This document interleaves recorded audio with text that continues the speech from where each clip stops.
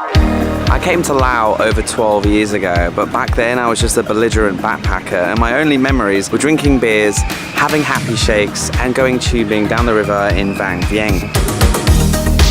Now, I had a great time doing that, don't get me wrong.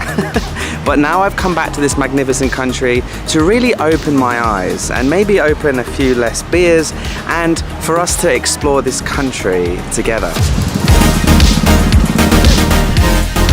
Laos is a landlocked country. You've got China, Vietnam and Myanmar to the north, and Thailand and Cambodia to the south. This place has a fascinating history and some of the most beautiful landscapes on planet Earth. Now, it might not be as popular as places like Thailand, but because we have our brand new motorcycle, aka Zelda over there, we can explore this wonderful country together over the coming weeks. So, hit subscribe, let's get lost in Laos and enjoy the series.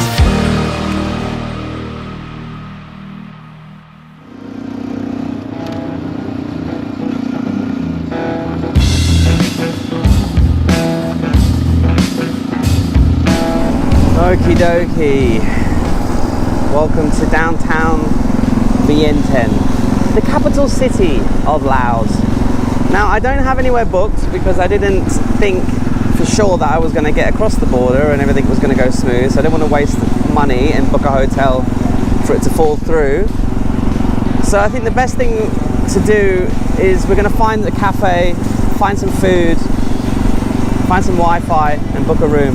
A quick message from the sponsor of my channel, Squarespace, the perfect place to build a website just like me for your business or your small blog, whatever it might be. Squarespace has you covered. I built my website using Squarespace. I chose one of their award-winning templates and then I added all the features and things that I needed for my own personal needs. I sell products, I sell services, and I also promote my YouTube channel using my website, and it looks incredible. And with the new Squarespace app, whenever I need to update the website or change things, I can do that on the go, which is really important, especially if you travel as much as I do. They even have this new design intelligence feature which uses AI, and you just answer a few questions to let the AI know what your website should look like, how it should feel, what you're trying to do with it, and the AI will build the website for you. Best of all, it's completely free to build a website and it's really fun. So head over to Squarespace and build the website using AI or on your own. You'll see how fun it is and easy. And then when you're ready to go live, come to squarespace.com/Paddy Doyle or click the link in the description and you'll get 10% off your first website or domain. Vientiane is Laos' national capital, and even though the population is just under 1 million, it's the biggest city in the entire country. Now, it's famed for French colonial architecture mixed with Buddhist temples, and there are broad boulevards and tree-lined streets, lots to explore. So, Paddy, get up, and let's go have a look around.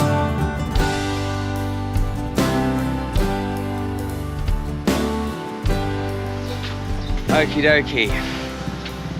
Nap complete and I feel terrible. You know when you think a nap is going to sort you out, but it just makes it 10 times worse? That's how I feel now. I got some money. I went to a pharmacy, believe it or not, and that's where I exchanged my Thai baht. This currency is called kip and it's a closed currency, so you can't take it out of Laos, so it's really difficult to get outside of Laos. So I couldn't get any in Thailand. So I just brought Thai baht with me and I exchanged it. I gave 30,000 and I got about 18 million. So I'm like a gangster, like I've got stacks on stacks of cash, but it's all stashed away, hidden away in my bag. And I have a little bit of cash on me now. So I just thought we would just take a little walk around, enjoy the last few hours of the afternoon.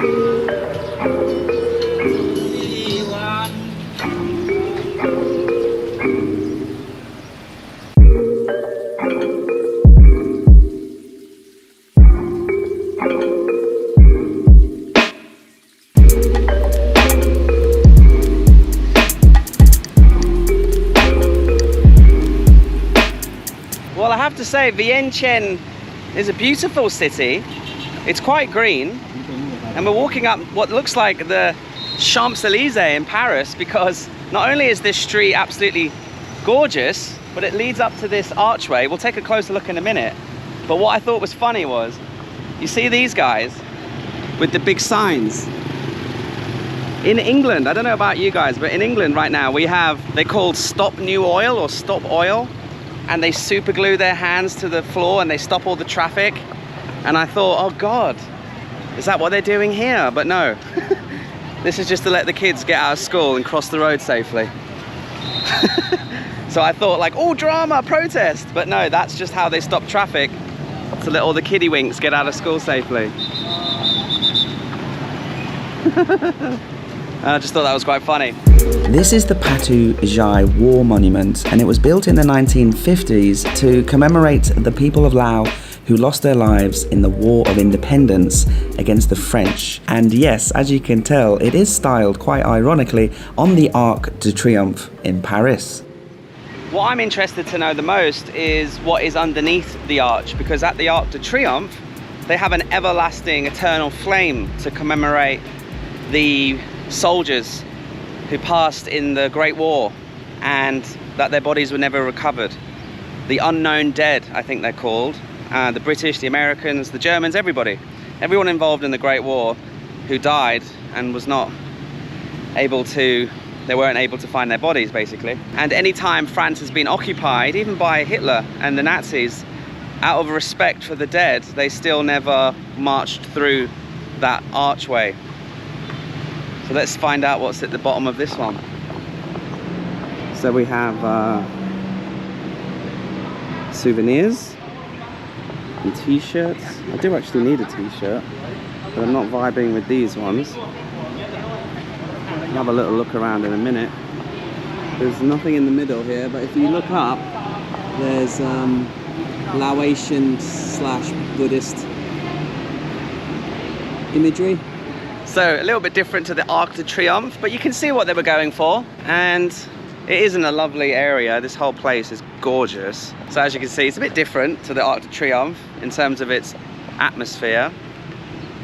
It is beautiful though, and the surrounding area is gorgeous. I'm quite impressed already with Vientiane. Seems to be a big, beautiful, happening, populated place. A lot of order and traffic lights, and there's not honking like there was in Vietnam. And it's a beautiful day, it's a beautiful afternoon. So let's continue our exploration of this city. Come on, let's go. Isn't it such a nice feeling, walking around in a new city, in a new country, just exploring, nowhere to go, nothing really to do, and you're just listening to the language, seeing the sights and smells. I just love that feeling. I wish you could put it in a bottle and drink it. That was a bit weird, sorry. Anyway, you guys know what I mean. It's just nice to be somewhere new. But anyway, my belly was rumbling, guys. So I popped into a quite nice looking restaurant actually, and looked at the Lao traditional food. I saw the local meat. God knows what kind of animal this was. But there was a sign saying thumbs up, so I decided not to get it. I just got some mixed veg and some Lao sausage, and it was spicy and it was delicious, and it was exactly what I needed. At this point, I think it's fair to say that I was really starting to flag. As I mentioned, I wasn't really physically exhausted, more mentally, emotionally jet lagged from the border crossing. I had to cut a lot of the process out, but it was a lot of back and forth, and it was super long and super hot and super stressful. But you know, the feeling of getting across the border was amazing, and then getting into Vientiane, a new country, a new culture. Sometimes it can be a little bit overwhelming, and you just want to eat some food, have a strawberry daiquiri, and crash out. But that wasn't the end of my Vientiane experience. The next day I came out and I explored some of the more famous landmarks and monuments. I've come here to this beautiful golden structure. I've been to Wat Sisaket and a few other temples.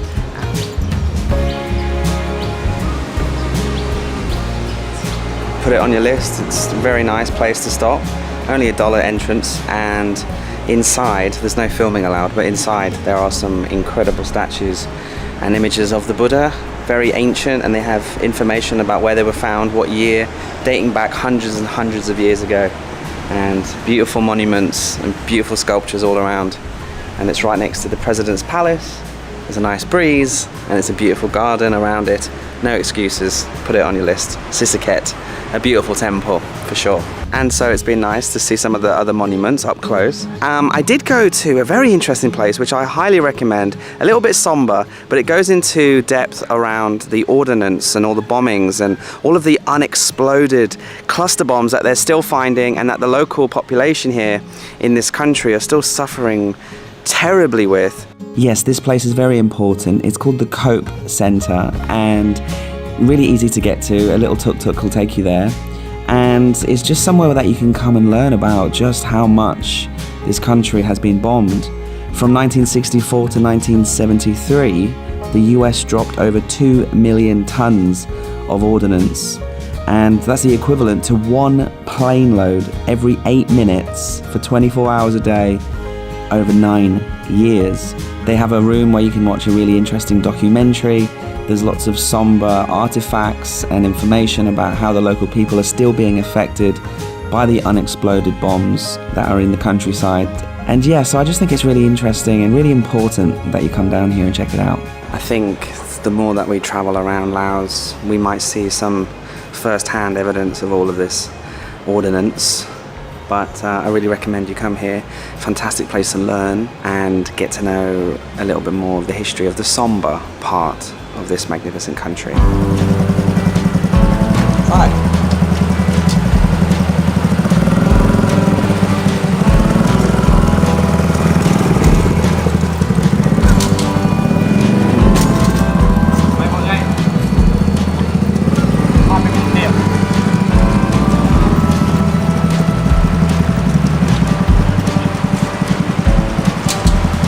And what I've been reading online and being here in person, I can kind of concur that Vientiane is a place that 2 nights is enough. It does feel quite Thai. I don't feel fully immersed in a new country or a culture. The money's different and the cars are a little bit different, but it does feel a little bit like we're just in Thailand. So I want to get out and explore some more of the rural areas of the country, see some of the incredible landscapes, and so that's what's coming soon. And in the next episode, we're going to leave the city, we're going to start heading north. I've heard there's some outrageous landscapes, and so I'm really excited. And so that's where the real adventure will begin. That's where we will really start to get lost in Laos. Good morning from the beautiful Vientiane. It's a beautiful day today, the capital city of Laos. But in the previous video, we got to know a little bit of the city. We got a good taste of it and it was nice, it was great. But I'm actually really excited to get out of the city, to really get lost in Laos, as the namesake of this series suggests. It's all about getting lost and about heading into the countryside and seeing what we can find. And that's exactly what we're going to do today.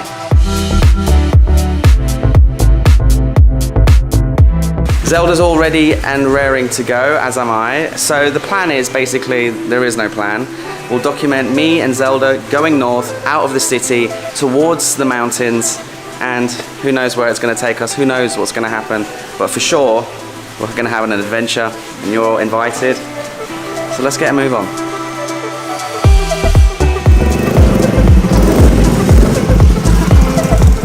The first day driving in a new country, properly anyway, is always the most nerve-wracking. You never really know what to expect with the road surfaces, the police, the traffic, how other people are driving. It's all a mystery to you, so the first day is always a little bit nerve-wracking. But thankfully, with the beautiful weather and leaving Vientiane behind us, the roads looked great. And then at this crossroads, we had an amazing stroke of luck. I saw a big sign that said Lao-China Expressway. And this road goes from just outside of Vientiane all the way north towards China. It's a toll road with perfect tarmac, and it runs alongside the bullet train. And I thought, this is going to be great. We're going to have a 2-hour drive. But you cannot believe it, right? They don't allow motorbikes on it.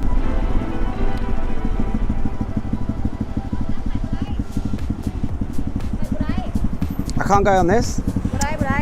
Sake. Well, it looks like we're not taking the toll road because there's no room for a little motorbike, obviously. Look at that. So yeah, I was torn between you know, fuming that they weren't letting me on because it was going to be smooth and easy riding. But then also half of me was thinking, nah, it's okay. This is fine. We'll just take the normal main road north and we'll see more of the countryside along the way. But I wasn't really prepared because the roads did not stay good for long. The roads were horrendous. I actually couldn't believe how bad they were. The main road, other than the express road, was just torn up, potholes, random, it would just stop from being tarmac to dirt roads. Progress was bumpy, progress was slow. This is actually a nice part of the road, and I've just pulled over here. Thank God you can get drinks and snacks along the way. We've got the local beer and soda pops and water and things. And the snacks selection's quite fun. We've got some sausages. Not quite sure what that thing is. And then you've got some sun-dried beef, some eggs on a stick, and then you've got little bugs and little crabs and worms and crickets, all sorts of goodies. Who needs 7-Eleven, huh? Yeah, the first hour and a half was pretty bumpy, pretty torturous, but to be fair, the roads did get steadily better and better. There were stretches of roads without potholes for a good 2 or 3 kilometers. And so, yeah, I was just plodding along and, yeah, just enjoying life.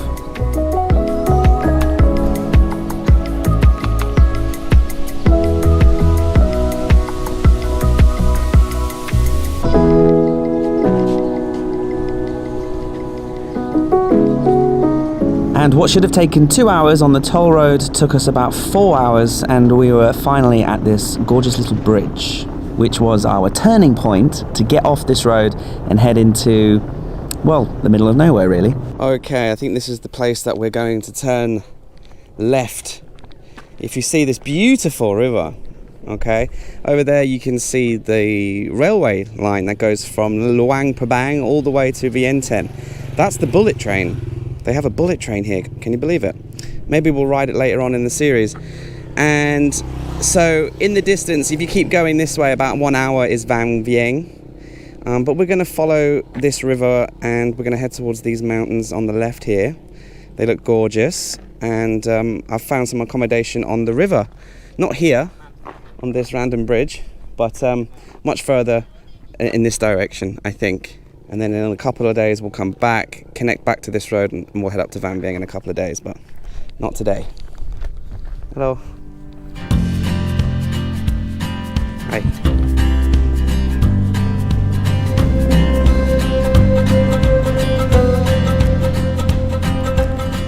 So yeah, when we turned left off the main road, we were on our first ever countryside road here in Laos, and it started off quite gravelly, and then it got progressively worse from there. But you know what? Whenever I wasn't concentrating on the road, I was soaking up the views, because this is one of the most beautiful parts of the world.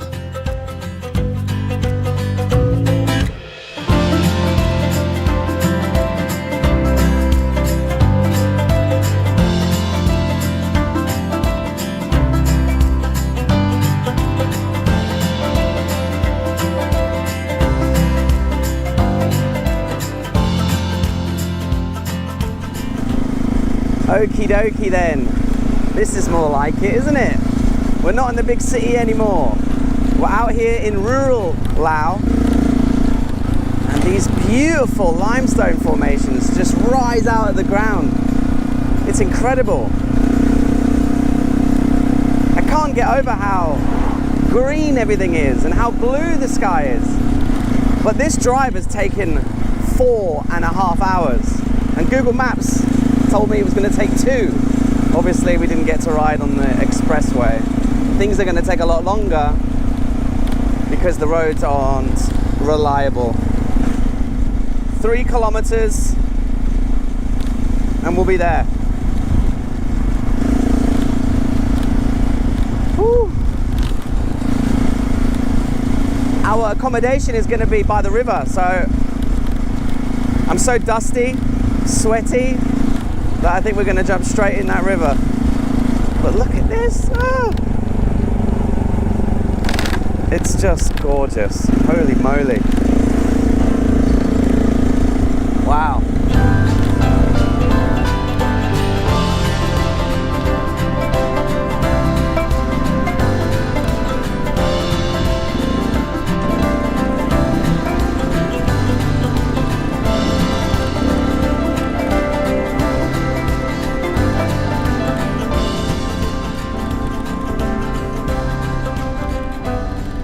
Yay! We've arrived at the river. I think this is the accommodation here. It's called Tree River Resort. We've got like a bungalow, I think, on the river, which is going to be lovely. Not quite sure where to go, so we'll just park here, see what happens. I hope this is the right place. I think it is.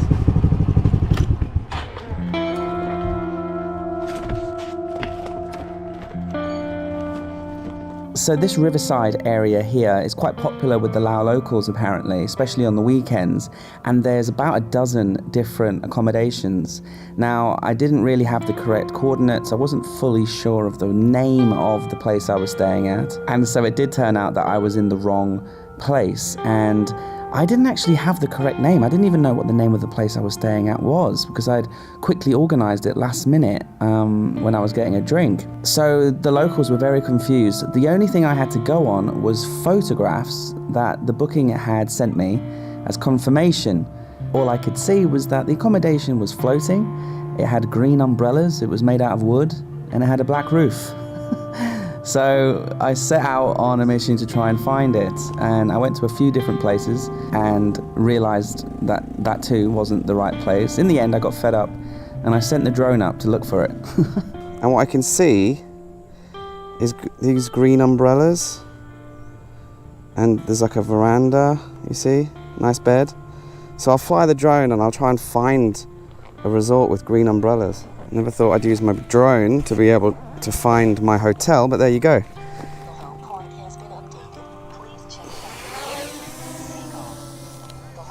Right, let's go down river.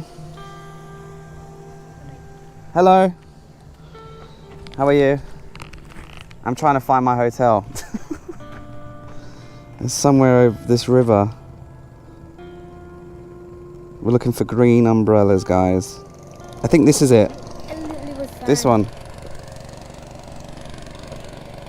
Because look. See? Isn't this place just insane? Look at this. That giant mountain behind me is just absolutely beautiful. And then to the right here, in the distance over there, is another gorgeous thing. It's like, in the distance there, the way the light is hitting that right now, it is humongous. A GoPro and the drone's not doing it justice. That is massive. Absolutely massive. I think that's my hotel. Right over here. On the other side of this river. Oh, it's clean and everything. Look at it. You can see the little fish. How do I get over there? Oh God, here we go.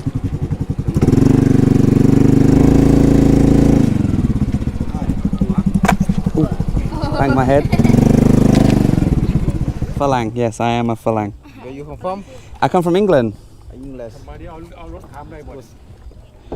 What's this? Mango. Oh, mango tree. Okay.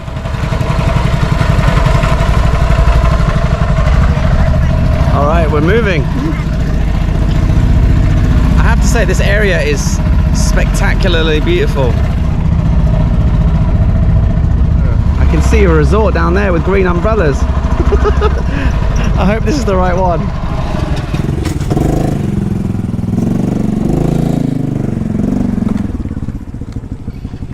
We made it.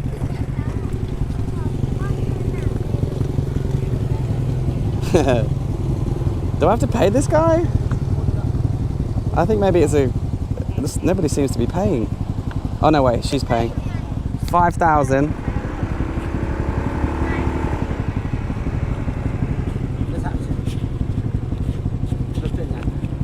1, 2, 3, 4, 5. Thank you.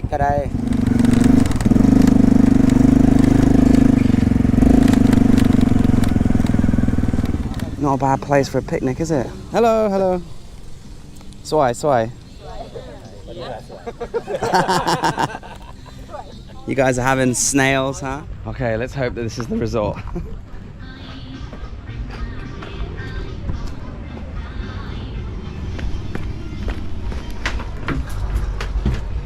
This has got to be it, right? Looks exactly like the pictures. Hello. Yeah. Do you work here? No. Oh. I'm guest. Do you know where the reception is? Reception is. I think this one. Okay. All right. That is the next one. Thank you, now. Yeah. That's got to be it. Looks exactly like the pictures. Bloody hell, it's a long walk. I have to walk all the way back in a minute and get my bag.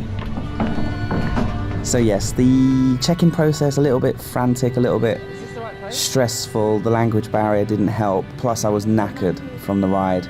But eventually, you know, I'd found my room and I was amongst the locals here on the Riverside, and it was a beautiful afternoon. This one's my room? Fantastic. Yeah, you need the key, right? Yeah, that would be handy. So, quick room tour. Barbecue. I don't have any meat. Neighbours right here, but nobody seems to be checked in. Beautiful river to swim in. I don't know. It looks kind of... The current looks kind of fast, huh? But surely we can swim. We're gonna swim, for sure. All right. Room tour. BT. Come in, come in. It's hot as balls in here. 28. Why would anyone have it on 28? Okay, let's get that on as low as possible. Okay, check-in almost done now. Right, here is the menu. And here is the kitchen. It's just it's just floated up next to me. I just see noodles, some pork scratchings and vegetables. I'm so hungry. I haven't eaten anything all day. There's no shade here at all. I'm sweating my bollocks off. Normally I would use Google Translate, but there's no Wi-Fi here. So this is going to be a challenge. Yeah, I quickly realized just by looking at all of the other local people who were enjoying this glorious afternoon that people come here in groups and they bring meat, chicken and pork and vegetables and rice and drinks and beers and ice. They all bring it with them because this is kind of like a floating river accommodation / party place, and the locals love to come here on the weekends. Now this was a Saturday, so it was packed. I was quite lucky that I got a room, and walking up and down I could see everyone else had a feast. People were cooking all kinds of things. Look at these guys. They've got all different types of meat, and then what kind of an animal is that? These guys have got beers and ice.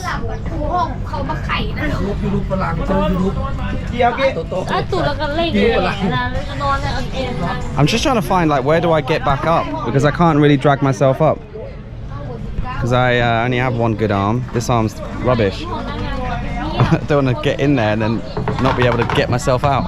There was beer and wine flowing and whiskey and cokes everywhere, and I was starting to realize that getting lost in Laos is going to be a process of me learning what the locals do and trying to stay ahead of that. But in this situation, I had a nice cabin on the river, didn't have any food, but you know, I ordered some pad kapow, or a Lao version of it anyway. It's just the same, but it's got more vegetables running through it than say a normal Thai version of a pad kapow. Anyway, we're on the river, we've got food, let's just jump in the river, shall we?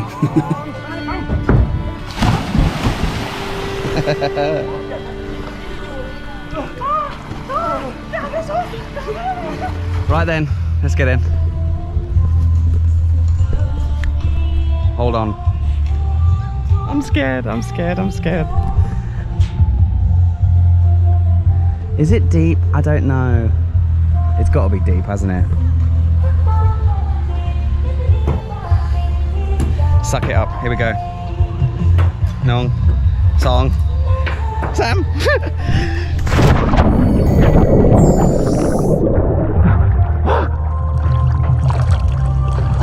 terrifying. The people down the other end have just got a speaker blasting the loudest music ever. So, it's not peaceful. You don't feel connection with the nature here, which is a shame because it's so beautiful, look. So yeah, I was starting to learn the way of the Lao people and how they like to enjoy their weekends by the river. Lots of food and lots of beer and good times. But since I didn't have any, I thought, okay, stay active, Paddy, and go out and get your 10,000 steps. There was nowhere to get my evening run in, so I just went for a countryside walk to see what I could find. And I found lots of rabbits. Have you seen this sport before?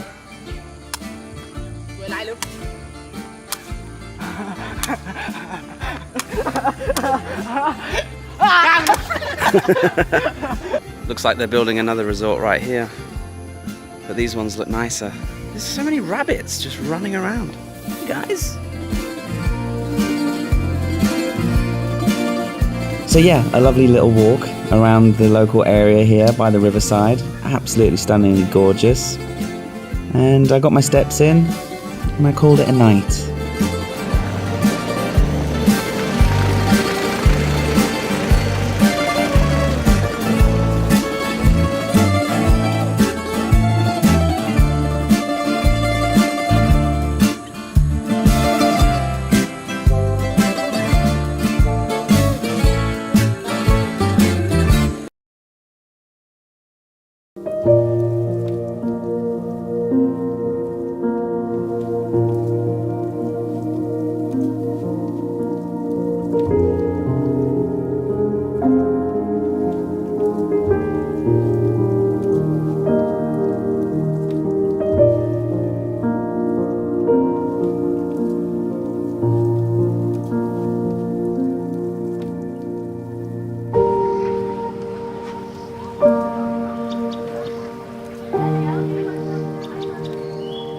Good morning, and what a beautiful morning it was today. There was this magical mist that kind of assembled itself across the valley. When I got the drone up this morning, I couldn't believe it. What was really nice, and probably my favorite thing about staying on the river, was this morning at the crack of dawn, lots of monks came on boats, all on each side of the river, and they were accepting alms, which is when Buddhist Thai people and Lao people and anyone really who's Buddhist, it just gives them offerings of rice and crackers, candles, things that they can use in the temple, things that they can eat. And then they just kind of went up and down, collected their alms, and they gave out blessings. It was really, really nice.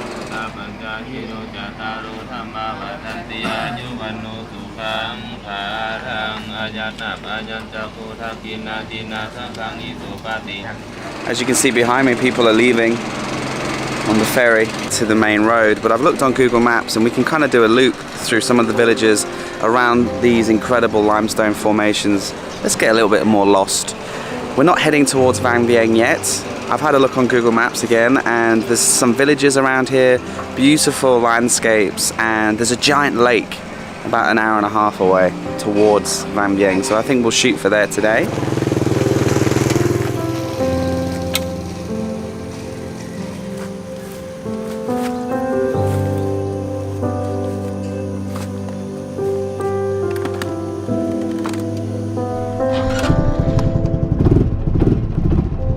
Zelda's completely covered in sand and dirt and grime. Can't even make out the thing. It's pretty dusty here in Laos. The roads, as you could see yesterday, apart from being quite bumpy and crazy amounts of potholes, it's a dust bowl here. It hasn't rained for several months, and we're coming into the dry season. You can see that they're starting to harvest the rice now. It's all dry and ready to go.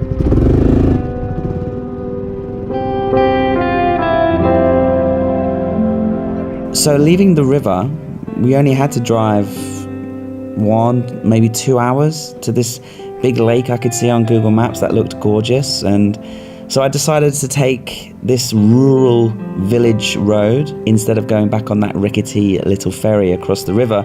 I could see a road that looped around here, and I thought, why not? And it was great because I got to drive through lots of really lost and forgotten rural villages that I don't think have seen too many fat white guys driving a weird motorbike in. I was getting lots of funny and friendly looks. And it was just great to see the tractors and the people going about their business on this dirt road. The people of Laos in this area live a very happy, self-sustaining and beautiful life.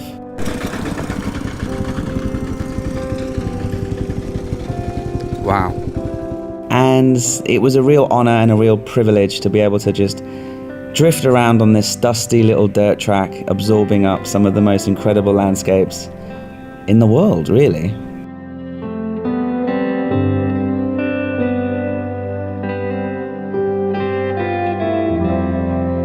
So yes, after a beautiful morning ride through the villages of Laos and another hour and a half back on the main road, eventually we arrived at the big reservoir. It's not actually a lake. I found this out when I got there. It's a reservoir and it is gorgeous. Holy moly. And I found a really cool resort. Check this place out. Now on Google Maps, which is my best friend when I'm traveling on a motorbike anyway, I just zoom in all the time on terrain mode, on default normal mode, and I'm just looking at mountains and rivers and lakes, things of interest, geographical interest, and this place, you can't miss it. It's huge. It almost goes from halfway from Vang Vieng all the way to Vientiane, massive lake. And we're at the northernmost point, and I zoomed in and I zoomed in and I found a few resorts down here, and I've just parked up at this one called the Green View. And I can't believe how cheap this is. Have a look at this. We've got this beautiful veranda, right? That outlooks to the lake itself. So we're right on the water's edge. Now the room comes with free use of the kayaks, which we'll do at sunset for sure, and breakfast. And they have a little restaurant here. And when you come in to the room itself, it's big. It's really big. You know, TV, fridge, and a nice bathroom with hot water. And of course the view, just looking out towards the mountains, and you can see the people of the lake area going about their business. This was 500,000 kip, which is less than $30 US, which I think is crazy. And the only way that I can compare this price to, say, Thailand is thinking, okay, what would a room this size with this view in this amenities cost in Thailand? And I'm coming at it like it's going to be 3,000, maybe 5,000 Thai baht. And here it's just over 1,000 Thai baht. So Laos is cheap. Laos is cheap. I mean, everywhere we've been going, it's been cheap. But this is just for luxury, and it's less than $30 US per night with breakfast. And that view.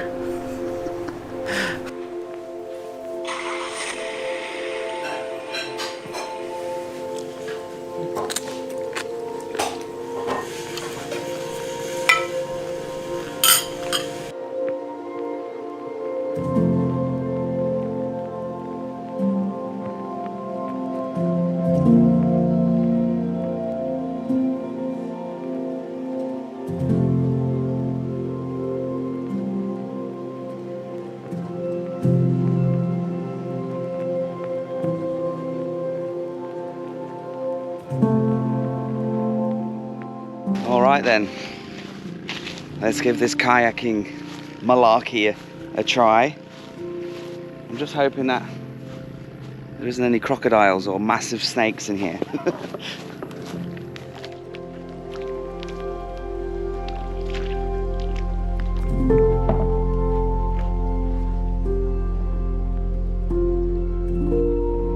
You can tell that I'm not a kayaker because I chose the big one because I thought the little one was for kids, but now I can see that this is a two-person one. So now this is like ridiculously long for no reason, extra heavy for no reason.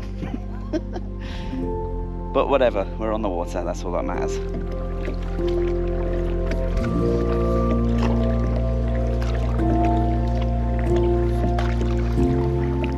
There's a really nice house just being built.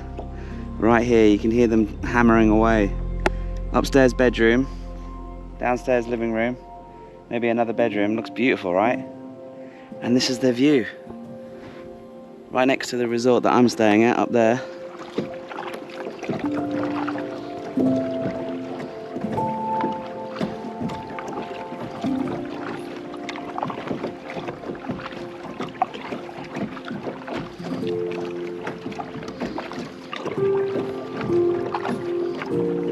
So you see this island behind me, right? So I'm just kayaking, and on one side of the island it has a sign and it's written in Lao language and I have no idea what it says. But when I've been kayaking around the other side, I can see the English sign says it's land for sale. You can buy this island with this backdrop. Build a home, build an Airbnb, build a hotel. Should we go take a closer look? Come on.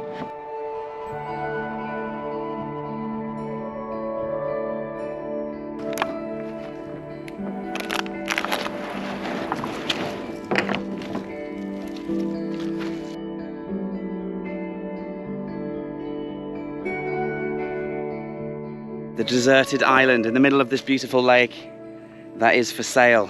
Amazing, right? Maybe this is what my channel should turn into. Us just looking at plots of land and dreaming. So the backside, which is facing the sun, you could turn this space into a beach, an infinity pool maybe across this area, and then the house more towards the baseline of the trees. Here's the telephone number. Give them a call. Tell them Paddy sent you, not sponsored. And then we just come to the other side and that's it. Your own little island in Laos on a beautiful lake, not far away from Vang Vieng. In the distance there's fishermen going over to the nets to collect whatever they've been catching today. And they'll be going home for a feast of seafood and local beer.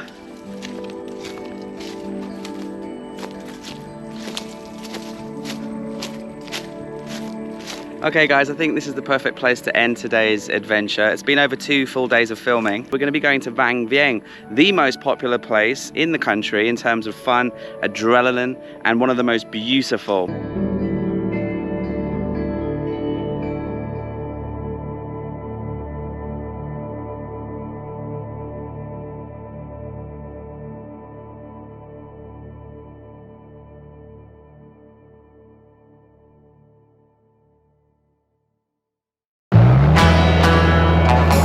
Welcome back to Lost in Laos, and today we're in a very special place. I cannot wait for you to see this. So many adventures, such a great place. Let me explain some more. This beautiful place behind me is Vang Vieng, and it's one of the most popular places in the whole of Laos for many reasons. Obviously the main one is look at it, it's incredibly beautiful.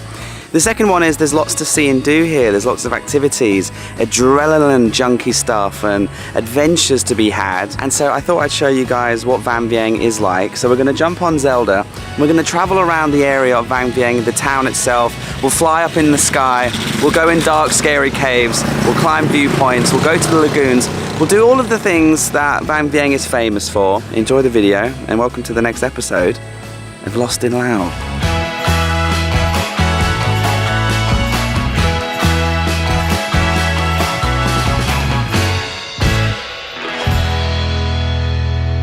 I'm claustrophobic. I don't like it.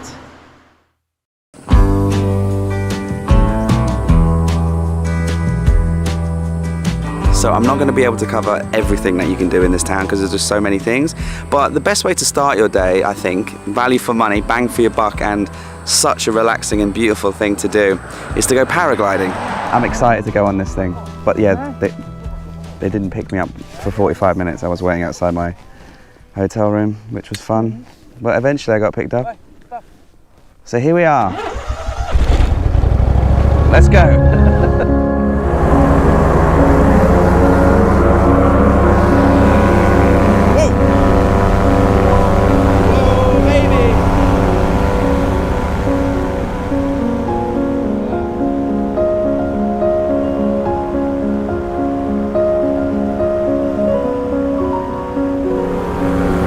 You can see Vang Vieng itself. It's a beautiful morning, and later on in the video we'll be heading over to those mountains. We'll be climbing one of these viewpoints and exploring the lagoons. I'm very much looking forward to exploring Vang Vieng. Look how sharp and jaggedy the rocks are below us.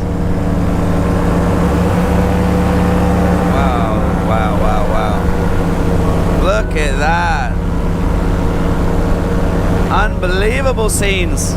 It's like a lost jungle down there. These limestone cliffs are kind of entrapping a lot of that jungle. Down there, I can see structures on the top of this steep mountain, and I think that's one of the viewpoints. And also, actually, I'm just seeing now in the distance on that ridge, there's another one. I'm thinking later in the video we should, or maybe in the afternoon, we should go up there. But I've got lots of plans for us in the rest of this video to explore this whole area of Vang Vieng. It's the adventure capital of Laos, and you can see why, can't you? Just below, in between my feet, can you see that? That's one of the viewpoints. And over there on that ridge, there's another one. This is certainly the highlight of the flight so far, coming up to this humongous cliff. Look at that.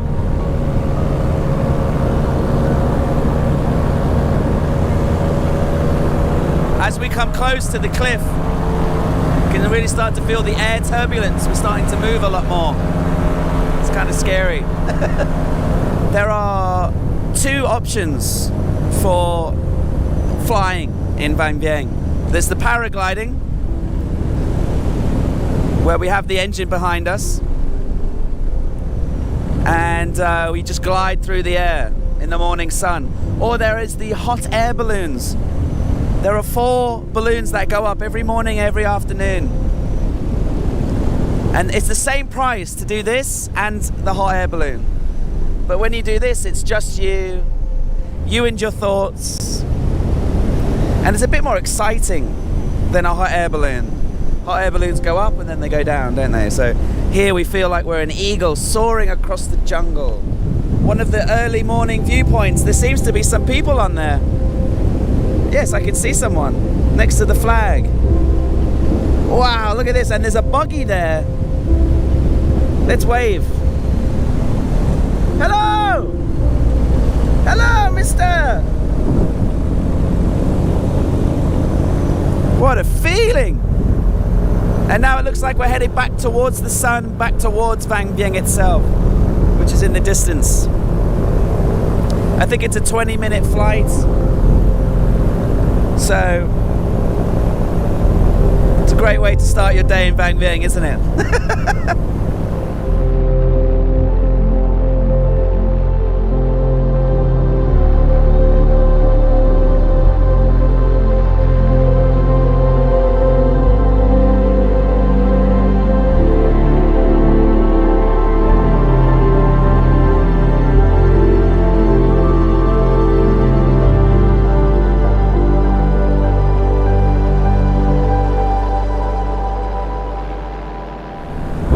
To the end of the flight. We've finished our flight over the mountains, we've come over the river, and now we're heading over the main high street in Vang Vieng. To the right you can see the Amari Hotel. That's one of the best hotels in the area. I'm not staying there, but it has a nice pool and incredible views, so check it out. I'm just staying in a cheap guest house somewhere down here. As we fly across the high street and the markets below, what a feeling this is. Wow. Here we come. We're coming into land, which means we have to lose some altitude, and we get to do these cool turns.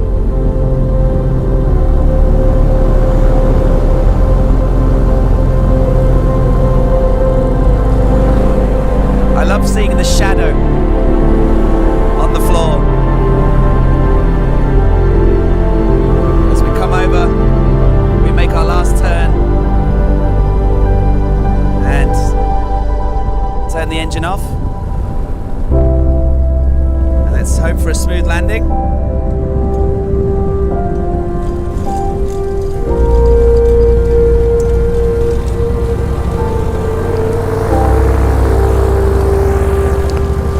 The morning dew on the lens as we come in for a very smooth landing. Thank you, Captain. What a pleasant flight. Thank you. Come, come. So, an incredible experience paragliding in the morning, or you might want to do the hot air balloon, it's up to you. But then once you've had breakfast, keep attacking Vang Vieng. There's so much to see and do. And I would recommend going to a cave. Now there's quite a few different caves to choose from. I chose the wet cave. It was a completely mad experience. Let me share with you what happened. Thank you.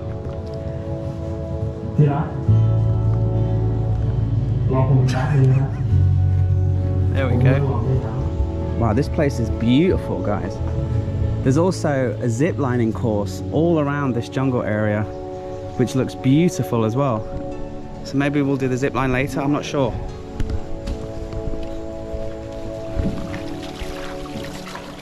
Are we going in there? That is crazy. What do I look like right now? Okay. Into a cave we go. No tour guide, no instructions. Just freezing cold water and a Bob the Builder hat and a life jacket. I really don't know what the hell is going on here, but looks like we're going in here. Okay, mind your head. Oh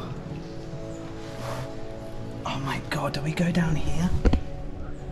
I mean, literally, I've had no guide, no information.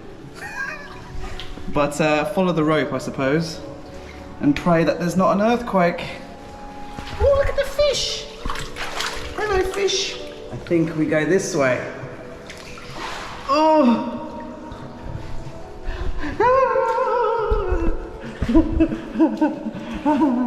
What the hell am I doing with my life? I'm stuck on this rope. So all I can see is the roof. And oh, it's scary. Kumbaya. Oh Lord. Kumbaya. I don't like it, it's too dark. And nobody here. I have to put you away because I have to use both my arms.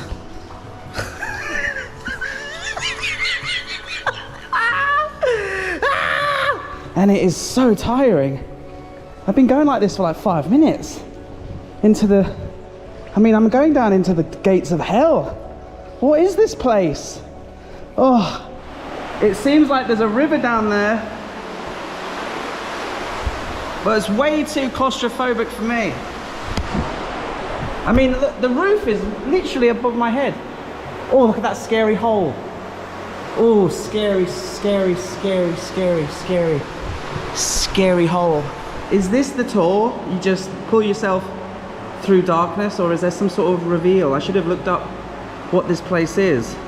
I saw some cool pictures on Instagram or whatever of people having fun. This isn't fun. Why did I come here? Okay, I'm gonna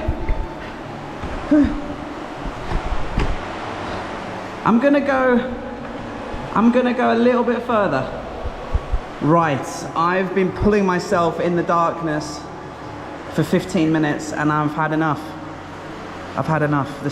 I'm claustrophobic. I don't like it. Okay, I'm back on dry land. I just want to show you something that I've just noticed. There's a map. Caving tubing map, and here it tells you where to go or what to do, basically. I should have seen this before I went in, or maybe someone should have showed me, but never mind. But the good news is, it wasn't like I missed out on too much, because we obviously came through here, we pulled ourselves along. This would be where the river was flowing. Apparently, according to the map, you can go in there and there's some rock formations to look at. But it was probably like 1 foot between the water level and the cave roof. Maybe because it's been raining, I don't know. But I wasn't up for that. It was way too claustrophobic. And then we carried on a little bit longer, and I think I probably got to here because I just remember there was like the roof came down. And then all you do is you get to the end and then you turn around and you come back. So there wasn't like a reveal because I was too scared to keep going. I got to around about here and I gave up. So thankfully I didn't miss out too much. It says the highlight is you reach the cool and clean and very dark and quiet place. So yeah, cool, dark, quiet and extremely scary place if you're on your own. That would be so much fun with a group of backpackers and a tour guide who's like, he kind of knows his stuff and makes you feel like you're doing something legit and safe. But yeah, come and do this if you dare. So yeah, I left the wet cave and fun experience. I think obviously better with friends. And you know, I was just around the corner on the river there, just trying to get some shots of the beautiful area that the cave is in. And I had a really cool little interaction with some local kids who were swimming by the river. Beautiful, very loud. Been approached by some locals. Hello, kiddies. They're all swimming here, so I was like, oh, I can get a nice shot of the bridge. And look how crystal clear the water is. And it looks like there's some fishermen over there. This is a beautiful part of the world, guys. Right, do you want to see the drone go up? Yeah? Okay. Yeah. Hello. Hello. Hey, hey, you ta coi.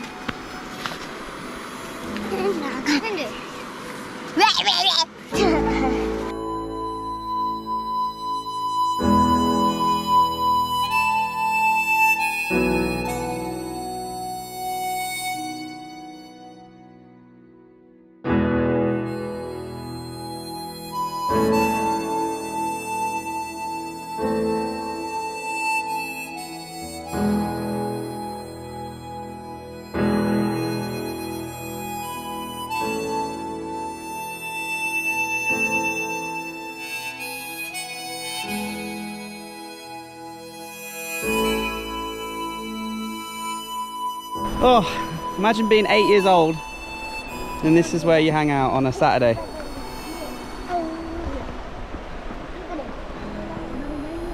Careful.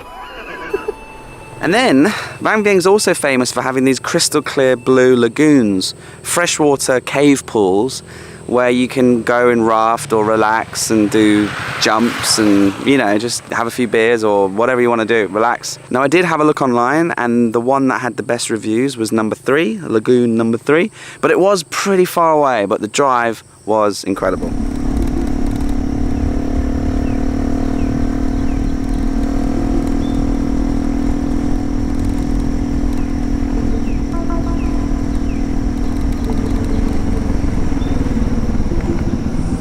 Excuse me.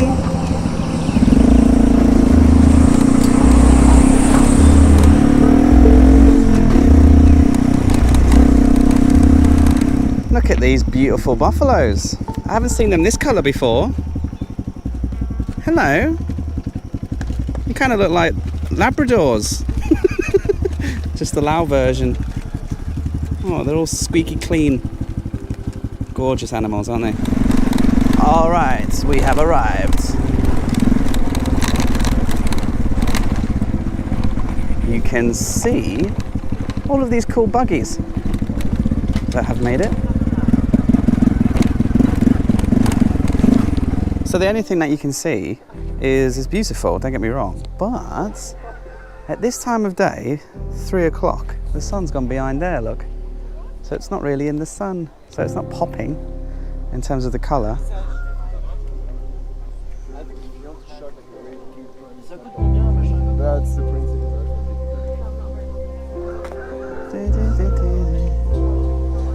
Hey mate. Hello buddy, how are you doing? Good, how are you? Nice to see you, yeah. Yeah, not too bad. How's your day going? Pretty chill. I went to the water cave thing. Sure. Is that the one, have you been to that one where you pull yourself with the rope? Is that the one you went to? No? And it's pretty cool. But is it? Yeah, it's like about 20 kilometers north of Vang Vieng. I don't know even where. It's called the water cave. Pretty gnarly, but I was there by myself, so I was fucking terrified. I don't really feel like swimming. I just came down here to have a look. Yeah, it's nice. Yeah. Did you been to any other ones? No. I heard that this was the best one. For me, at this point, I kind of just thought like, okay, maybe I went to the wrong lagoon. Maybe the reviews weren't correct. Because to me, it wasn't in the sun and I don't know, it just wasn't as spectacular as I was expecting it to be. Still a nice place, probably somewhere you would go with a bunch of people from the hostel and take some food, take some activities, beers, whatever, and just chill for the day. But me being me, and I was driving there on my motorbike, I enjoyed the ride there way more than the actual destination, which sometimes happens. So I just turned around and I came back into town. The traffic in Vang Vieng is just a joke.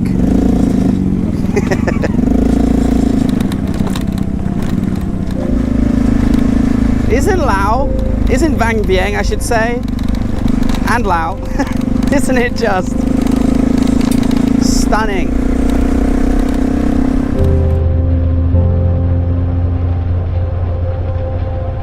And then on my way back into town, I wanted to go climb one of the many viewpoints. I thought there was one, but there isn't one. There's about 5 or 6, and they all have kind of copied each other. Every little mountain has a motorbike on the top, and so you might see a specific bike on a specific mountain and think that's the one that you're at, but you might not be. Don't ask me which one's which, because Google Maps is not much help in Vang Vieng, to be honest. So this is just the trail, and let me share with you the climb, the views, and the incredible sunset. Says 30 to 40 minutes to reach the viewpoint, 10,000 kip to get in, and we're going up the jungle. It looks steep, guys. Because I can already tell this is going to be crazy steep, and the views look incredible, and I don't want to waste battery or energy. Let me just cut to the top and I'll tell you how it was. Made it. 15, 25 minutes. It was like this.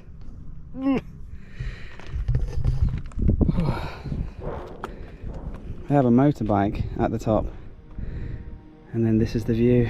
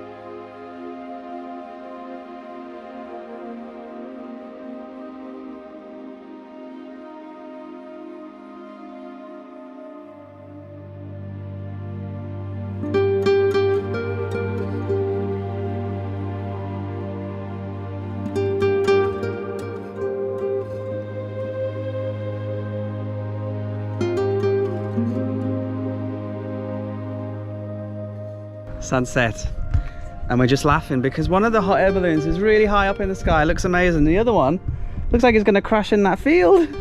I don't know if you can see him. Put this one on the list. This is a good one. Good morning, everybody, and what a beautiful morning it is today here in Laos. Here's what's coming up. I love Laos. Now and again things just sort of fall into place, and it really does feel like a magical out-of-body experience, and that's what I've had today. The sun's out, we're in a beautiful part of the world. It feels so good to be on the road today, and I can't wait to share with you the twists and the turns. Let's begin.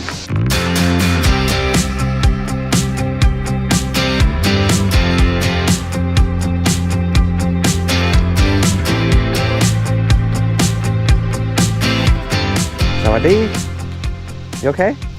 Okay. Good, good. So yeah, I just finished doing my little intro here on this bridge. Have a look at the little fish up this valley. I mean, look at the views, guys. We're just at this little village here. But yes, let me tell you just quickly, because I'm going to be showing you lots of beautiful things, hopefully today. But let me just share with you all of the reality of the actual driving, because as you can see from this footage, the road is not good, putting it politely. And you know, the people who drive here, people who have cars, they just seem to get on with it.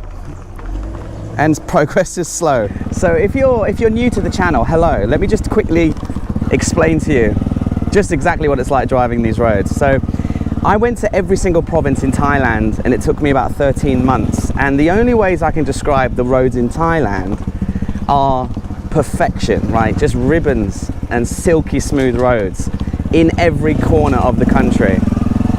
Then I went to Vietnam, and I drove from the very top to the bottom. And the ways that I would describe the roads in Vietnam are narrow, exhilarating, a little bit stressful from time to time, but overall it was very, very pleasant experience. Laos, however, you know, Laos is a much, much poorer country. The GDP compared to Thailand and Vietnam is much, much lower. And we consider Thailand and Vietnam to be poor countries over in the West. But this is a real developing country, guys. So much so that the roads are not maintained and don't seem to have any sort of infrastructure around them.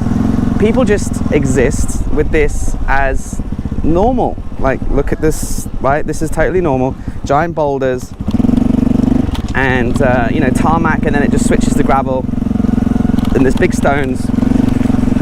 God knows what it must be like driving in the dark.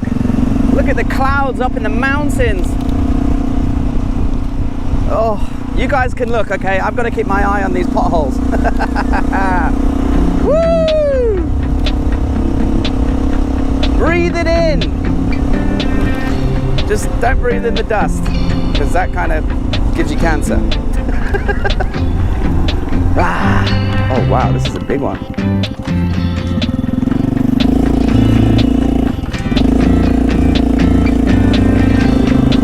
The long and dusty road to Luang Prabang.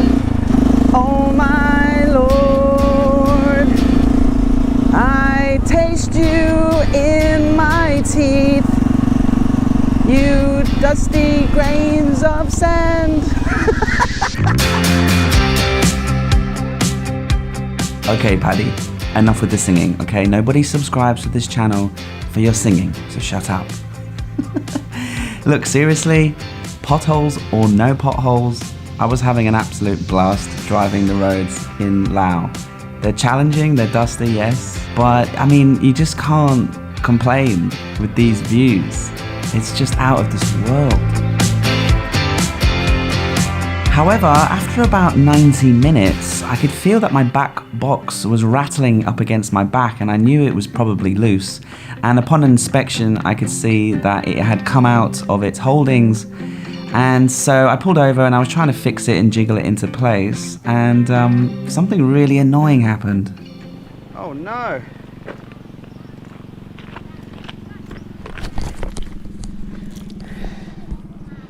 The key just snapped in the lock. It snapped. I have two keys, but I need to get this piece of key out somehow, and I am not good at this kind of stuff. Okay, let me explain what I've quickly done, because this is just going to be a solution until we get to a village where hopefully a mechanic can get that piece of key out of the lock. Because the back lock won't connect to the back rack, the box is just not secured at all. And when I put my backpack on there and I tried to connect it all, it was just going to fall off. So I've wrapped this black tie around my crash bars at the front of the bike on each side, and then that kind of goes around, and that's going to at least keep that back box on the back rack for a little bit. My GoPro mount on the front is also becoming loose. This is all because of the potholes.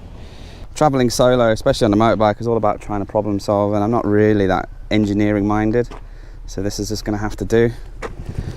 Well, the good news is I can still reach my foot brake and my gears. Stressful and hot. So we'll just have to go super slow like this until we find a mechanic, which isn't going to be easy because I haven't seen any, except for in Vang Vieng, you know, in a big town. So luckily, most people in this country do have bikes. I'm sure most towns have some sort of mechanic. And I just hope and pray that he has some sort of tool to get that key out.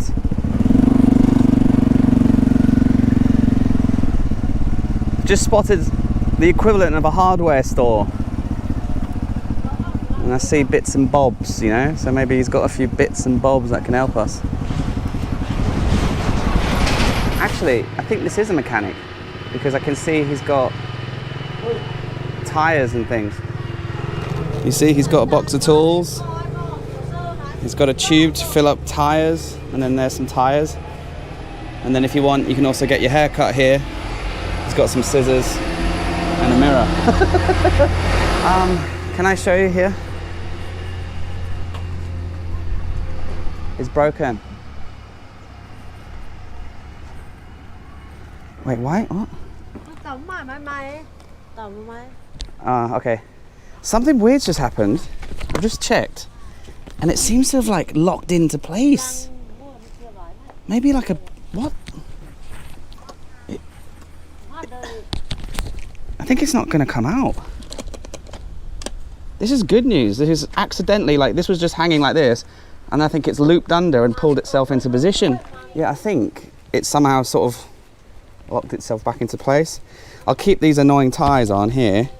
They do get in the way, but I would rather do that than take them off and then it fall off and then everything inside break or my box break. So we'll just wear my backpack and we'll just keep going.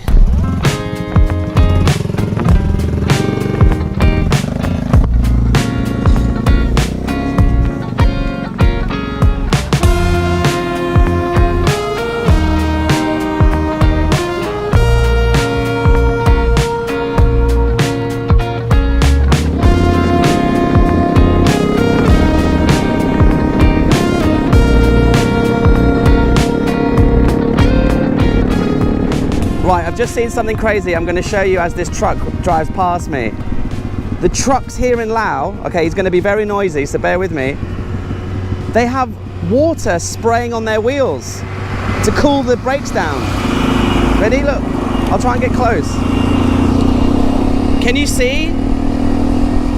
There is like a fountain spraying water onto the brake pads.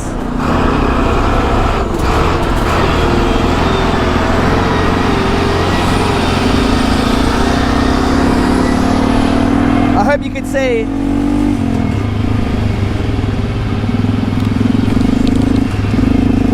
And what the hell is going on here?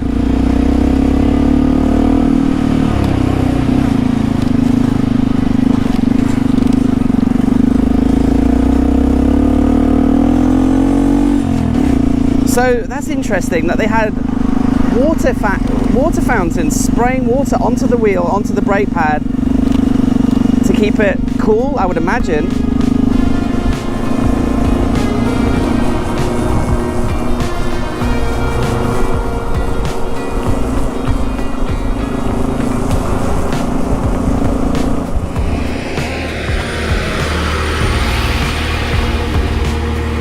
I do like that. This is a really cool engineering solution. Oh, I hit a really big speed bump by accident. I feel like the box came loose. Shit.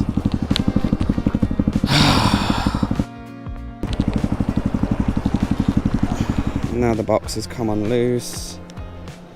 I've reworked it on there. And I put the cable ties back on. And they're kind of connected to the front of the bike. They come around. And then there we are. It's not perfect, but it will do.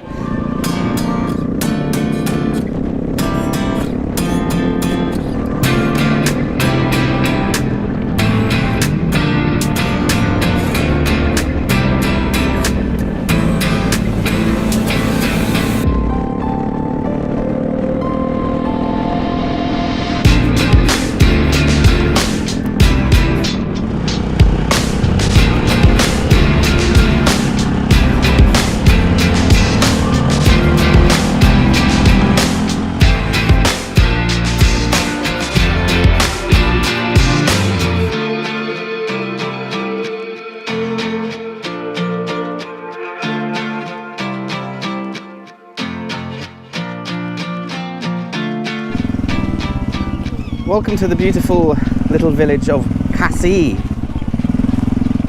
think in Laos the schools have an hour lunch break because all of the kids at lunchtime cycle home. I don't know if it's like because it's so hot and they don't have aircon, or maybe the schools don't put on lunches and they have to go home for their lunch. Not quite sure.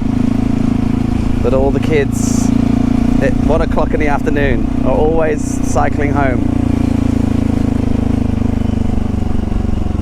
And just look at that Blade Mountain in the distance there. It looks like a giant shark's tooth sticking up out of the ground. Absolutely gorgeous. And then this whole village is in a big valley.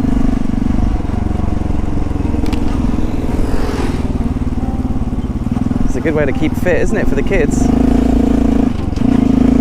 Getting their exercise every day, cycling up this hill.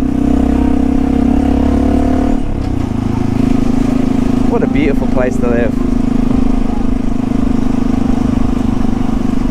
Go on, kiddies, get up the hill.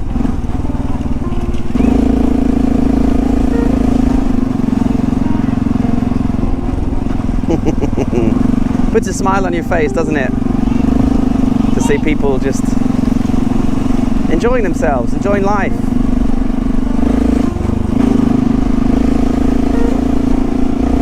I love the girls' hair. They're all braided so perfectly. Hello.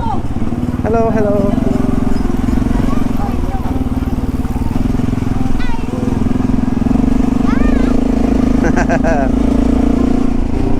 Even though it's stressful riding like this, you know, with the potholes and the sand and the dust, it's moments like that that really put a smile back on your face. Hello! Oh, watch out, kitty.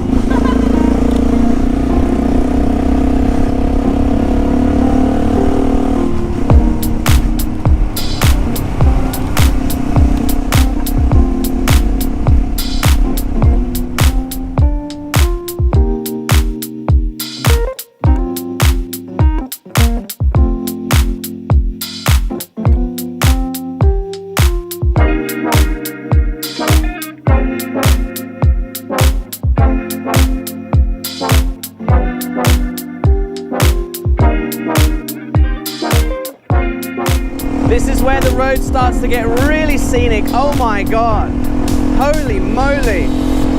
And the best part is the road's smooth. I haven't seen a pothole for about 5 minutes. Ignore this one, that's a little one, doesn't count. Look at this. This must be the Lao version of the Hai Giang Loop or the Mae Hong Song Loop in Thailand. Because the roads are actually drivable and the views are unbelievable.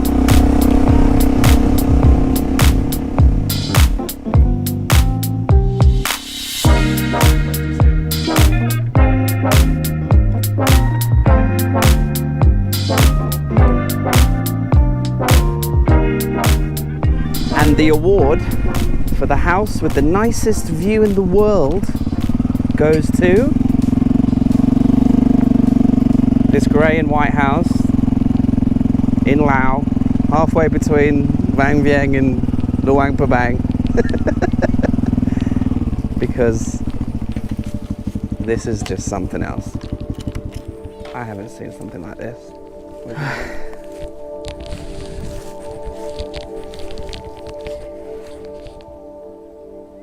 Oh, there's a little kid there.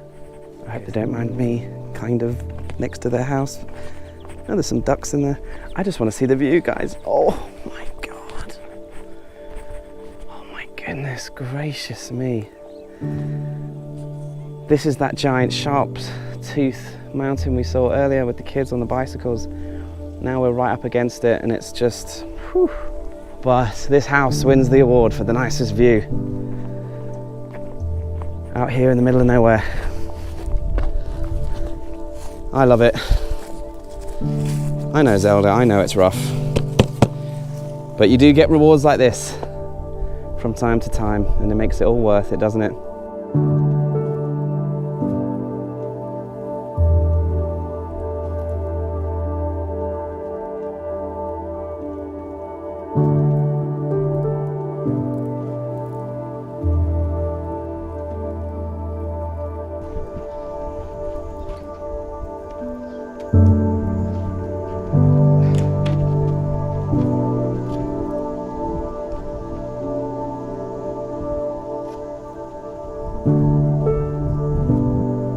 Okay, this is difficult. This is a difficult day's drive. Physically, mentally, more so mentally. But I had a little bit of a mental motivation for the past 20 minutes. Sorry, I've got sand in my eye. But basically, as I was coming up the mountains at the top of the peak, I could see that there was a structure here. And I was like, oh, that's going to be a restaurant. That's going to be a viewpoint. We're going to be able to get a cold drink, maybe get some food, because all I've had is a banana at 9 o'clock this morning. Anyway, elated, jubilous, we came up the mountain, got to the viewpoint, and it's closed. It is available for rent if anyone wants to open a restaurant at the most beautiful viewpoint on the road so far. It's right on the ridge here. Actually, there's a giant sign. Luang Prabang is still 149 kilometers away. I can't believe it. We've only done 100 kilometers. So we left at 9 o'clock and it's now 1:30. 1, 2, 3, 4. 4.5 hours.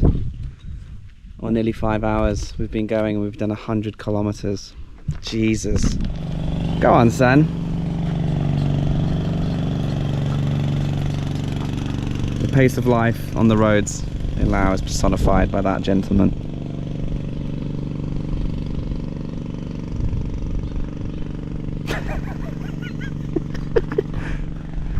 It's a good job no one's in a rush.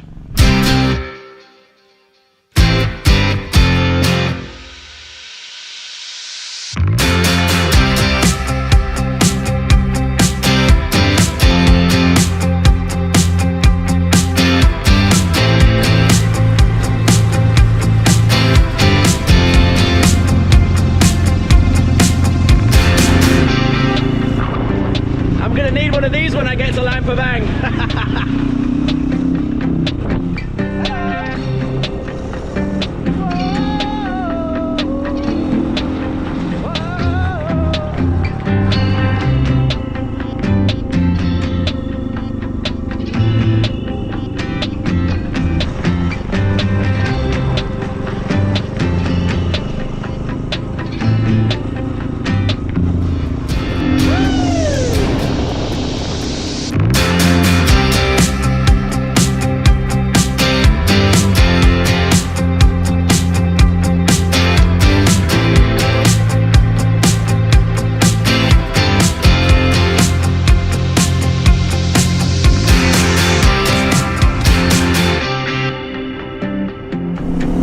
Oh, guys, it's like 3:30 in the afternoon. But you know what?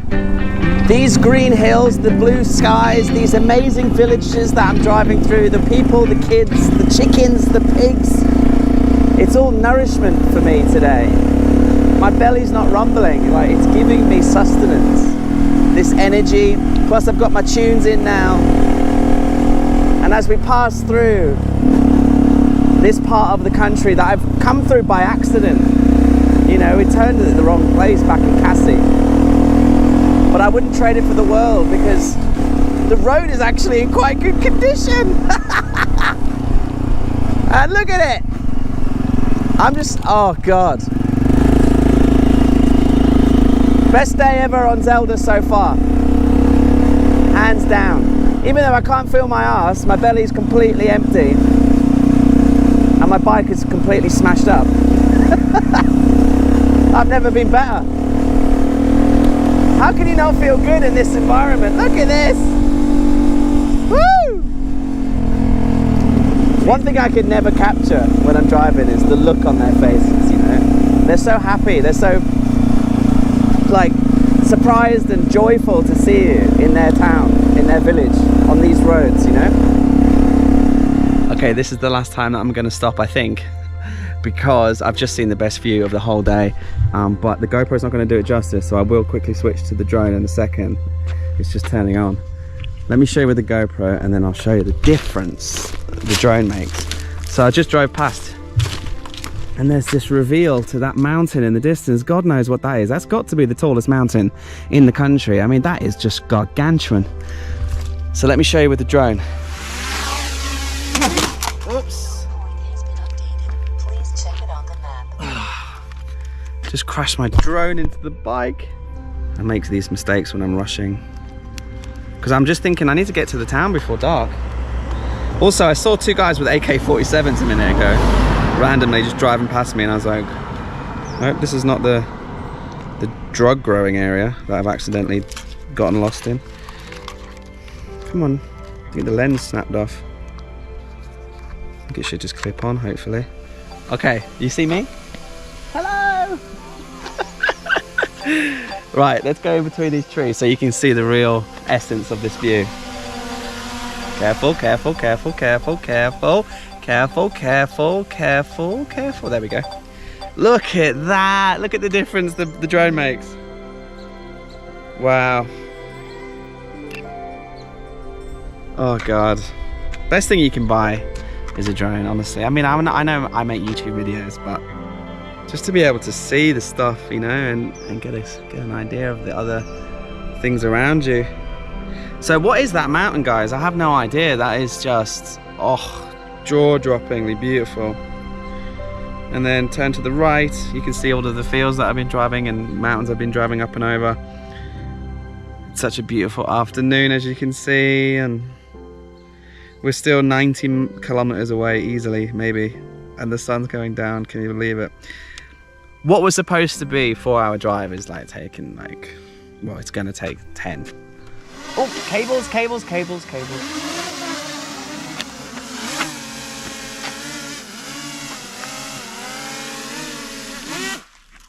Got it. Okay, that was the beautiful mountain view. Let's get back on the road.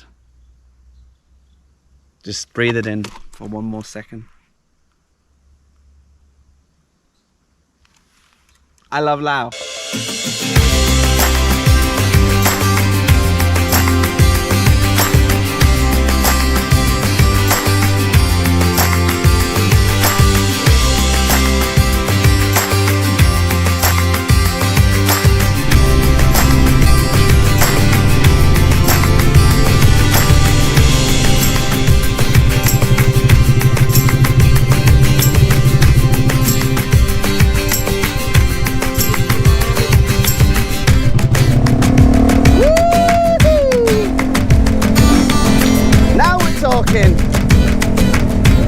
Smooth roads and epic views. And massive tunes in my ear. The people above me have a wooden house and that's their view. Isn't that insane?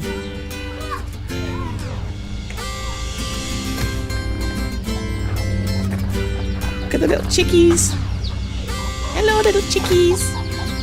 Hello, little chickies. Hello, little chickies.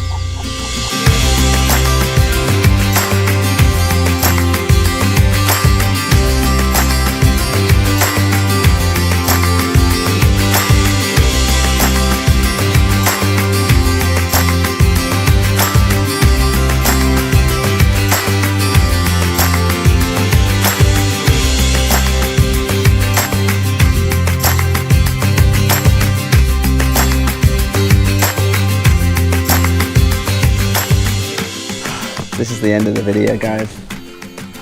We are somewhere on the way, but I've just seen something, and I haven't really been able to kind of figure out how I was going to put what I wanted to say into words until now, and I'll probably make a bad job of it, so bear with me. Don't let my face and my voice trick you. I'm having the best day I've had traveling in years, I think. There's been something magical happen today, and I can't really figure it out. So today, you know, we've been driving from Vang Vieng to Luang Prabang, and I've been thinking, I haven't seen the train line for so much of the day. I saw a little bit in Vang Vieng, and then I just lost it. And the only way you can get to... Jesus!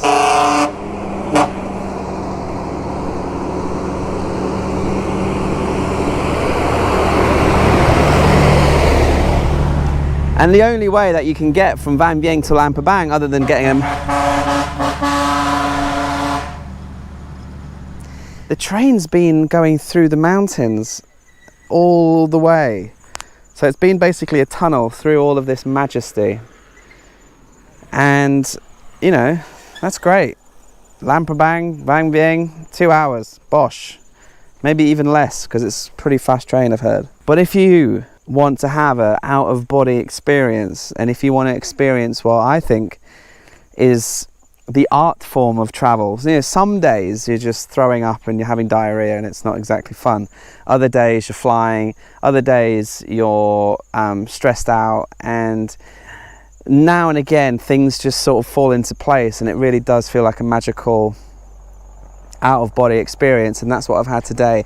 The whole day today on Zelda, even though things have gone wrong, I felt as though I was on drugs or something. Everything just seemed to fall into place. These mountains, these villages, the people, the waving, the smiling, the animals, the mountains, even the dusty trucks beeping and kicking up a storm of pebbles has just made it all so much more rewarding. And I'm doing a poor job of putting this into words, but I really feel like today was one of the days that I've enjoyed more than any other day for a bloody long time. And it's to do with Laos. Laos has created this for us today. And I hope I did a good job editing this for you so you could feel the ups and the downs, but the constant elation throughout.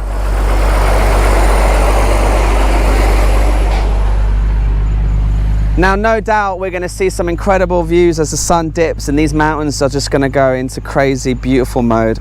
So I will just finish the video with some highlights of me driving down to Luang Prabang. I'm just going to find a guest house and I'm going to eat some food, and I'm going to go for a 5k run, and I'm going to pass out, and then tomorrow I'm going to rest. But the next video I will show you Luang Prabang. It's a beautiful place, and I'll finish this video with some of the highlights of the next hour, maybe 2, driving down, and I'll try and get there before dark, guys. So I really just hope you enjoyed today's video. I rarely do a motorcycle vlog. This wasn't supposed to be a motor vlog video. I was going to go to waterfalls, I was going to stop at a bunch of places, but I just haven't been able to do that because this ride has just turned into something else. They were listening to Backstreet Boys. On that note, I love you long time. Oh baby, I love your madness. It's so incredibly beautiful. Oh, you shine like gold, so selfless to all, and wild like an animal.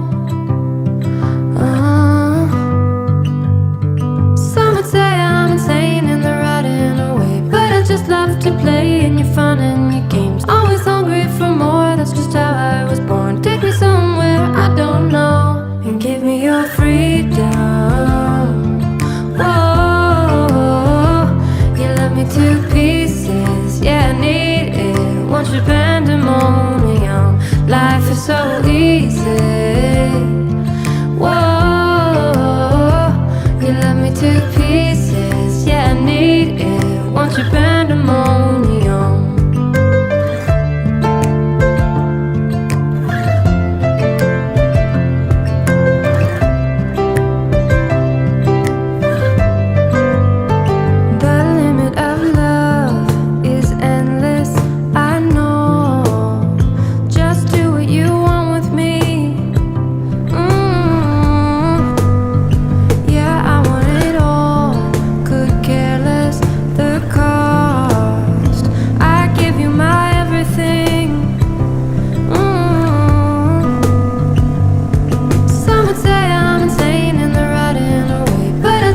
To play in your fun and your games. Always hungry for more, that's just how I was born. Take me somewhere I don't know, and give me your freedom.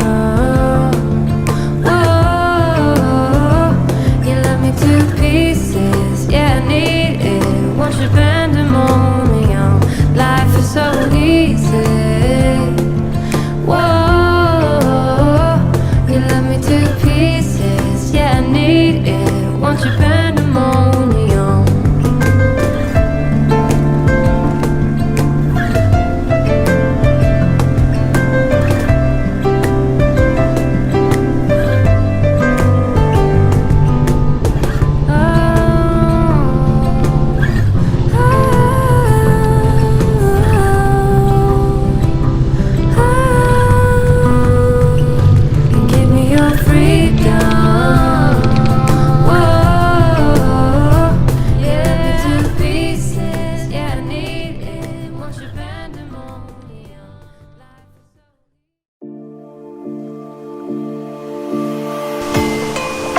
I cannot believe my eyes.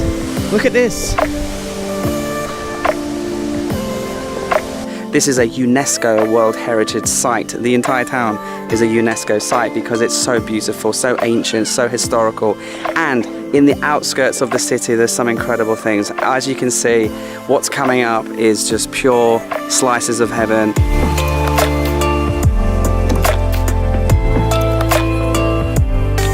I'm really excited for us to explore Luang Prabang because it's easily one of my favorite places, not just in Laos, but maybe in Southeast Asia. As you'll see, this place is wonderful. If you've never heard of it, you'll love this. And if you're coming here soon, I hope this video will be really useful so you can get your most out of your experience.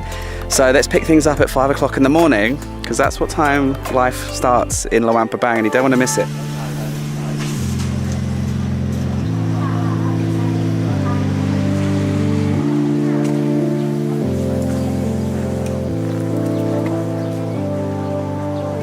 Good morning, and it is a beautiful, beautiful morning, bright and early, because we're going to be witnessing the alms giving here in Luang Prabang. Now, we've seen this before when we stayed at the river. The monks in the morning, they come down and in return for blessings they accept food and other little bits and bobs that they might need throughout the day. Now, because Luang Prabang is the spiritual home of Laos and home to so many important temples and home to so many novice and monks, it's become quite the thing. It's become quite the morning ritual. And you know, back in the day, I'm sure it was just the locals supporting the monks. And but today, it's many, many, many other people, tourists from all over the world. Okay, you don't have to be Buddhist to take part if you want to.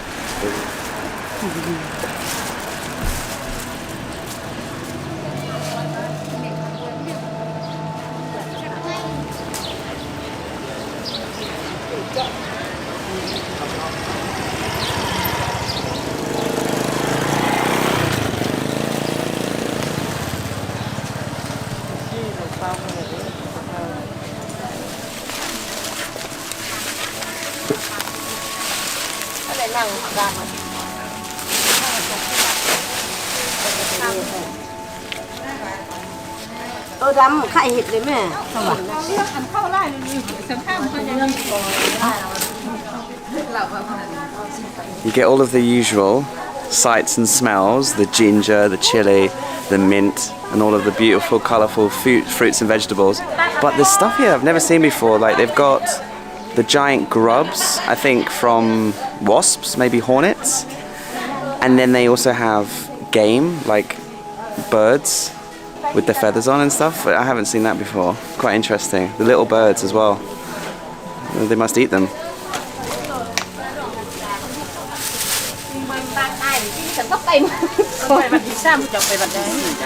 อร่อย มีโปรตีนสูง ซื้อขีดหนึ่งก็ได้แม่ สุกแล้วเนี่ยจิ้มอร่อยมันได้ด้วยเหรอ แม่ Yeah, she's just picking them out of their little hexagon little compartments and then just nibbling on them. Wasp larva. Yummy.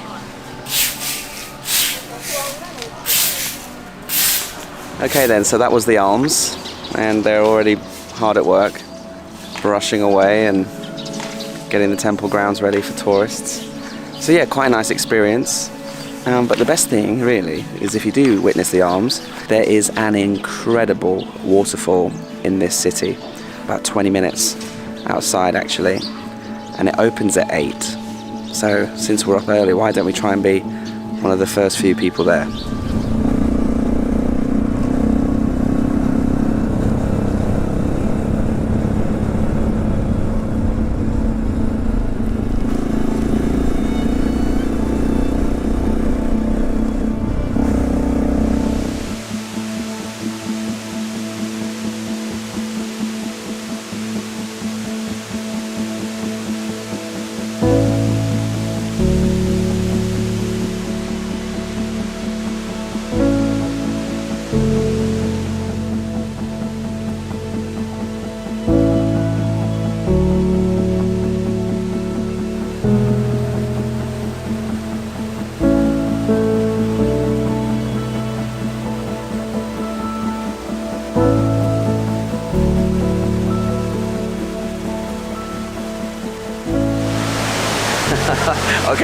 Okay, you know when you can tell something's gonna be epic already, right?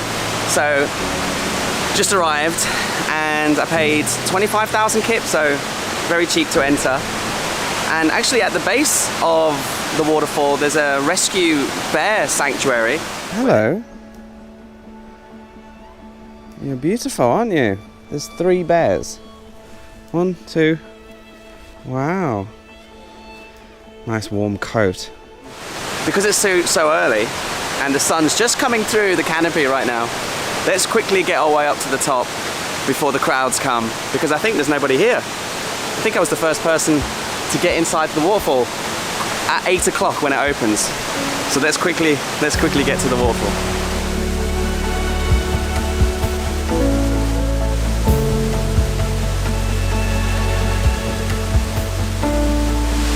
Oh my god, I can see it! Oh my god!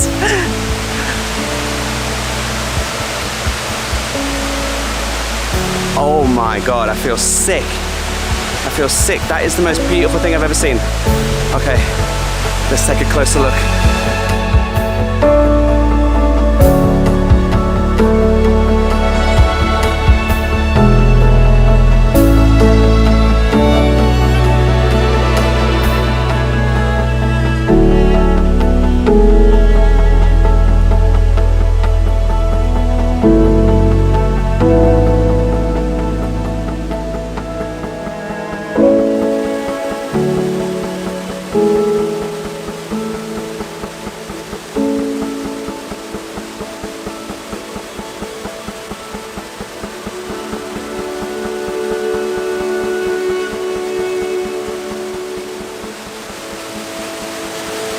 I highly recommend you come early.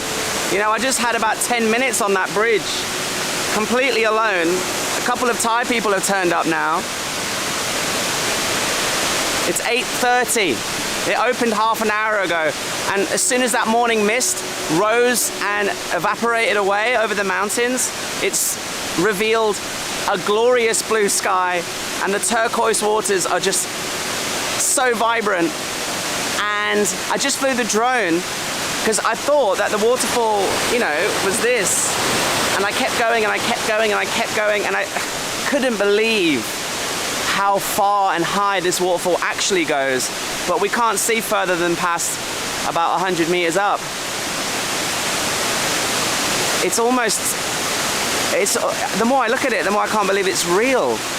It's so perfect in every way, from the tears to the waterfall to the jungle and the way the light is coming through. This is the most beautiful waterfall I've ever seen with my own eyes, by far. Okay, excuse my white bits. It's cold. It's very cold. Oh Lord, have mercy on my soul.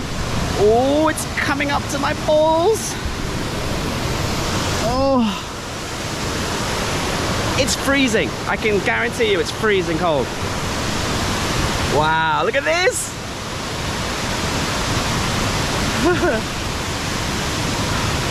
Wow, what a place.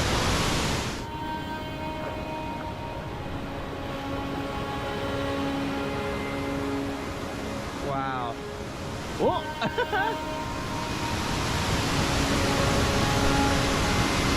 You 1000% have to come here. 1000%. And come early. This will be great fun though, any time of the day. But there's something added, isn't there, if it's just you? Can you believe this is real? This isn't a water park. This is real life.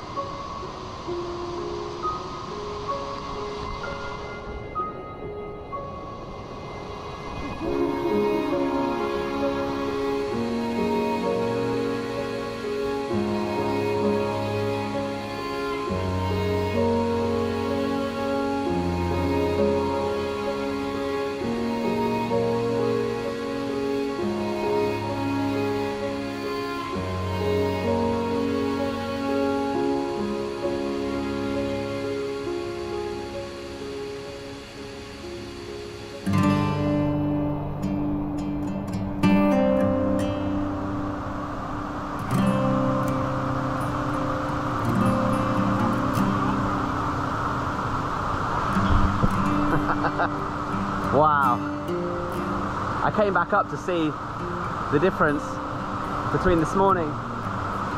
But now the sun's really coming through the trees. It looks even nicer, but there's obviously quite a few people here now.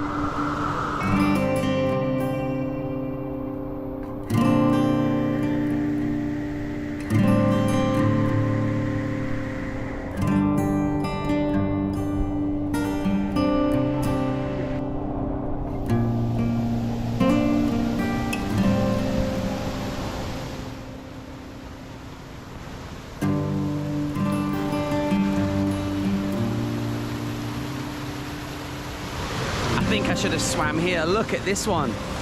Holy moly. So beautifully clean. I can see little fish. Oh my God. This is... Yeah. If heaven was on earth, this would be it for sure.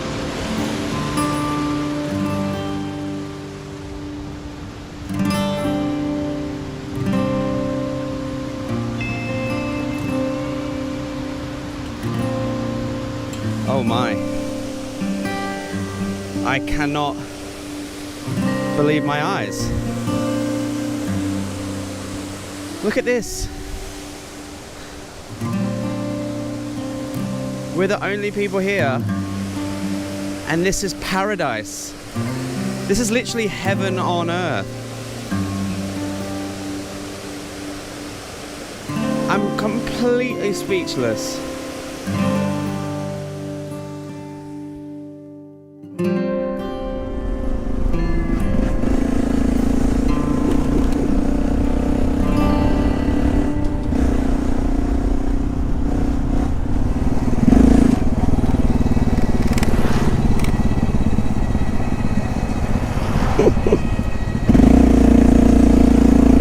Okay, we've made it back to Luang Prabang town.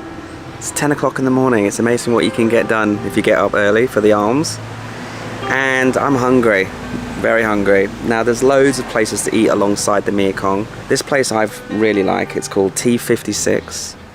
It's just a little veranda with some nice tables. They've got a really nice Lao cuisine menu. And they've got other dishes as well. I've ordered some ceviche and a strawberry smoothie or something. And it's great, you just get to sit here and watch the world go by and watch the Mekong just gently flow down past you, and it's a beautiful day now. So we'll recharge a little bit, and then I've got a really exciting thing at lunchtime in one of the temples where we're going to learn a little bit about the monk lifestyle from a past monk.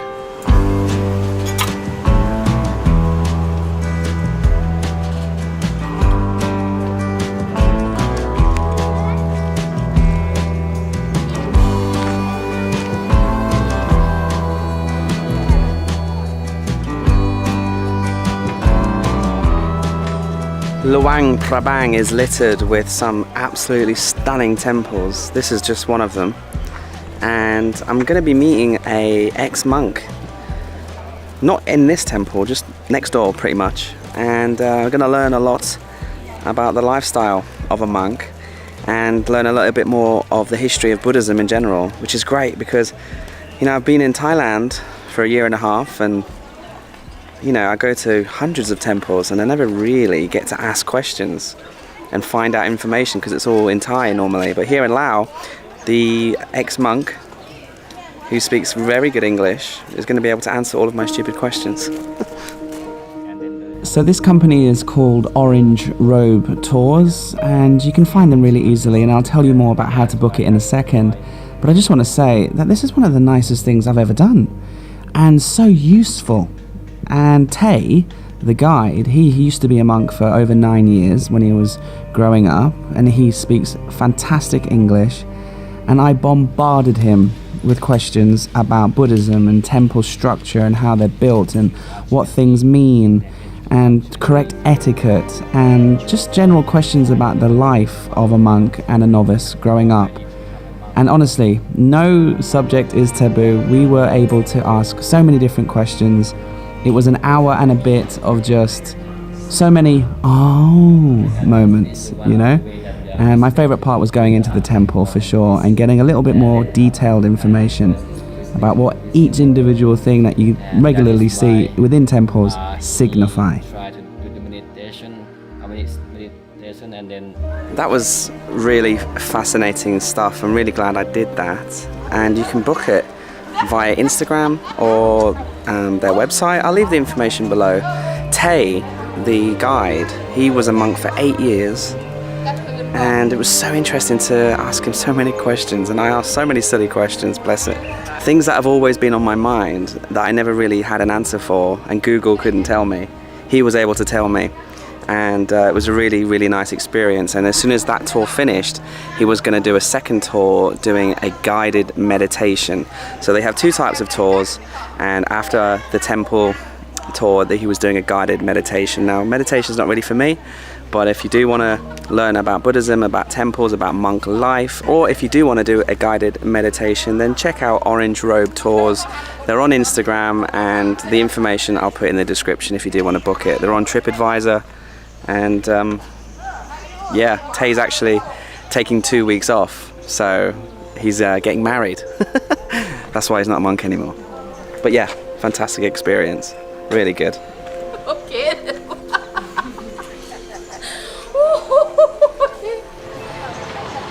And after the tour, because I was in the middle of the city, I decided to nip up the stairs to the viewpoint. There is a lookout and a temple on the little hill in the middle of Luang Prabang.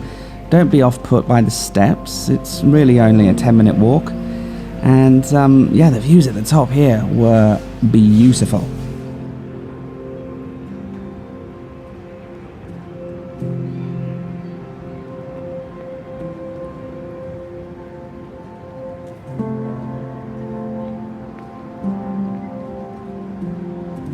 Okay, so the temple on the hill, lovely, very nice.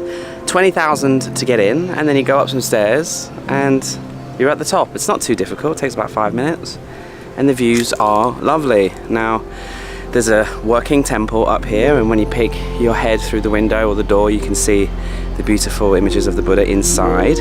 And then there's a gorgeous golden chedi on the top, but I won't be able to fly my drone because just below us in the distance there, I don't know if you can see, that's the airport. So no drones allowed in this area. In fact, anywhere in downtown Luang Prabang. Gorgeous, you can see the bridge and you can see the Mekong on that side, and then just the beautiful city of Luang Prabang. And in this afternoon light at 3 o'clock, it's glorious. I think it's probably better to come up here at sunset. And there's not much to do. Once you get here, there's a temple, a place to get a drink, and that's it. Just enjoy the views. Good place to come for half an hour.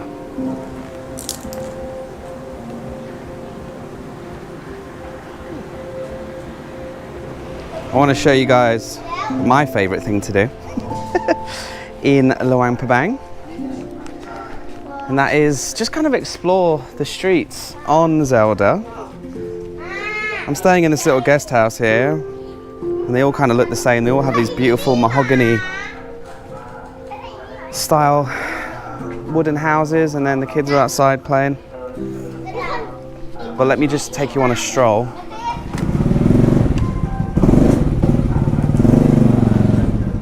Nice jump.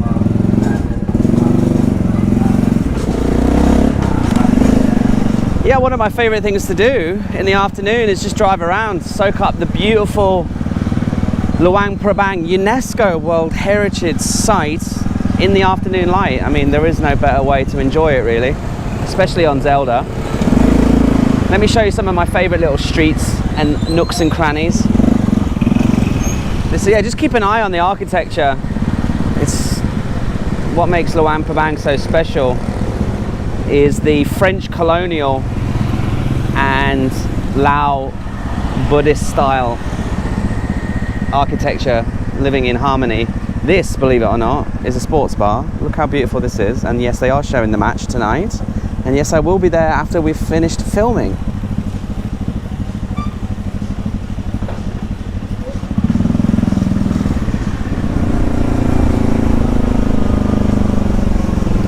That's a beautiful looking hotel. All the buildings are just gorgeous, aren't they? This whole town is just an Instagram waiting to happen.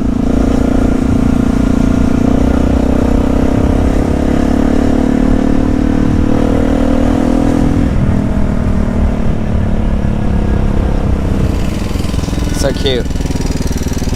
Hello.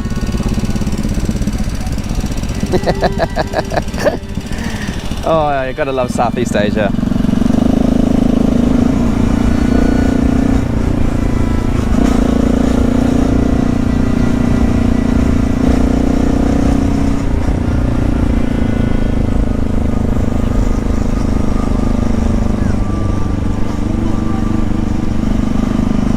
Here we are.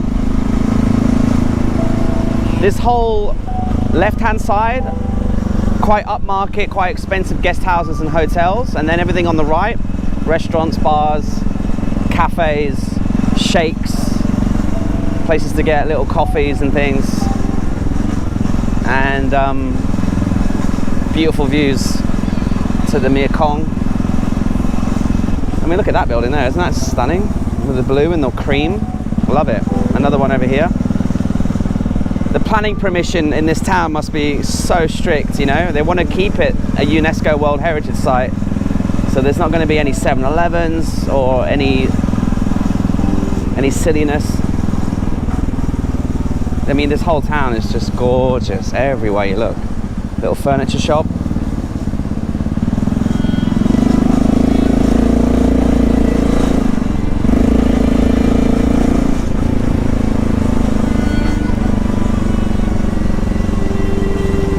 Wow, wow, wow. Look at that. That's something else.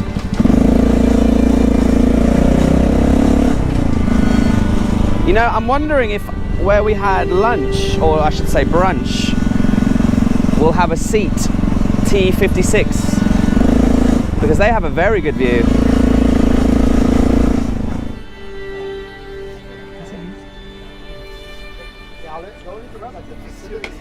Wow, look. We can have our own little booth with that view.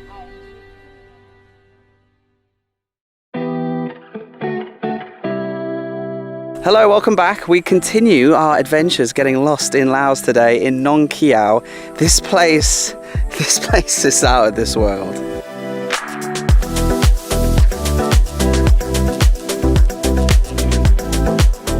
When I was in Luang Prabang, everybody told me I had to come up to Nong Khiaw, and so I did, and I'm so glad I did, because I faced some fears, I learned some interesting things, and we went to the most incredible viewpoint for sunset. So sit down, relax, enjoy this slice of life in Laos, what it's like to travel here, what it's like to come up really north, and what it's like to have the time of your life. So let's pick things up in Nong Khiaw.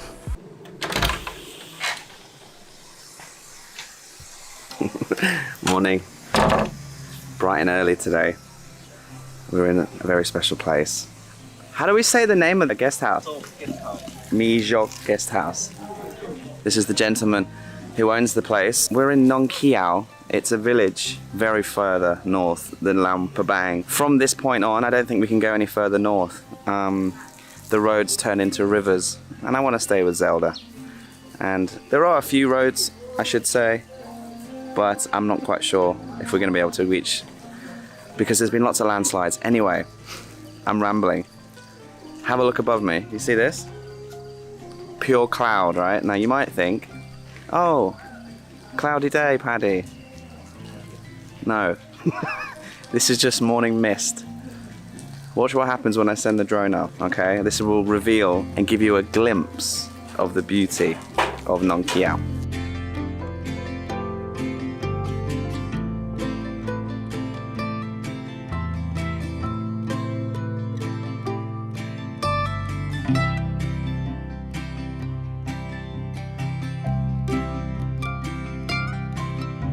Not bad, huh? Not bad. So this is Sai. Sai runs the place, and yesterday when I arrived last night, about 4-hour drive from Luang Prabang, he just gave me a bunch of recommendations for places to visit. A little village, a cave, some viewpoints. Basic information. Basic information, yeah. And I had a great night's sleep. You don't need aircon here, guys. A fan is plenty. It's nice and cool. We're up here in the mountains, as you can see. So I'm just gonna wait for the morning mist to clear.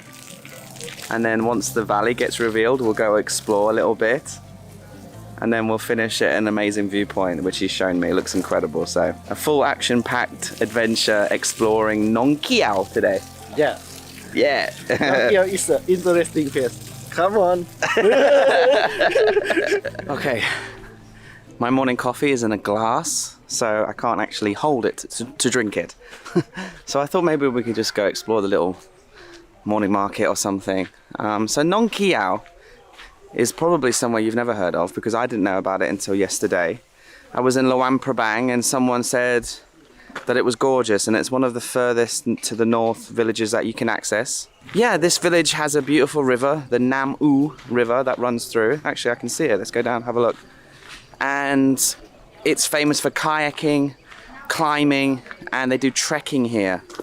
Now, I'd actually like to stay a few more days and do some trekking, but Miss P, my girlfriend, she got jealous when she saw the pictures of me in Luang Prabang, and she's flying down, or I should say flying up, to meet me for a few days. So tomorrow I'm going to go back to Luang Prabang, have a couple of days off, and then I think we probably start heading south and more central. Oh my god, the morning mist on the river is gorgeous. Wow, it's just evaporating off the surface of the river as we speak.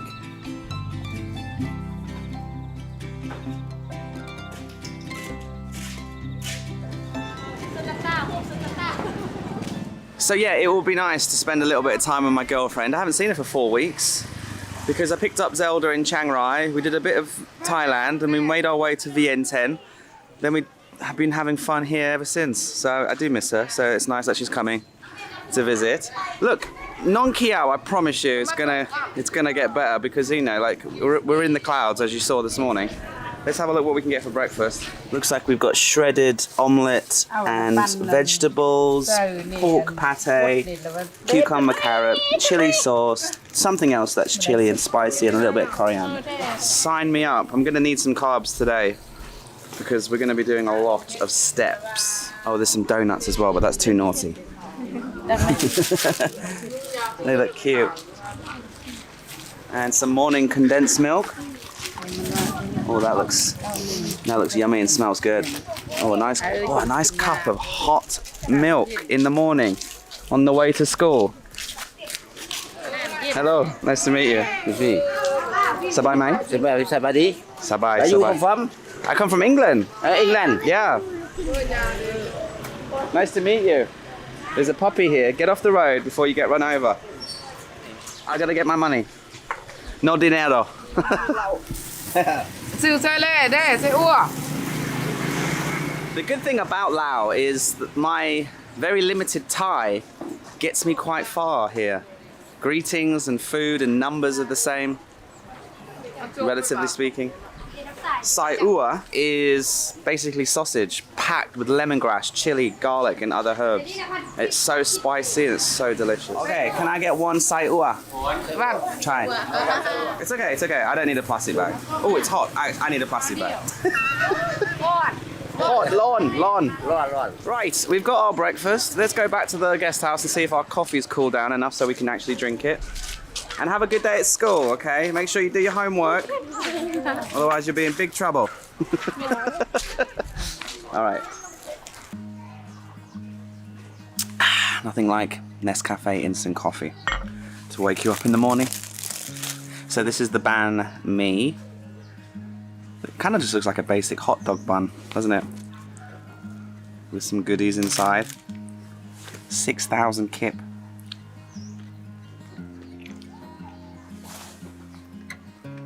So because it's not the best banh mi ever made, we can save it. Sai ua, banh mi.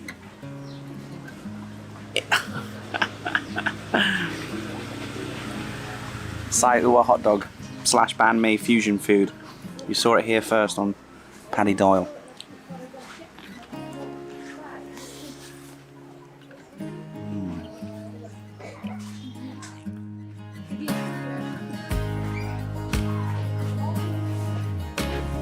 So as you can see, the morning mist is clearing away, revealing some of the beautiful peaks. So why don't we just have a little drive around? Get a bit more of an idea of what this town has to offer. This town has about 4 or 5 guest houses. I think it has 1 hostel, and it's very, very friendly towards travelers. Easy to get to from Luang Prabang. You can get the minibus or a private taxi. And last night there was probably about 20 people dotted around the 2 or 3 restaurants and bars. It's a good place if you want to get away from the crowds of Luang Prabang. As we cross the biggest bridge I've ever crossed in Laos, other than the Friendship Bridge on the border of Thailand, and the valleys to the left and the valley to the right.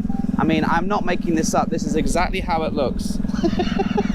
Okay, I feel like I'm driving through a screensaver, some sort of CGI masterpiece, but no, this is actually what Nong Khiaw is. And over there I can see a viewpoint, up there I can see a viewpoint, and what we've just driven through is the town, is the village itself. And this is where I had dinner last night. There's an Indian restaurant here. There's a pizza and a pasta place. This place did 2 for 1 cocktails last night, and they had a fire going, and there was a bunch of backpackers having a good time. And you can organize trekking here and spend 2 or 3 days up in the jungle. But like I said, I'm gonna nip back down to Luang Prabang to see my girlfriend tomorrow, so I'm gonna prioritize that. I hope you enjoyed that little drive around. And as you can see, now that the morning mist has cleared, Nong Khiaw, it's absolutely stunning.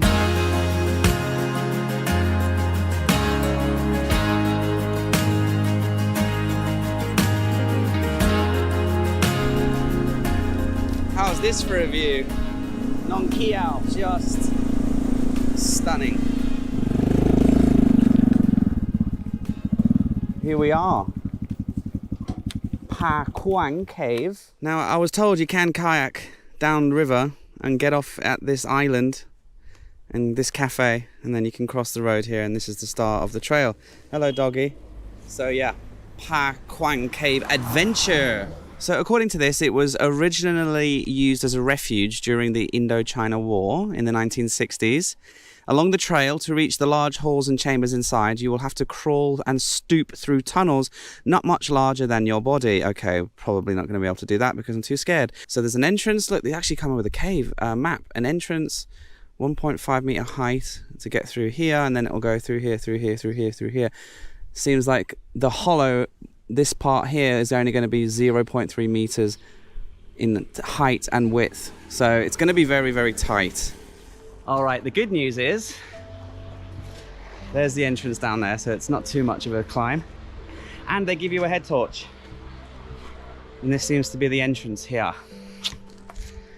So we're going to try our best to go as deep as we can. We're going to try to put ourselves in the mindset, try to imagine that there are planes bombing us, and this is the safest place to be, because that's what they had to do.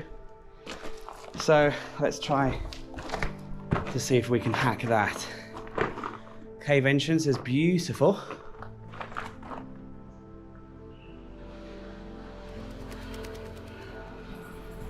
Of course, there are many bats, but they seem to be sleeping, so we'll just be quiet.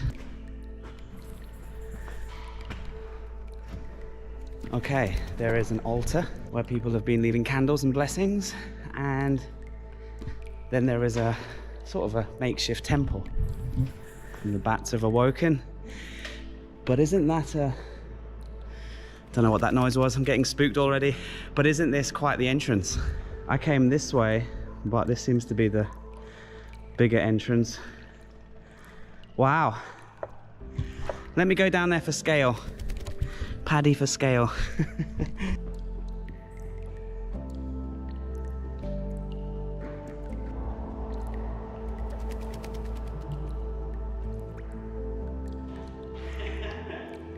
It's big. Okay, we have a light, we have a a cave to explore, but I do want to prefix this segment by saying I am claustrophobic. This is an adventure YouTube channel, and I suppose I'm adventurous, but really deep down I chicken out quite a lot, especially because I'm always on my own. You know, if there was a girl here from my hostel, I could just try to impress her and be like, yeah, come on, love, don't be scared, come on, follow me. But because I'm alone, I just pussy out. Not this time, okay? We're gonna make it through, at least the first one. Famous last words. Up we go, into the gates of hell. I'm gonna leave my backpack and my keys and my phone because and my wallet, because I don't need any of this, and I'm hoping no one's gonna steal it. Okay, into a dark, scary cave we go. I'm crouching down right now, so I can't stand up, and so far so good. Ooh, it's very tight. Try not to get too lost. Oh wow, okay, here we go. Oh god, this must be, yes, this is the 0.3 meter section. We have to crawl on the floor through there. Holy moly, can you see? If I'm quiet, listen, ready?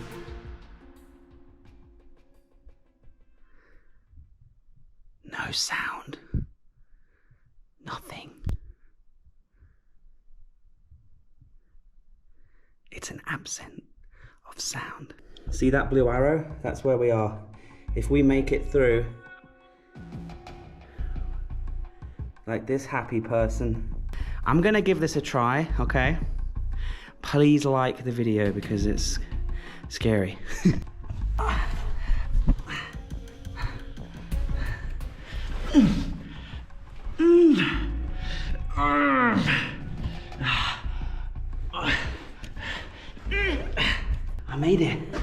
I made it through. Oh, I'm so proud of myself for doing that. Okay, we did it. I don't want to go any further because I just remembered that I left my phone, which is my torch. If this runs out of battery, I will not be able to find my way out. So I'm gonna call it here for two reasons. One, I'm very scared. Secondly, I think it's the safest thing to do. And third thing, I'm just proud that I made it through that squeeze. The tightest squeeze I made it through by myself. Okay, that was a massive success for me personally. I know that was just footage of black nothingness, but for me, I faced a fear today. I think the fact that, you know, this was a place of refuge and humans actually had to run for their life and climb through there because they were too scared to be out in the village, motivated me a little bit more because I realized, you know, suck it up, Paddy. It's just a squeeze. And to be fair, if I did have my other torch and someone else with me, I think I would have been much better. I'm covered in dirt now and sweat, but that's the sign of a good day out for me. Now, there's another community about an hour up a dirt road.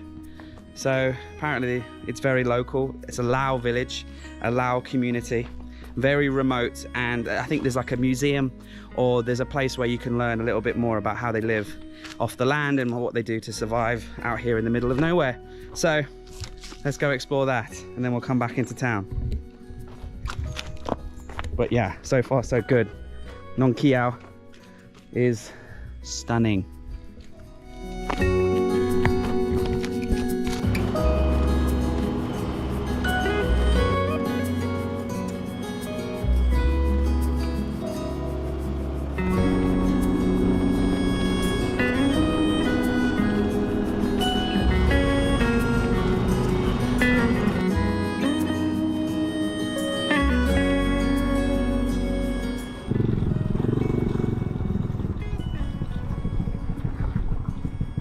So there's like a handicraft center. You can come and see how they make local crafts and things like that, but she just told me that they're all out on the fields because they're harvesting rice this time of year, so everyone's super busy.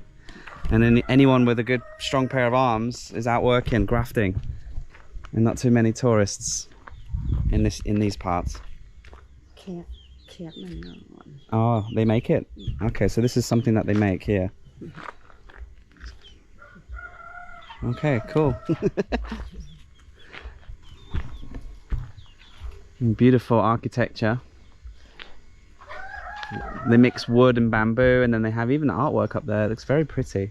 Yeah, you can see this is the building. Handicraft Demonstration Center. So they would normally be doing some sort of activity for tourists or anyone who passes through in this village. There's a temple, and it looks like there's another place where they build products. I've got to say, just coming up here, it's beautiful, you know? This is as north and as remote as I think we're going to get in Laos. We might see more remote villages like this later on in the series, but certainly not this far north. I'm glad I came, even though the demonstration center's not open. It's just nice to be in this area and to be amongst the locals here. So since this mission to the distant village outside of Nong Khiaw was a bit of a letdown, a bit of a fail, and took the best part of an hour to get there and an hour to get back, I decided for the rest of the afternoon to take the advice that the owner of the guest house had given me in the morning to just check out more of the Nong Khiaw sights and sounds. The bridge, the river, the valleys, they're just gorgeous. And I did a little bit of fishing, had a couple of ciders, just kind of relaxed. Nong Khiaw is the kind of place, now listen very carefully, that you should come to for at least 2 or 3 days. This place has got enough for you to do, but also just enough space to really get away. Luang Prabang was incredible, guys, but I much preferred Nong Khiaw, and there was hardly anybody up here, so make the most of it. If you're in Luang Prabang, get up here. Look at it.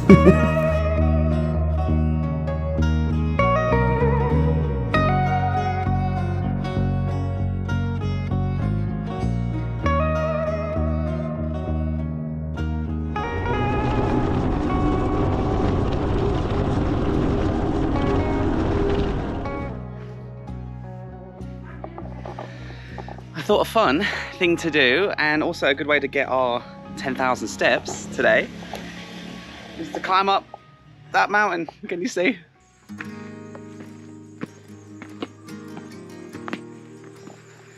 Whew. I got a feeling it's going to be steep.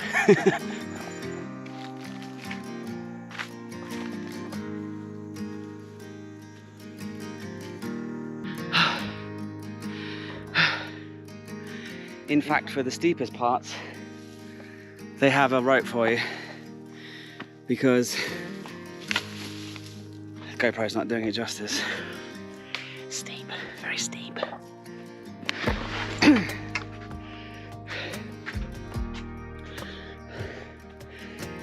46 minutes, 4,000 steps later.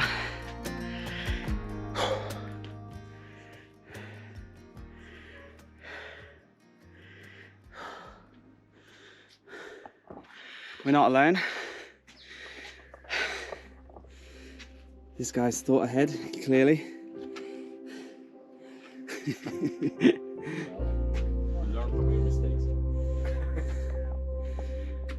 Whew.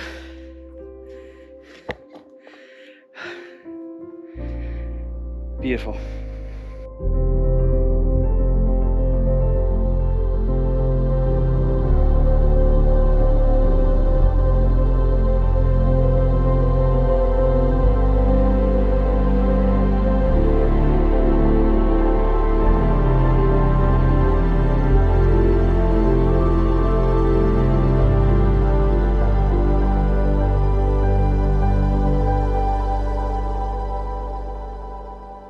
Right, that was Nong Khiaw. Beautiful little town, and I'm going to end with a beautiful shot, not of me waving the flag, because as cool as that looked, it's just not as cool as the other guy.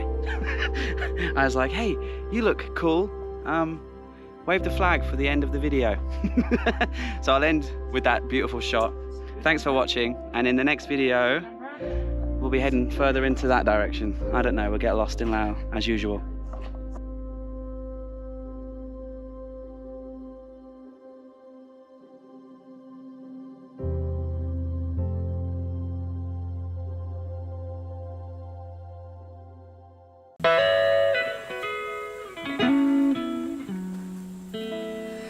Hello everybody, I've got good and I've got bad news. Okay, fun fact, I've lost my wallet. So the bad news is that this vlog, this video, this episode of Lost in Laos is a complete disaster from start to finish. Everything went wrong. I apologise in advance, although I am going to still upload it because I think within the carnage is a few interesting things to learn. And you know, sometimes it's just funny to watch people struggle, isn't it? You see, I had really high hopes that this was going to be the highlight of the whole series, actually, because this place, Phon Saphan in central Laos, is home to 2 chapters of human history. One very somber and very secret, and the other one is a complete mystery. Nobody really knows anything. It's all speculative, a guess at best, and so we're going to solve the mystery of these jars today. But as you'll see during this video, it's kind of difficult to tell you the story and relay the information to you without being able to A, get to the location itself, and B, just not be in the right frame of mind to tell a factually interesting story. What they've discovered, actually, the French archaeologist, archaeologist. Let's begin with the first place that I wanted to take you, which was a disused old aircraft strip that was used during a secret war, but it is 88 kilometers away, and as you'll see, very difficult to reach. Okay then, let's talk about the first place that I tried to go to and unfortunately failed miserably at. Now, quickly, let's take a look at the map. In the middle here, you can see where I'm trying to go. This is Long Tien. It sits bang in the middle, actually, between Vang Vieng, the super popular touristy backpacker place that we were at earlier in the series, and Phon Saphan, the place that I'm at currently. And as you can see on Google Maps, there is a road there, so I thought it would be easy to reach. 80 kilometers, or about 2.5 hours, through the mountain roads. And as you can see here, this is the footage of me explaining about where we're gonna go and what we're gonna do and why it's so interesting. But because the road was so bad, my microphone was kind of like half in the GoPro, half out the GoPro because of the bouncing, uneven surfaces. So the audio was wrecked, unfortunately. But the significance of this place is it's one of the most secret locations in the world because it was hidden until very recently, because this was the base that the Lao army, backed by the CIA, were based at because they were attacking the Communist Party, the Vietnamese Communist Party. And, you know, the Americans were trying their best to make sure that Laos didn't fall to the communist Vietnamese, because obviously China had already gone, Russia was there to the north of China, and now Vietnam was turning communist. The Americans really feared that Laos would fall, and then it would basically be a domino effect. Here's a very well-established historian who explains it a little bit better than I can. The reason why Laos was important was during that time, there was the Red Scare, right? So basically, fear communism. Communism gonna dominate Southeast Asia. We already have China there, and so you have North Vietnam. Now it's a communist state, and so if the country of Laos falls, then the rest of that region would fall to communism. It would turn red. So it's the domino theory, right? So if one domino falls, the rest of them would fall. And as you'll see later in this episode when we go to the Plain of Jars, where there are lots of remnants of this battle and this war, these two stories of Long Tien and the Plain of Jars are in a way linked. And I really wanted to get to this airfield. It looked beautiful, it was full of history, but as you can see, unreachable on Zelda. Unfortunately, I'm not going to be able to make it to Long Tien airfield. I've been driving for 90 minutes on the world's worst road, and I kept going, I kept pushing, and I knew that it was destroying my bike. But Zelda, let me show you what's happened. Basically, I travel with ignore the helmet covered in mud. As I was parking, my helmet fell and rolled down the hill. So about 10 minutes ago, I lost my tripod. My tripod was here. And then passing by, a farmer was like, look. And I didn't realize, but my tripod had fallen and it was hanging down here and scraped and lost one of its legs. And I didn't even know, because I'm trying to listen to music to distract myself from the awful noise of the bike. And now, annoyingly, my beloved tie that I use to keep everything fastened and is pretty much one of the most important things I have, has now somehow got caught around the chain. I don't know what to do.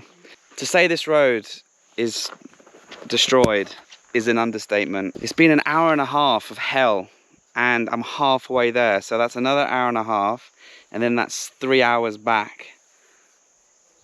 6 hours just to get to an airfield, just to film 5 minutes of a vlog. Unfortunately, I didn't make it to the airfield. The road was too bad, and I'm gonna have to sit here and figure out how to get that out of the chain. Okay. Yeah. Let me try. I tried to go to Long Khiaw. Okay.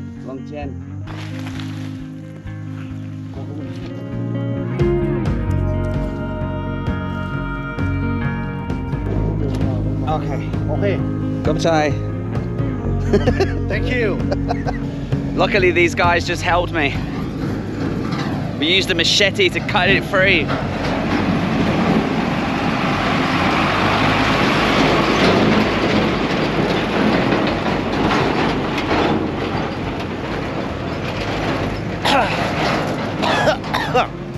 But yeah, I have to call it.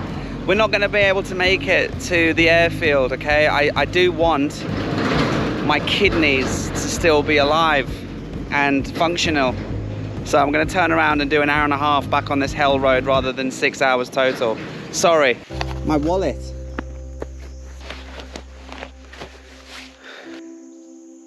Okay, fun fact. I've lost my wallet as well. Here you can see the aftermath of getting the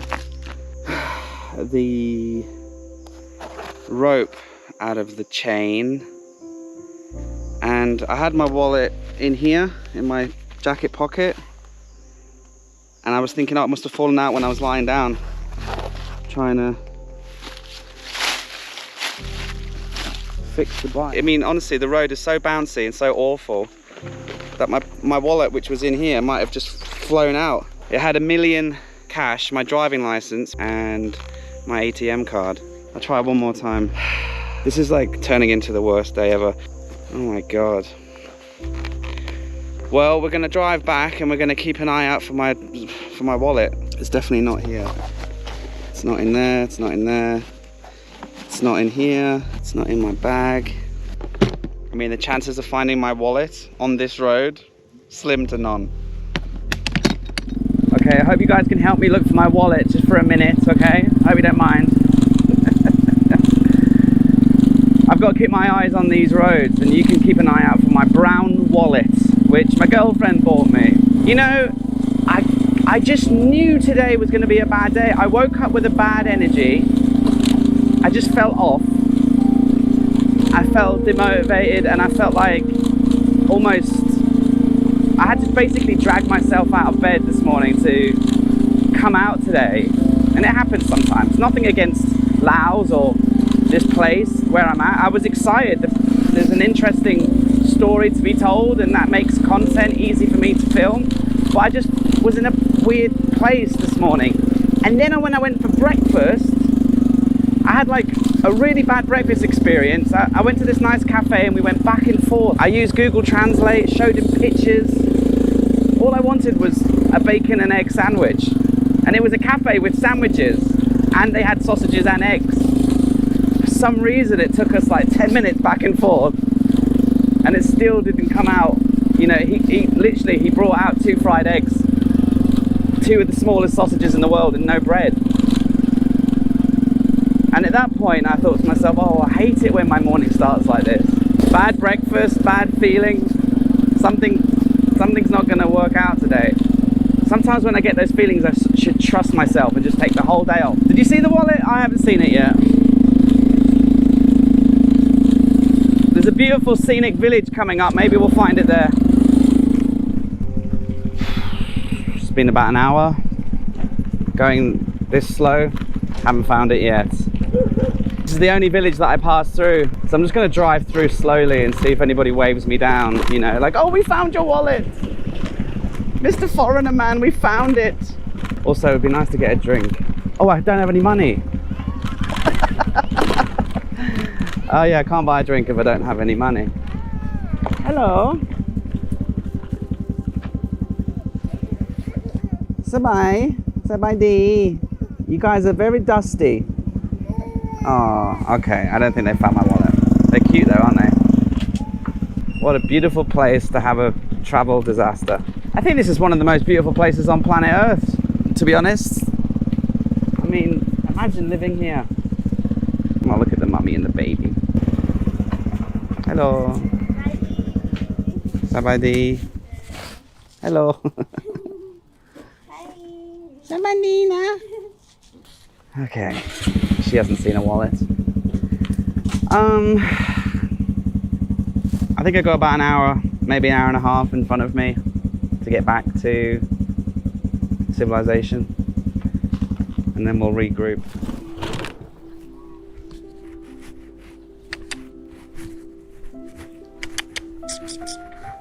Hey buddy.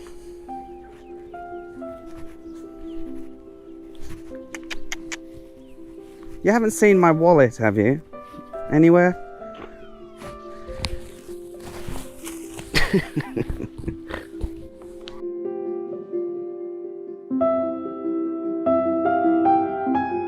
At the end of the day, these things happen, don't they? You have bad days. I think the moral of the story is, if you have a bad breakfast, just sack off the whole day and go back to bed. To be fair, I was still slightly positive, because just look at this place. I mean, a lost wallet, I can replace it. 1 million kip, I think it's about $60 US. I mean, I was so annoyed about my license and my ATM, but whatever. Let's lick our wounds and crack on.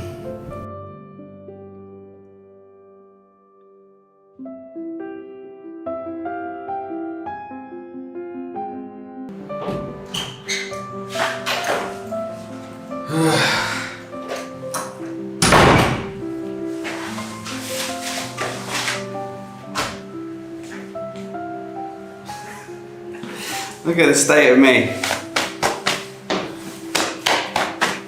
First things first, I need to cancel my card in case someone does find my wallet.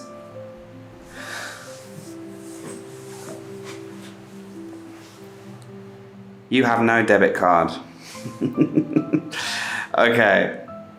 I don't have a debit card anymore, but that's fine.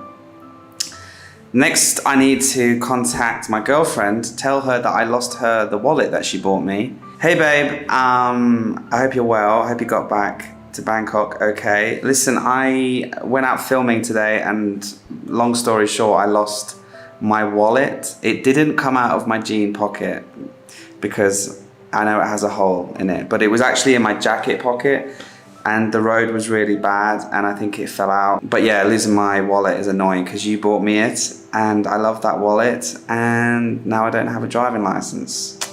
So let me know if you can find any information, please. Love you, bye. So there's not really much else I can do. So what I'm gonna do now is click my back, rest up a little bit for half an hour, and then we'll go to the plain of jars, which I promise you is way more interesting than it sounds, okay? And then we'll try and rescue this video, because so far it's a bit of a shit show.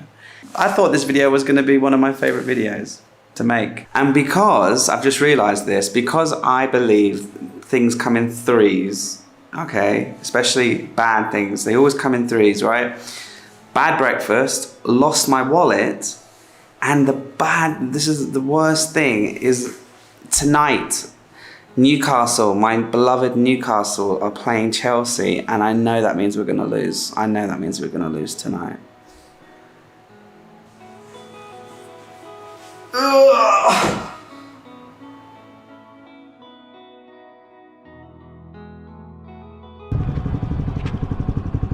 We're here.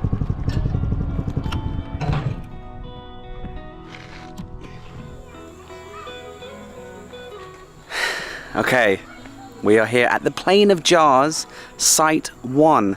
Now, according to the map and the information provided, there's over 50 sites with thousands of these jars, and we'll go take a look at them and we'll learn about them in a minute.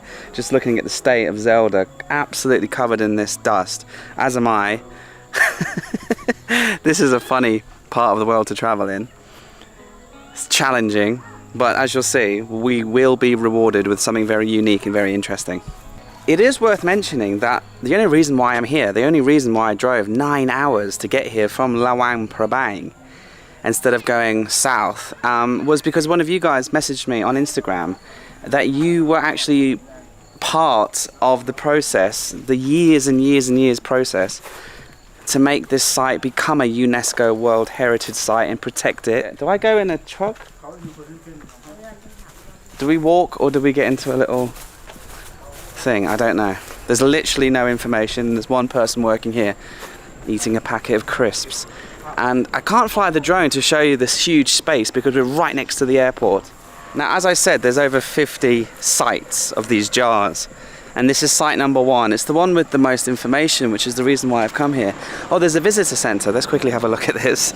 Maybe when we get there, we'll have a bit more information rather than just looking at a bunch of old jars. Maybe we'll understand what they are a bit more first.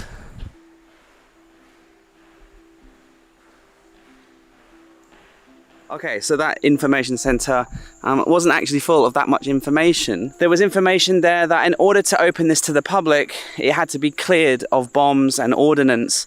And in doing so, they found over 127 unexploded bombs, ranging from small cluster bombs to huge, big, giant bombs. I'm kind of worried to walk on the grass here in case we accidentally find the 128th unexploded bomb.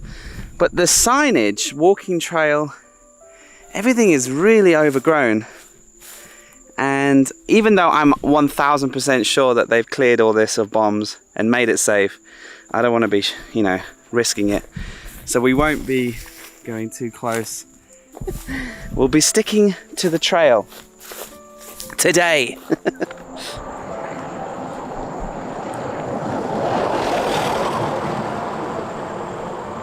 I'm almost certain that from the visitor centre you're supposed to drive to the actual Plain of the Jars, site number 1, instead of walking.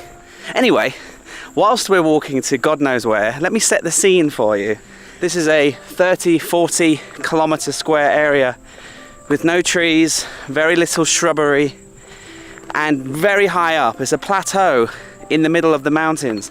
And so this raised up platform was the perfect place to stage a battle. There's lots of airstrips near here. Obviously one we tried to get to this morning, couldn't get there. And here, there's another mystery. And something that was sadly the scene of one of the biggest battles in this war, and the secret war, which we mentioned earlier. The Plain of Jars is not just a plain of nothingness and fields. No, it's home to an unsolved human mystery that I'll explain when we actually bloody get there. Because I've been walking a long time.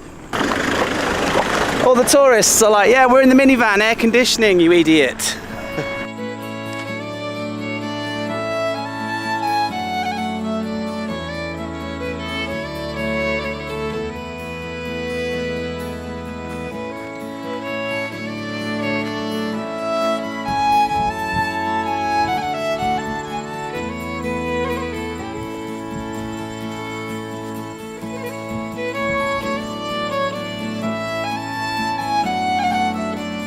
we lay our eyes upon the first set of jars.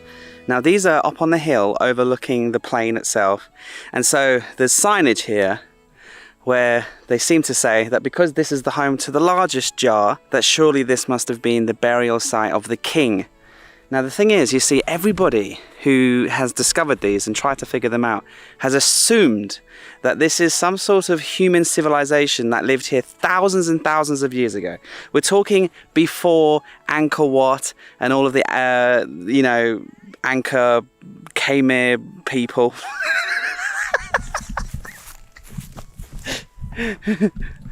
Oh. Paddy the historian. You guys can probably tell I'm very underprepared because I wanted to build myself up to this point, and I've just been in a bit of a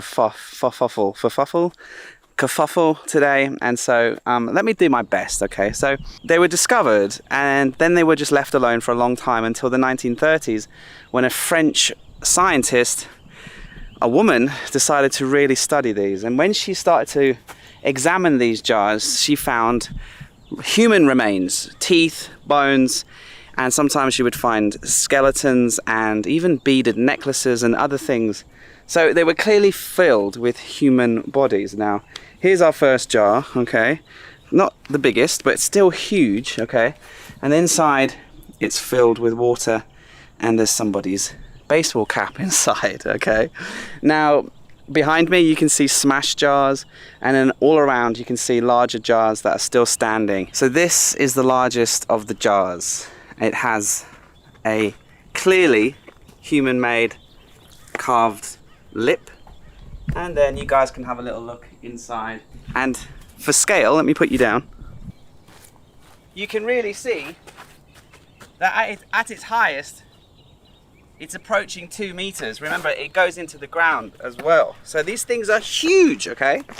Let's discover a little bit more of these jars and come up with a theory. How did they get here? Because this is like Stonehenge, you know, those famous stone formations. The most interesting part is that they realized that the stone itself came from hundreds of miles away further up towards the border of Scotland. And so the mystery is, how the hell did the humans at that time, with limited technology, get the stone all the way there? Just like the mystery of how were the pyramids built 3000 BC, there wasn't the technology to do it. They still don't understand. And this is another type of human mystery, another type of spooky, unknown, unexplainable evidence that humans thousands of years ago had technologies that have either been wiped away, disappeared completely, and not shown themselves in any way other than just these relics of Stonehenge, the pyramid, and of course now these actual jars, these giant stone jars placed here in the plains, in the middle of nowhere here in Laos. Isn't that very mysterious? Let's take a closer look.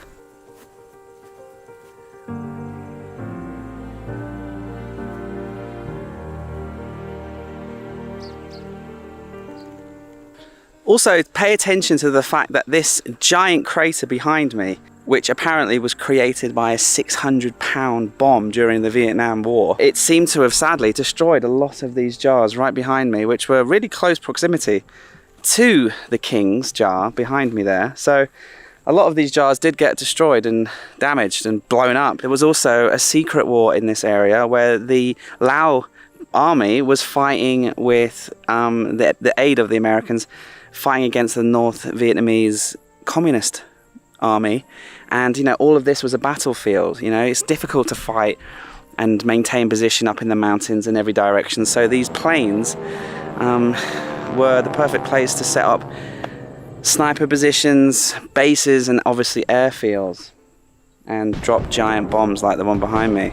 And back then, you know, during the war, they didn't care much about these jars, because even back then there was very little known. Only recently did scientists come back and try to clean this place up, excavate it, and discover some more fascinating things, because they wanted this to become a UNESCO World Heritage Site, and I think finally it has been. Let's try to imagine something, okay? This one's a short, fat one. Tall, skinny. I mean, very tall. Taller than me, okay? And then this one is slanted. Now, is this all just by chance, or was that you know, because that was the style of the person who died. Was it their wish to have that designed that way, or was that just shaped on their body, you know? Was that the tallest guy in the village, and was that his kid, and was that his wife?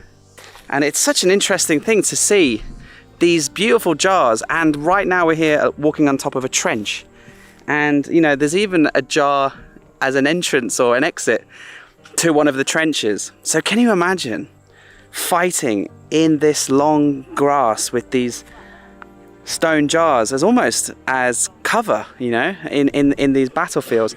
You see it's littered with giant craters. Yeah, so it's a juxtaposition of something super ancient, thousands-year-old mystery. Is he all right?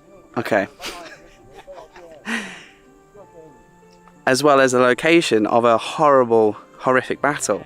Let's see if we can find some more interesting things other than the beautiful, incredible jars and the somber bomb craters, and then these mysterious lids.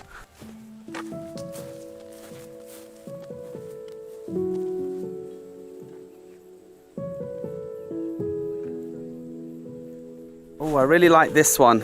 This one's beautiful, and nature has found its way to grow this gorgeous flower. Actually, here you can actually see this is a lid, so it's almost, you know, gone into the ground, but you can see where this would have been a big circle, and then when they found them, they lifted them up, and then inside, that's when they found, like, oh, these aren't lids, these are just burial sites. But then you might be saying, okay, but Paddy, look at this one. It's obviously a lid. Look at it. And so that's why they thought that these were lids, because a few of them did actually have lids on top. What is the common theory is that that was just put on there by some humans later on, because it doesn't actually match. It's not smoothly done. There seems to be no workmanship. You know, it just doesn't, it's not a smooth fit. You know, it could have even been some bored soldiers who were sick of digging a trench decided to pick up this and put it on there. You don't know, right? So they're saying that even though this particular jar does have a lid, that in closer inspection, it just doesn't make sense. If you do have a look, it doesn't actually seem to fit. Almost like Cinderella's shoe or something. It's like, hang on a minute, it's a bit fishy, this. Too good to be true. I tell you what, this is worth coming to, not if you're fascinated by stone jars, okay, but actually just the whole environment here is extremely pleasant, and we're saving the best till last because there's a huge cave over there, but I'm trying to find, there's a special lid, but I haven't quite seen it yet. I hope I haven't missed it.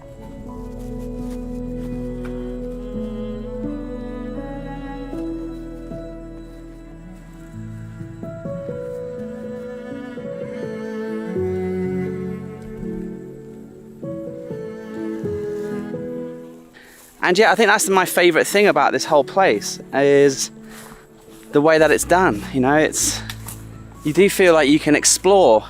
There's large areas of grass that they've cut, and then they've cleared it of bombs.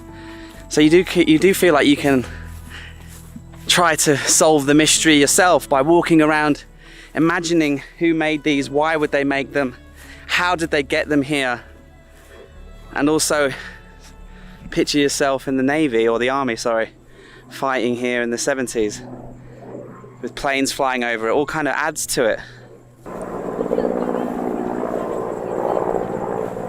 Okay, so in keeping with the theme of this video and everything going wrong, I can't find the lid that I'm looking for. It doesn't seem to be signposted anywhere, and I can't find it for the life of me. However, someone that I've met, and he's a really nice guy, and his YouTube channel is called The True Budget Traveler. He came here, he was actually trapped in Laos during the whole COVID thing, and he made the best of it by traveling around. And he did come here, and when I was researching the Plain of Jars, I found his video, and I watched some of it because it was very interesting, but I also didn't want to watch all of it because I don't want to ruin it for myself. But he found the lid with the human figure on the top, and it's missing a head, but you can clearly see arms, legs, and a body. And it's the only lid in this area that does seem to have any kind of engraving on it, which is just further evidence that yes, it was sculpted, but again it asks more questions than gives answers, doesn't it? Why does that lid have a human on it, and why was it lying on the floor next to all of these other huge jars? You know what I mean? This whole thing is just confusing, wondrous, mysterious, mystical, but also very frustrating, because being a human, we want the concrete answer. There's very few concrete answers, one of which that is concrete is just over here actually. By the way, this is not actually concrete. People thought they were concrete for the longest time, but then it was discovered that it was granite from at least 5 kilometers away, because this local area doesn't have any of this rock, which again is just another source of mystery and questions and no answers. How did they get them here? How did they make them? Why are they here? Why do they not have lids? What's the purpose? Why is the big one on the hill? Surely that was the leader or the king or the queen. We don't know, because there was no evidence of any civilization living in this area except for these giant jars. But there is one final thing behind me, the cave. And the cave has some significance. I'll show you.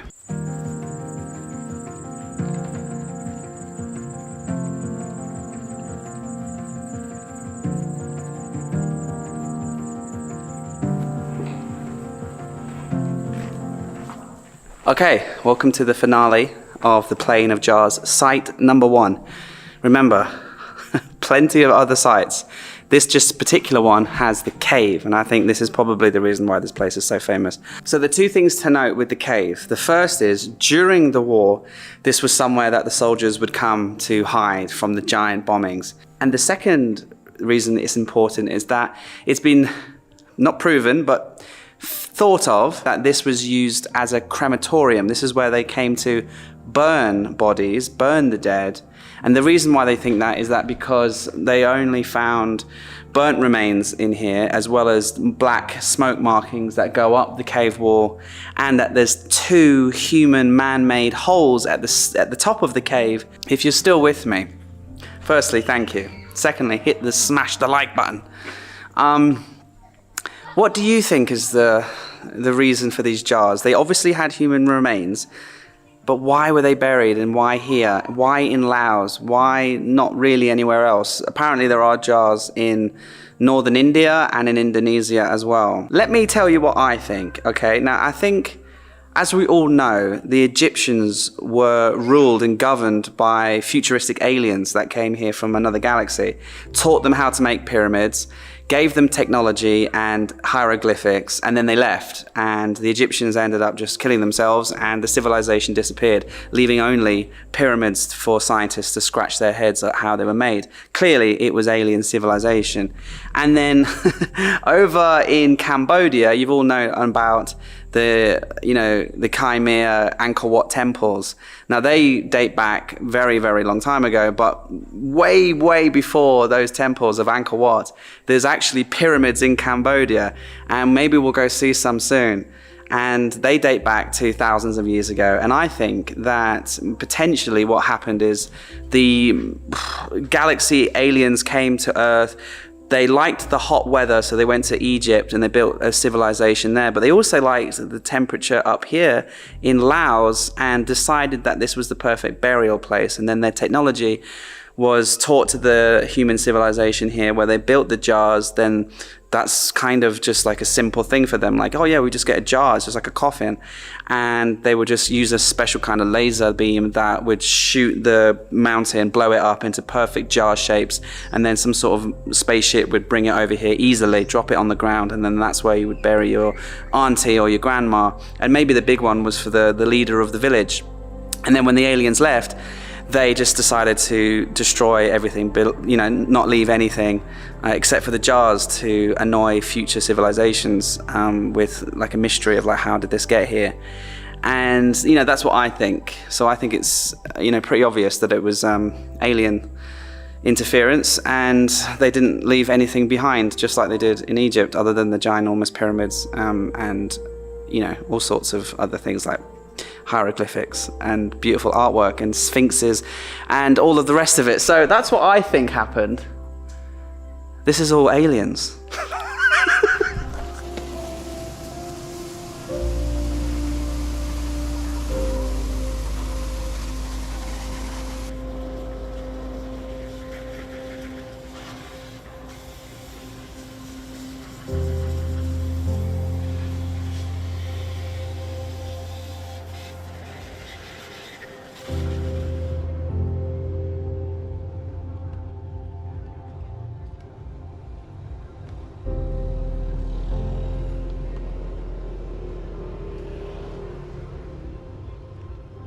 first things first, if you're coming to Laos, you have to do the Thakhek Loop. It was by far the best thing I've ever done in Laos, and here's why.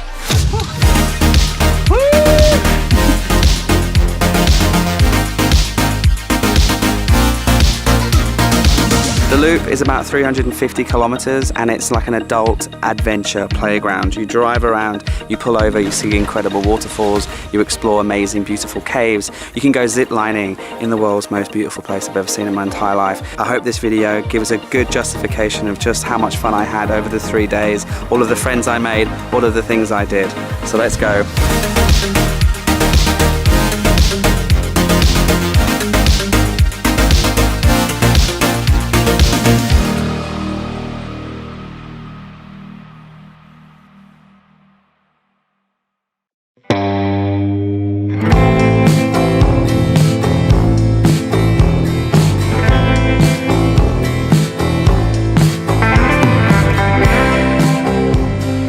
For some people, planning and preparing for a little road trip is extremely fun, but for me, it's not really. I'm a get on the bike and go kind of guy, but we've got some admin and some life things to sort out. So I thought at the beginning of this road trip, we could just do some important life admin. The first thing is, and quite importantly, we need to clean Zelda and give Zelda a little bit of an oil change. We recently just hit 10,000 kilometers on the new bike, and so she's due an oil change and she's covered in dust. Then I need to exchange some money. If you saw in the last video, I lost my wallet and that had the remaining of my foreign currency, my bank card and my driving license. So I'm kind of screwed. You know, I can't use the ATMs, and this is a developing poor country and there's not banks everywhere and it's not as easy as you would think just to get some money out. I also had 15,000 baht in cash stashed away for an emergency. And luckily I did, because now I have 15,000 baht. So we've got to clean Zelda, oil change Zelda, find and exchange the Thai baht into local currency. Also want to try and find if there's a map of this loop. If this loop is as famous as I've heard it is, then surely we can find maybe in the information center a map, and then we can start making a plan, like where are we going to go, what are we going to do, and how long is it going to take. So let's clean Zelda and get this life admin checklist on the roll.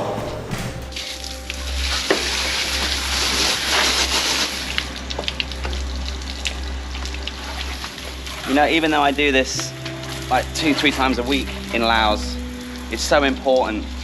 This dust, this dirt, when it gets on top of the engine, it can actually cause overheating, and it's going to damage the bike long term if I don't keep washing this all off. And I kind of find it quite therapeutic as well.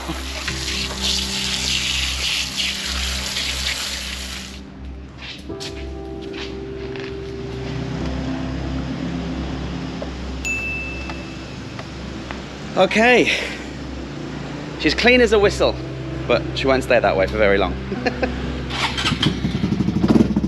I think it's also worth mentioning a few things. The first is that it's going to be, well, it is very nice to sort of have a day off. What you didn't see was for the past 2 days, I had to get from Luang Prabang to here. And that involved stopover in Ponsafan, and as you saw in the previous video, you know, everything went wrong, and I was absolutely exhausted, and my body is starting to hurt. It's sort of what, 2 weeks before we got to Laos, 2 weeks in Laos now. We were a month on the bike, non-stop filming, non-stop traveling, so my kidneys are destroyed, my lower back hurts, my whole body hurts. It's kind of normal, but it's amplified 10 times because we're driving on these roads in Laos. The other thing to mention is that I do have a photocopy of my driving license. So if I do get stopped over by police, even though that's not happened yet, if they do say, where's your license? At least I have a photocopy and I can try to explain that I lost my current driving license. Now up ahead I can see a little hostel, saw it last night, and it actually has a bike outside. So chances are this is a backpacker place, and chances are they might have some information for us. Or at least we can exchange some money here. For sure this person's done the loop on their bike. Oh, okay. To me too, yeah. Thank you. Got the same GoPro. Yeah, GoPro 10. Yes. Did you do the loop on this? No, we're just about to start. Ah, okay. All right, I'm going to start tomorrow. Hang on. I know you. I've been sending you messages. Really? Yes. G'day. What's your name? You're Paddy Doyle, aren't you? Yeah. Yeah, Harry. We're riding on eggshells. We're riding from Sydney to London. Wait, did you email me or what? I think just spamming messages on your thing. Your very popular channel. So what, Instagram or? YouTube. Oh, okay. The comments, right? Okay. Yeah. I don't have much time to monitor all of it. So. Yeah. I mean, your channel's exploding. It's going really well. Yeah. Thank you. You're just about to do the loop, you say? Yeah, but I was just going to ask you a question. If you have a map of the loop. Oh, you do? Okay, great. I would love one too, please. Because I'm taking a day off because I did a killer ride yesterday, like 350 Ks on the worst road ever, so my back is ripped. So I'm just taking a day off to try and plan. Do you do currency exchange, Thai baht to kip? Cheng baht. Yeah. Are you going to Cheng the other way? Okay, there's another place. So this is the bikes that you're doing, and this whole front section, guys, is an actual fuel tank. 37 litres. 37 litre fuel tank, and that is kind of... did you have to take the bodywork off to replace it? No. This is how it comes? Slots in, yeah. The DR650 is eminently modifiable because it's been around in its current form since '96. What is it, a Suzuki or something? Suzuki DR650, yeah. So it's huge for Southeast Asia. That was cool. Him and his wife are from Australia, and they've driven their bikes to here. They're through Indonesia, East Timor, Malaysia, Thailand, and now they're in Laos, and they're trying to get to Europe. And they're going to start the loop tomorrow, so I'll probably meet them for a non-alcoholic beverage tonight. Right, let's see if we can find some money. Okay, I went to this bank and I exchanged 15,000 Thai baht for 7.2 million kip. And you know, I keep talking about the fact that I've only got 13 days or something left on my visa, but actually the most important thing is the money, because once that money runs out, that's it. So this southern section of the country is not really justified by how long my visa is, but really how long can I stretch 7.2 million kip. So we're gonna have to keep that in mind when we're planning this loop, and Pakse and the Thousand Islands. We're not gonna be able to stay anywhere other than budget backpacker friendly places like hostels or cheap guest houses. Let's go get some food and let's open this map. So yeah, we're making good progress on our list of things to do, planning the trip. And so I thought it was a great time to pull over and get some really healthy fried chicken and French fries. And to be fair, the food was great, and it was nice to open up this really useful map actually. So much to see and do, and they have all of the locations, and it gives you so many ideas, things that you probably wouldn't find on Google Maps. And so since I was taken well care of, it was time now to give Zelda her much needed, much deserved fresh oil change. And then I decided to have an early night and have a good night's sleep ready for the next day, the first day of the loop. But unfortunately, I wanted to set off at 6 o'clock in the morning, but my bowels had other ideas. Day one of the loop is about to begin, and it's not a good morning. Beautiful sunny day obviously, but I slept terribly. Lower back pain, kidney pain, stomach pain, and diarrhea. The Holy Trinity. Let's get on Zelda, let's keep hydrated, let's stay positive, and let's see what the first day has in store.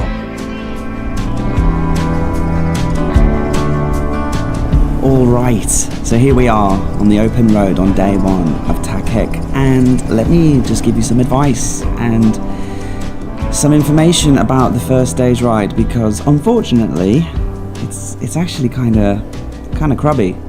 It's not the best day of the loop by far, and it's especially the first hour.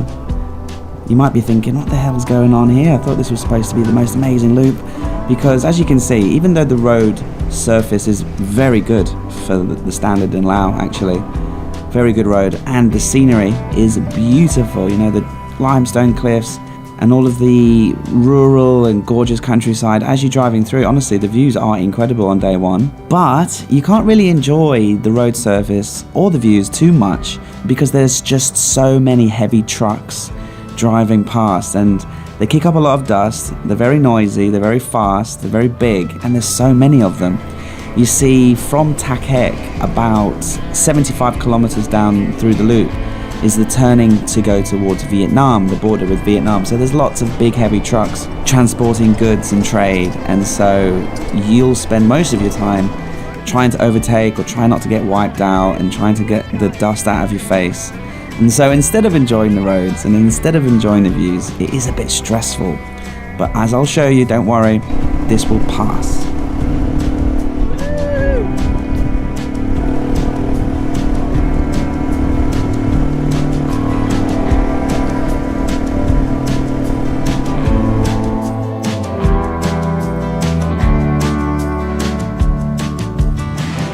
Right, so hopefully this place is up and running, because if you look at the signs, there's a skywalk, there seems to be a cool bridge, and there's a boat trip, and I read online that this was the coolest cave of the whole loop, potentially anyway. But there's nobody here in the car park. There is a coffee shop which is open, that's a good sign. Is that for me? Yeah. Okay, thank you, thank you. Ticket. Yes, okay, one second. Oh, are you coming? Yeah. Together? Okay, do you speak English? No. Okay,ไม่เป็นไรไม่เป็นไร relax Speak Thai. Oh จริงเหรอ ว่าไทยได้ I can speak Thai a little bit, okay นิดหน่อย นิดหน่อย ใช่ Oh bless him. มาแต่ไทยอ่ะ Yeah, see that's the limit of my time. I know how to order beer and ice. Okay. Into the cave we go. Beautiful, it's like the 7-Eleven aircon back in Thailand. Nice and cool.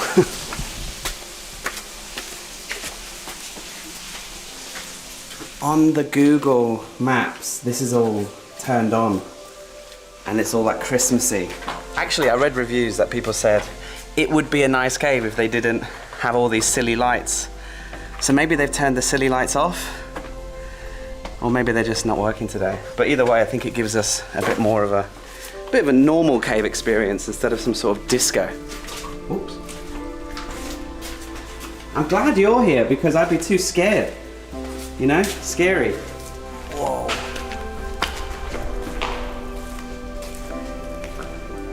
Huge room. I'm so glad he's here because I'd be lost as hell. You can see actually cables and lights. So all of this would be lit up. But I'm kind of glad it's not. Oh, there's an amazing breeze coming through.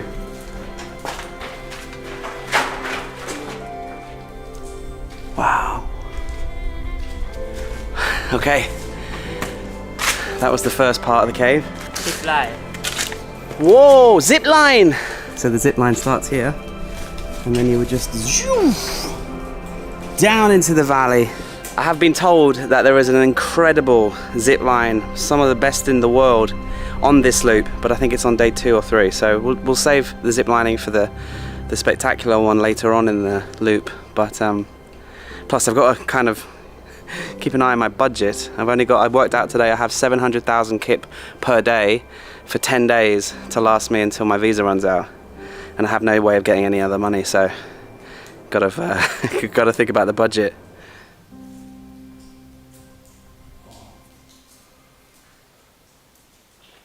Hey! Let there be light! That wasn't scripted. The lights have come back on. And now you can see a very different atmosphere in here, can't you? All of a sudden it's gone from spooky cave to camp Christmas.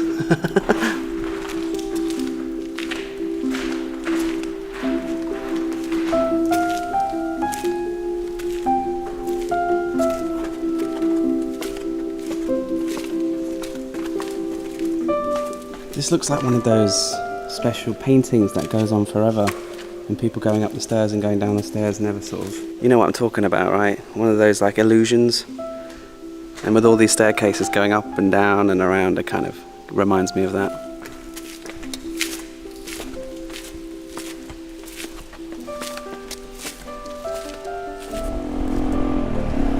Now, the Thakhek Loop does have dozens of caves, and I was a bit overwhelmed with which one to choose. And some people go to 2 or 3 on day one, but I think, as you saw, that was a nice one. So don't worry if you didn't catch the name or the location. Everything is in the description below. But I saw something in the distance I really wanted to share, and getting the drone up was going to help, but my drone broke. Oh, I tell you what, this is the worst time to have a technical issue, right? Because after I left the cave, I was driving along happily, and I saw in the distance behind Zelda there this beautiful rock formation where it looks exactly like a seabed, an ancient seabed that's been pushed up out of the ground to form that mountain ridge, because there's so many interesting layers to the rock, and you know, they're extremely horizontal and they follow these beautiful lines across the skyline. So I thought I'd quickly, obviously because it's, you know, the GoPro isn't going to be able to zoom in and stuff. So I was like, I'll get the drone, you know, that's the whole point I have a drone, is to get nearer to things of interest, to show you more detail. And my drone is not working. Look what happens. This propeller, it doesn't spin, and then it gives me an error on here saying motor unable to rotate. A check for obstruction. So I've been staring at this thing, looking for like, is there a twig in there? Is there something blocking the fan or the propeller, sorry, but nothing. Look, watch what happens. You see, this one doesn't spin, and then it just gives me an error message. And I've had a proper look around and there's nothing wrong. There's nothing inside here. The propellers are actually fine. There's no obstruction. There's nothing wrong with it. So you'll just have to take my word for it that these mountains in the distance here behind these goats are stunning. I mean, you can probably see. Let me just slowly zoom in here and give you a little bit better idea of how amazing that rock formation is. It's just a shame that I can't fly the drone and show you the true beauty of it up close. Plus, I'd like to see it up closer than this far away as well, but never mind. Okay, diarrhea was problem number 1, and now broken drone is number 2. Let's hope there's not a third problem.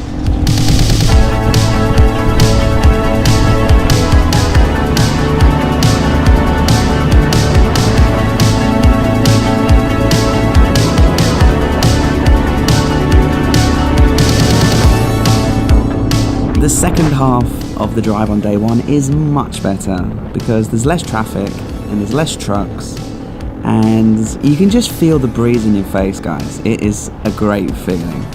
Now, I'm not saying there wasn't any trucks, because there were a few, and so yeah, just be prepared for a few white knuckle moments as you overtake these huge scary trucks en route to Vietnam. You can absolutely do the Thakhek Loop in a rental car. You can rent motorcycles or cars very easily in Pakse and in Thakhek itself. But, I mean, driving in a car on this road would be so boring. Oh my god. You know, get a motorbike, get the wind in your face, get the bugs in your mouth.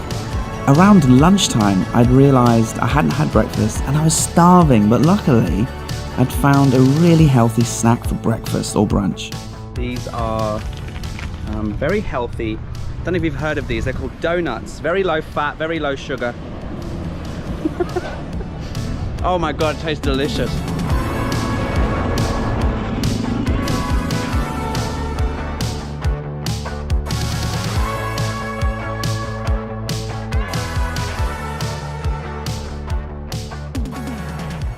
Okay, this is a really cool guest house. So beautiful wooden building, and I've had a feed and I've fixed my drone. I had the help of a little kid to help me. He fixed my drone.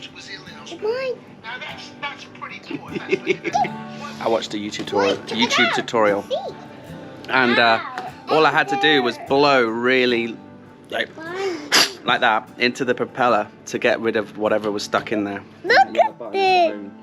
Where you took it off. Yeah. Oh, okay. Hello. There's lots of other riders here. There's probably about a dozen people, and I've met most of them. Cool people from Holland, England, Germany, and Australia. Over here, like some games that we can play, and at night they have a barbecue, play music, and there's a big fire pit. So I think we'll be able to have a bit of socializing and they have dormitory rooms. I've got a private room, 120,000 kip, very cheap, nice, it'll do, absolutely fine.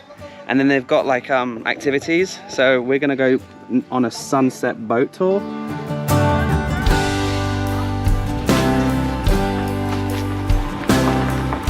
Yeah, this boat tour was one of the highlights of the Thakhek Loop, so don't miss it. It's easily missed. You know, you might be tired after the first day's drive, but once you get to the guest house and you've made some friends and you've had a beer, don't rest on your laurels. Get on this little boat tour. It was quite cheap, especially when we split it between the 4 of us. We're gonna make one of the video. Good on you, lad.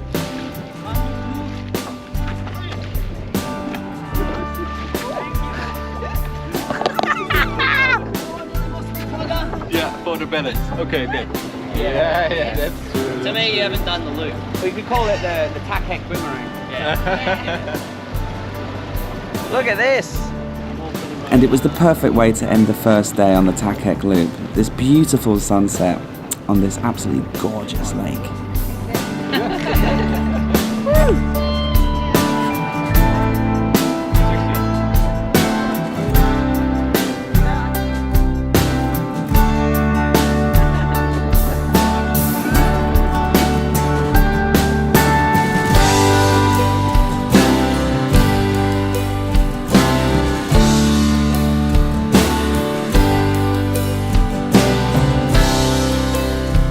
And that evening we had a big feast around the campfire, played lots of games, made loads of friends. There was probably 25, 30 people staying at the guest house that night, and a great way, yeah, like I said, to wrap it up on day 1. There's still so much to experience on the Thakhek Loop. This was really just the tip of the iceberg. Day 2 and day 3 have much more in store. The highlights are still to come. Good morning. Nice and early this morning, beautiful day. And day 2 on the loop starts today, and there's a big group of us now because last night there was a big bonding session on the fireplace and the barbecue and a few beers and a few ciders and things like that. And a few people are setting off nice and early now. But I think I might ride with a few other people today. We'll see. Depends if they want to ride with me or not.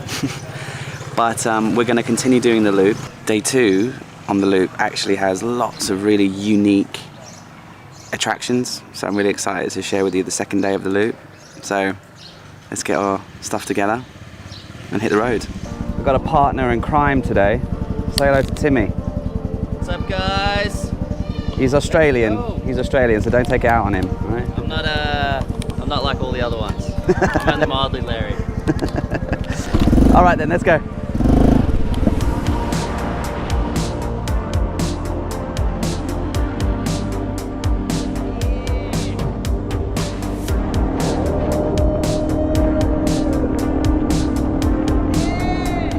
This is the first time I've ridden with someone in I don't even remember when. I don't know how long he's going to stay with me, but it feels really good. Woo! We've got a friend, Zelda. We've got a friend. Yeah, just on the side of the road here, me and Timo just having a look at these ancient Buddha sculptures that have been etched into the side of the road, just literally on a bend randomly on the mountain. It's quite pretty.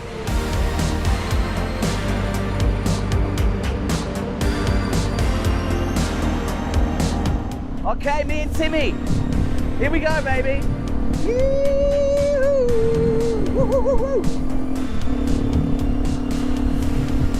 Look at this. Vibes today. Perfect weather.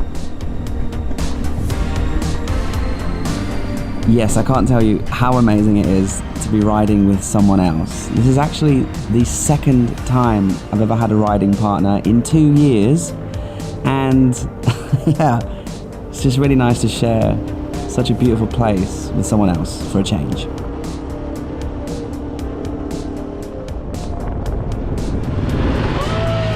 And me and Timo were able just to go slow and soak in the vibes and find little viewpoints and pull over and take pictures and take breaks and just have a real good old time together. And as usual, the Thakhek Loop is full of caves and too many to check out. So we just randomly chose one, and it was called the Dragon Cave. And let us show you the inside, because it's very interesting. This is the next stop on the loop, the Dragon Cave.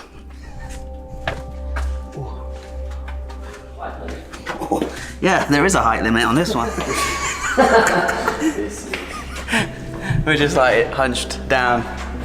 I don't know how far this is gonna go. Schmeagol! My precious. Stretch zone. Oh! So we'll bring it up. Can you see the crystals? Yeah. It's calcium, isn't it? Yeah. I don't know. This is Paddy Doyle in the Dragon Cave. Hunting for the fish that he wants to feed. I know I shouldn't say this, but like, if there was an earthquake, we would get squashed like a pancake. Yeah, it's great. It's great.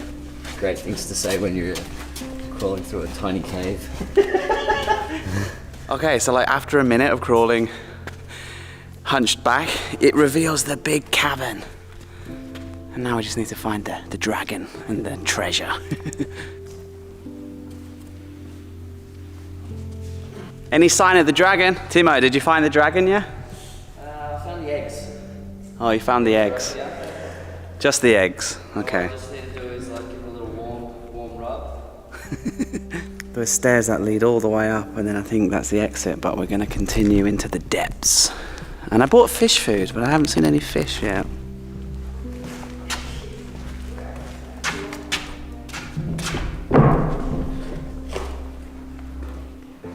This entire Thakhek Loop is starting to sort of turn into just a big adventure park. You know, you drive 15 kilometers and you see a cave, and you drive 15 kilometers and you can go for a swim, and you just keep going, and it's amazing roads and amazing turns, beautiful views. It's definitely worth doing in Laos, 100%. Come follow. Into the depths of the dragon's mouth we go.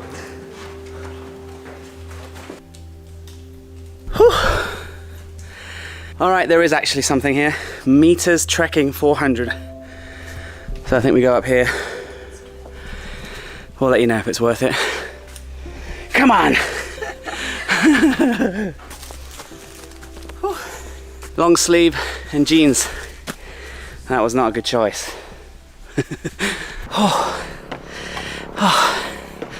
That was hard.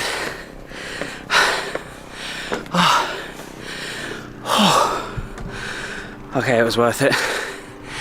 It was worth it.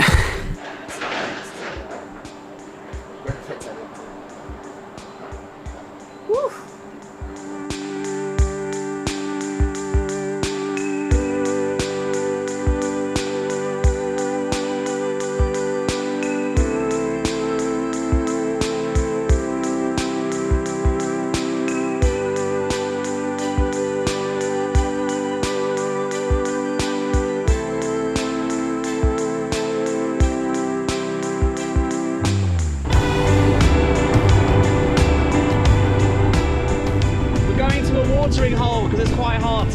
Luckily there's a sign. Wow. We get to head towards these amazing mountains, man. These are incredible, like granite, jagged mountains that come out of the ground. It is incredible.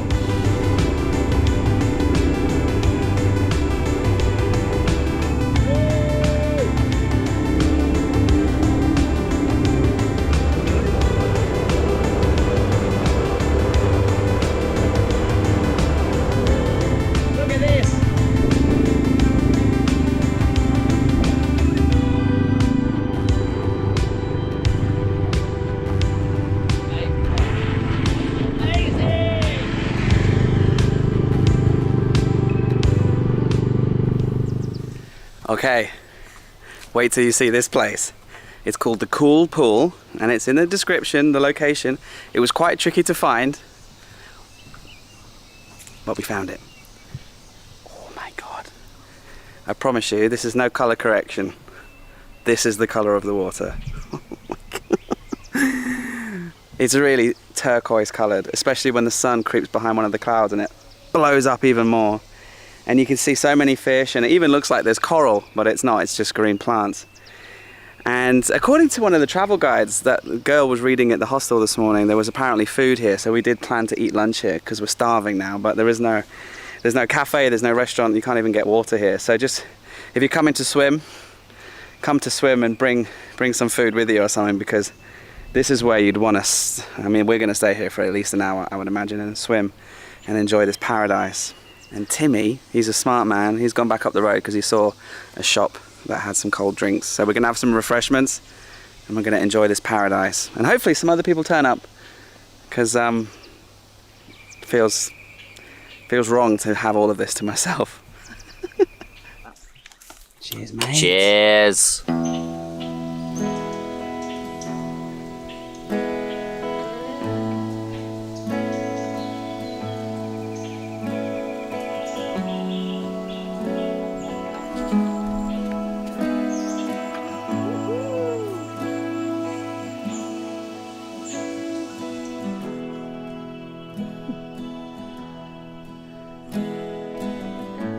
Okay, I can't wait anymore. Let's get in there.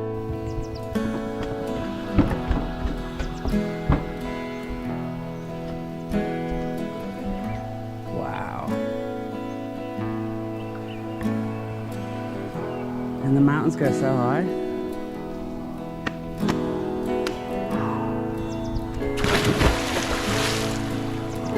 Oh, it's so cold.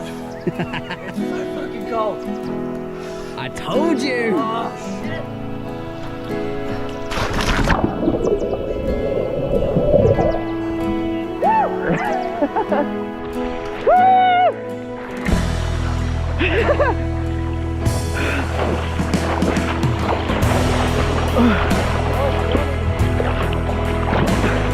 Mate!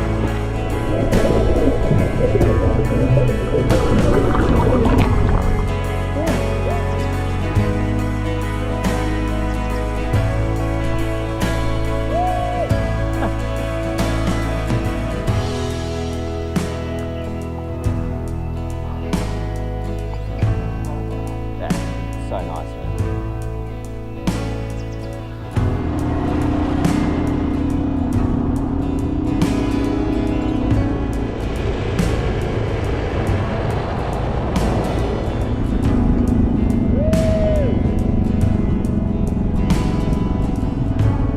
Yeah, it's just incredible. I mean, this is a must do, a must do. And as we come into the cave, look at these scenes, guys. Look at these scenes. Look at the mountain in the distance over this rickety wooden bridge. I love Laos.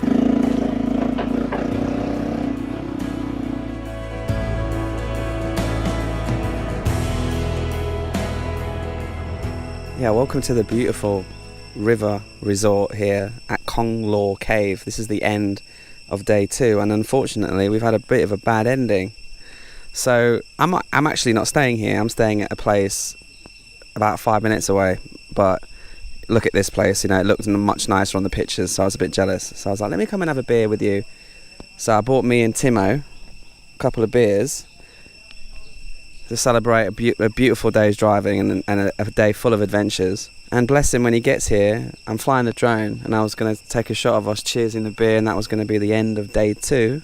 And he's lost his wallet, just like I did. Can you believe it? He's lost his wallet, and it must have bounced out of his pocket on the potholes on the way down here somehow. And he doesn't have any money, and he needs his wallet, just like I needed mine. Absolute nightmare, bless him. So he's gone back, and he's gone looking for his wallet, because he hasn't got much light left. It's 4:30. So I'm going to have this beer in his honour. And we're going to pick up tomorrow, day 3, when we go into one of the most beautiful caves in the world. And I'll meet up with Timo, and hopefully he's found his wallet. I'll lend him some money if he doesn't, and we'll figure things out later. Travel. It's up and down, isn't it?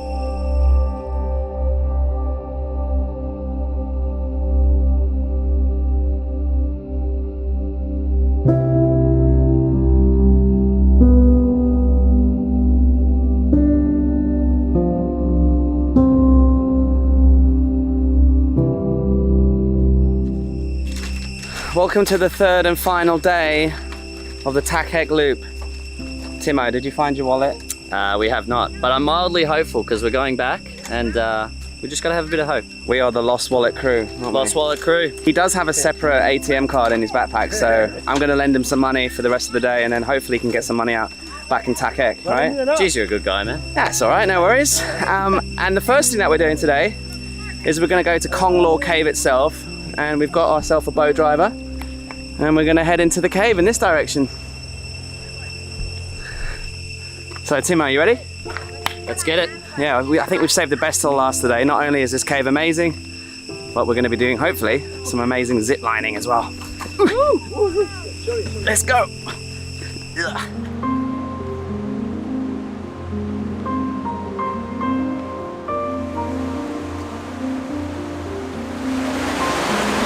Okay, let this cave tour commence.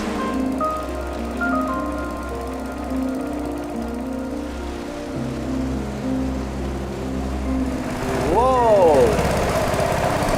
Wow.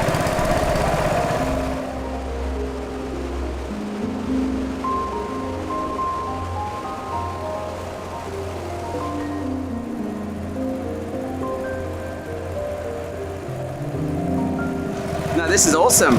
I mean, cave footage is never the best. You just kind of have to be here, but it is incredible. Okay, after a, what, 5-minute boat ride? That was really nice, really nice. We've now got to walk up through this passage and he's gonna take the boat around and we're gonna meet him up here and we get to walk through this. Beautiful, beautiful, beautiful cave. Well, be careful.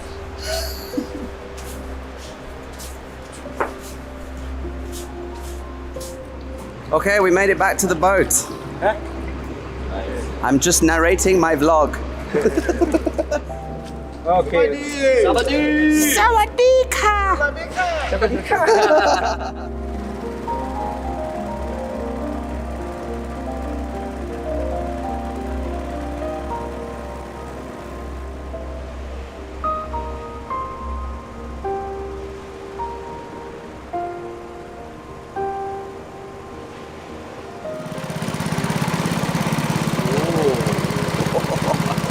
Wow. Wow.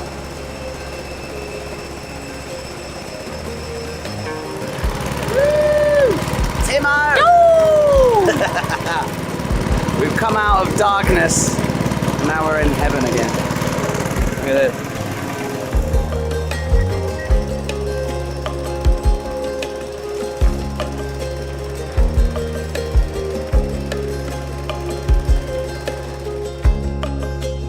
Yes, the Kong Law Cave is a must. It's actually about half an hour in that boat through the cave.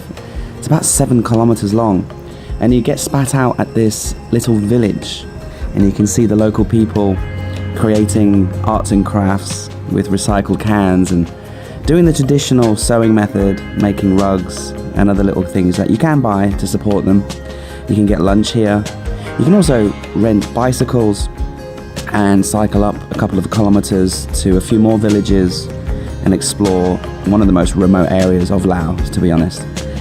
And just a quick one, you can put your motorcycle here on the boat because from this village it's almost like a shortcut back to the main road, but we're not going to be doing that. We're going to be doing the complete loop around back to Thakhek. And yeah, absolutely beautiful experience. But the highlight of this little local village is definitely what's inside this cardboard box.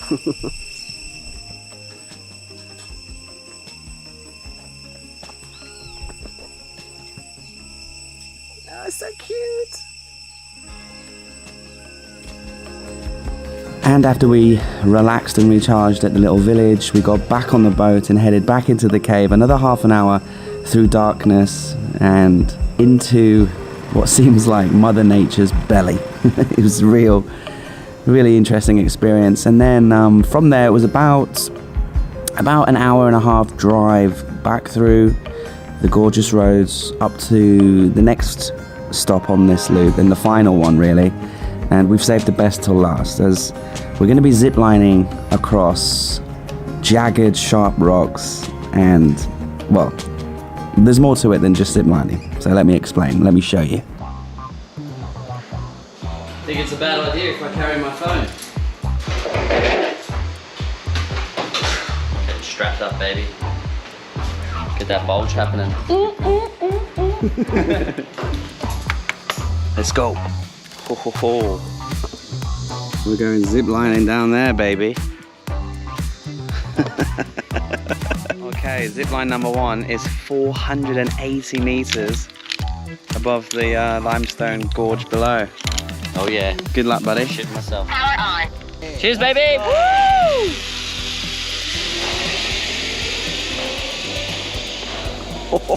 Okay, here we go. Wish me luck. Okay, bye.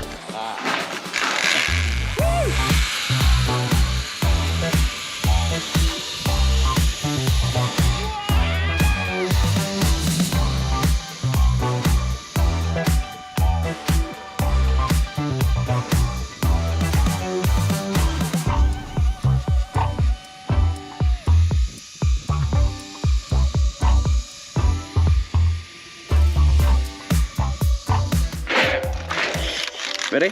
Yes. Bah. 1, 2, 3.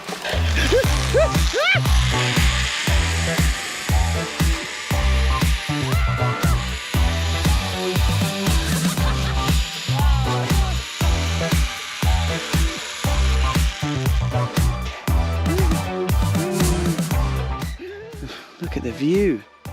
This is gorgeous.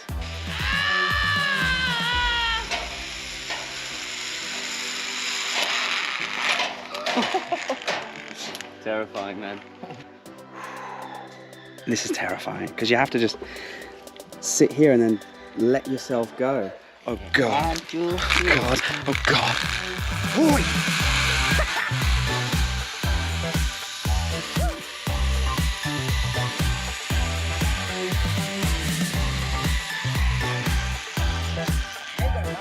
So in between each zip line, you have to sort of attach yourself on, and then you climb down these ladders. Wow. This is a rickety little bridge. Oh, mate. This is literally my idea of hell. It's good fun though. Wow. Woohoo! All right, 4 zip lines down. How are you getting on?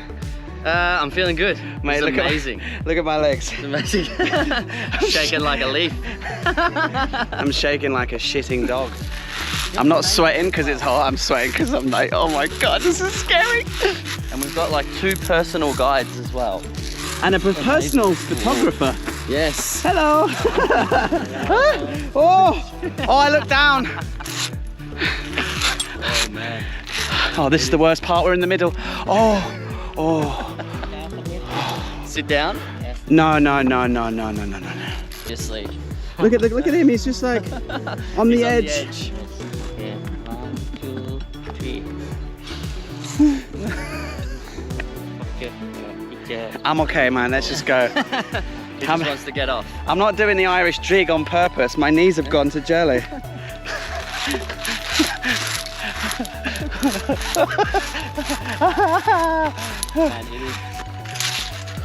Okay. Wow. Ah, this is so much fun.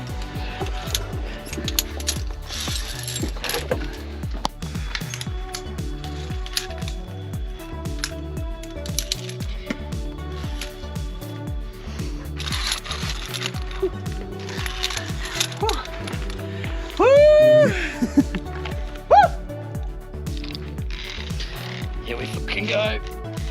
Oh.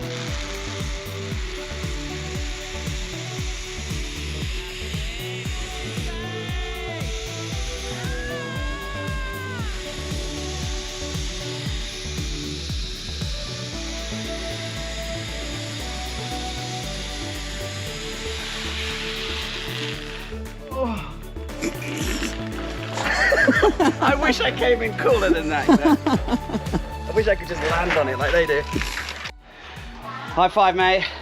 Yes! That was incredible. So good. Would you say best thing you've done in Laos? One of the best, for sure. One of, at least. For value for money, it is incredible. The scenery is amazing. It's terrifying, but super exhilarating.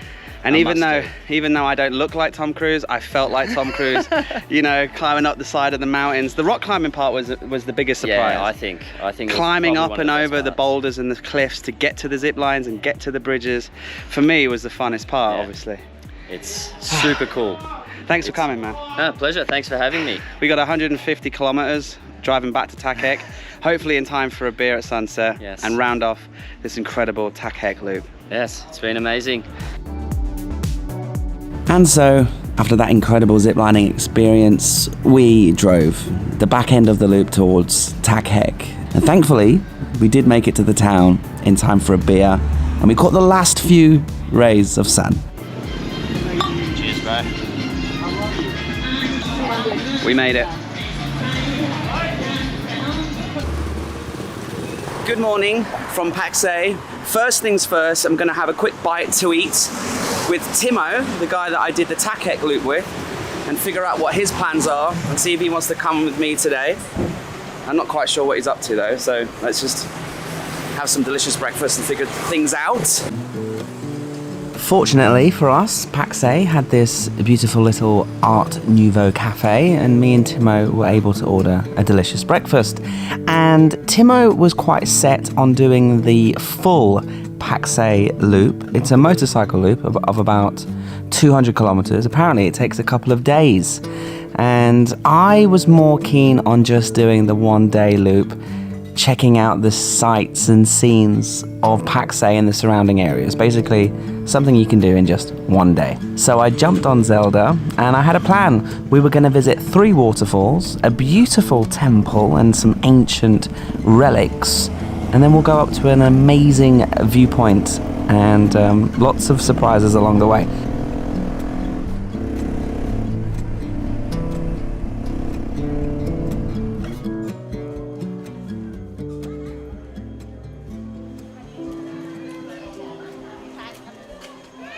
Okay, so there's 3 waterfalls within half an hour drive of Pakse.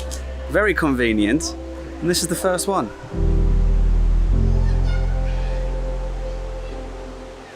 So it looks like we're on the top of the waterfall crevice, and quite unique this one, because I think if we're very careful we might be able to get to the very edge and peek over the waterfall. Let's have a look.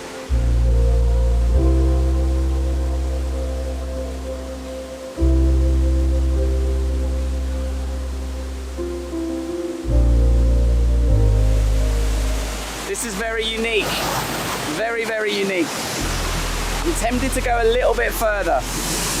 Maybe we can go over here.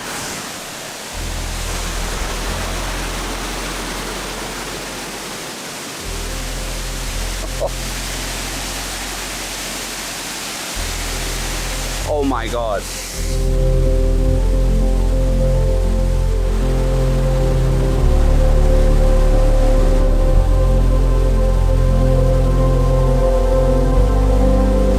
So I would say this is one of the best waterfalls I've ever seen.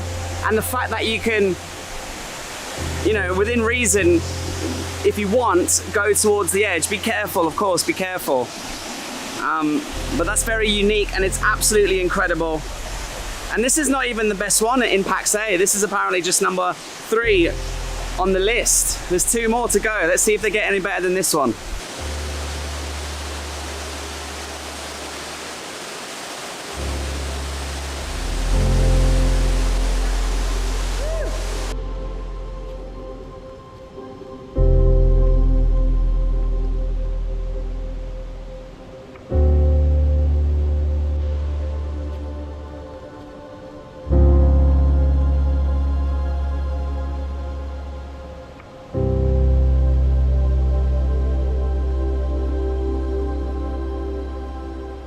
What's really cool about that waterfall is They've got it all set up for picnics. There's lots of grassy areas, people having fires. There's little shaded areas next to the river, upstream from the big waterfall.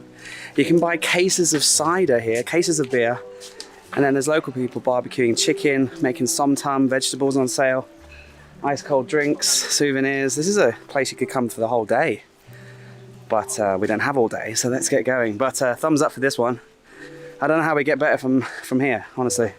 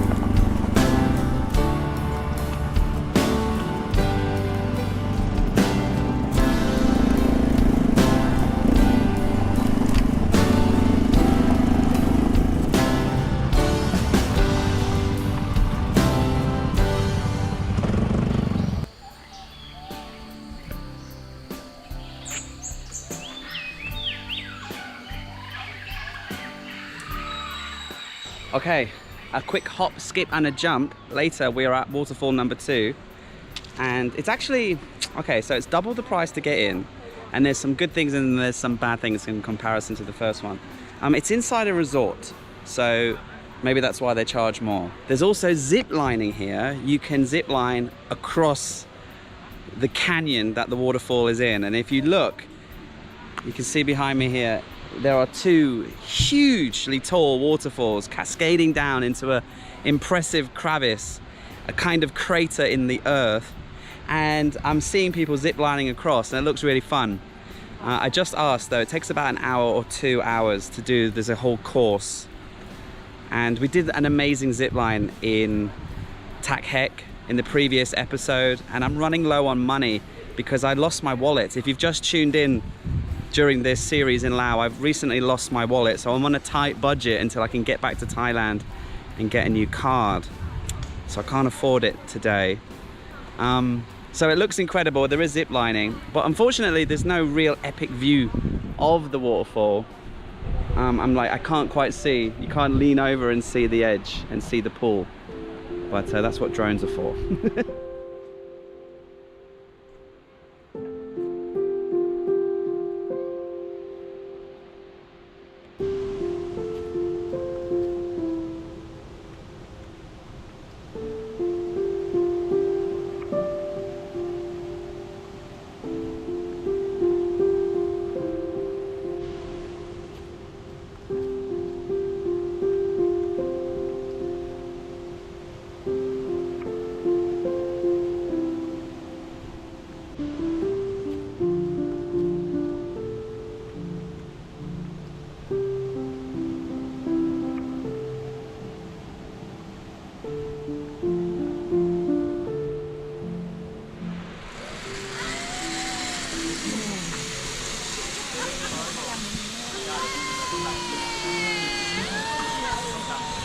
Would you zip line over a 440 meter canyon?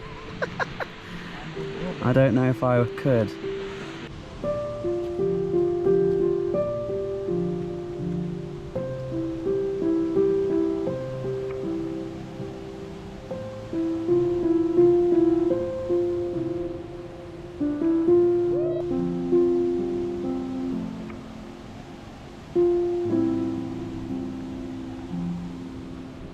Right, I've come to the third and final and potentially best waterfall, but I'm very confused. There's nobody here. The road to get here wasn't signposted. Very difficult, very bumpy, very confusing, and the entrance is all overgrown and there's an abandoned area here. So I really don't know what's going on.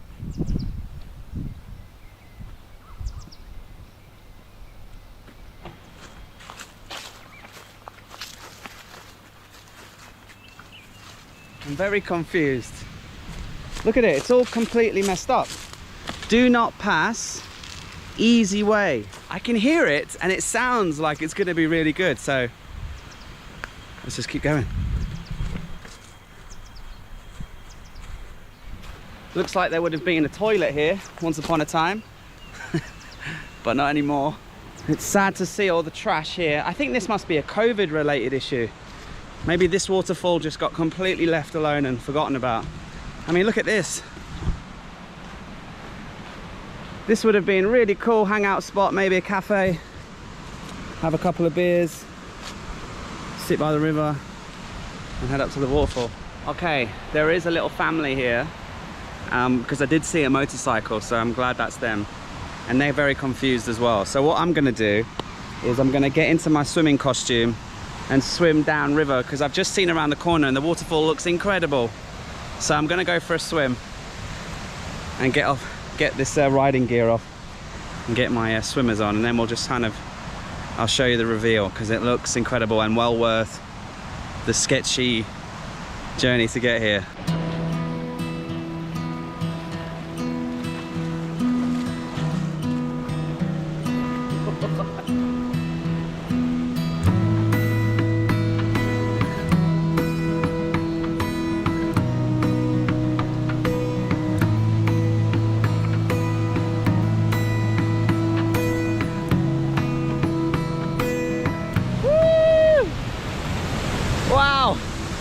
Why is nobody here? Wow. Just one little family from France, because everybody in Laos is from France. Right then, should we go for a swim? We have to, don't we?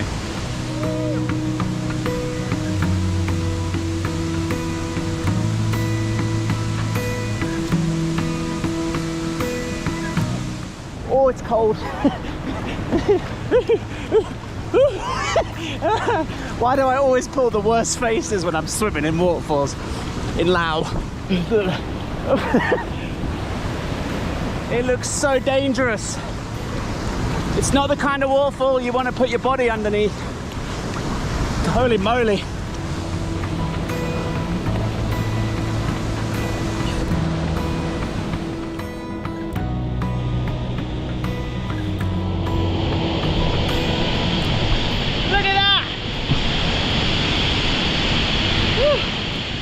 Drown. If you let that hit you, you'd get really hurt and you might drown. No chance.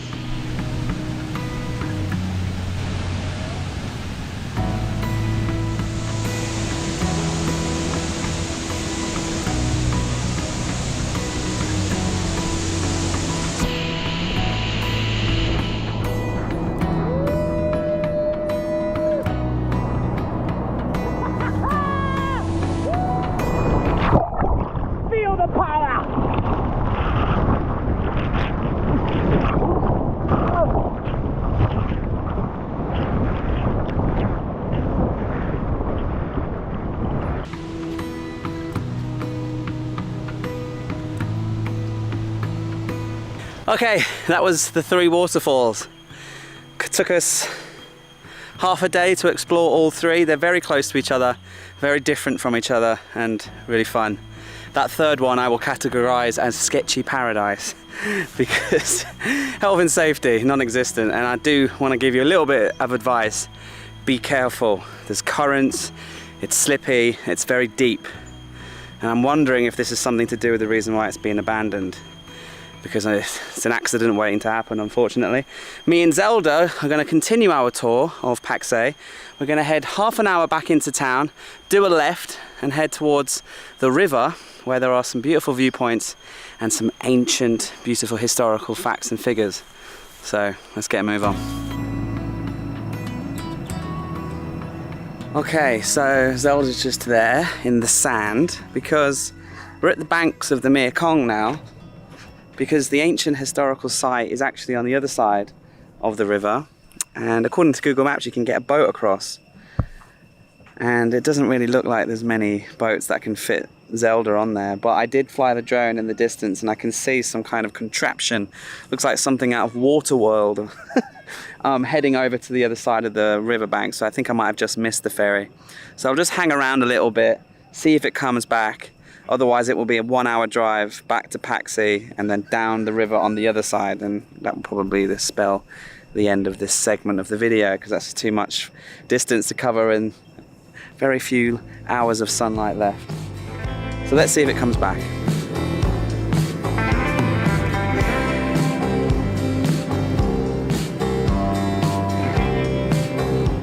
Okay, I think this is our ride. He's beckoning me over through the sand. I thought we were going to get on the big Waterworld contraption, but it looks like we're going on a little boat. This will be fun. Hello. Turn around. Okay. This is hard. Okay. Get off? Okay, I get off. Let me put it into neutral for him. Okay. This is fun. Me and Zelda crossing the Mekong on a little wooden boat to reach a very ancient historical site. Wow, doesn't she look good on the Mekong? Gob chai. Oi! How much? 5,000. That's cheap. My money's in my bag. Oh, hasip. Ah, okay. Okay, so it's 50,000, not 5,000. Maybe I shouldn't have said it was cheap. So for balance, he wants me to actually sit on Zelda, which I'm quite worried about. Get my leg over. Oh God, this doesn't feel safe. All right.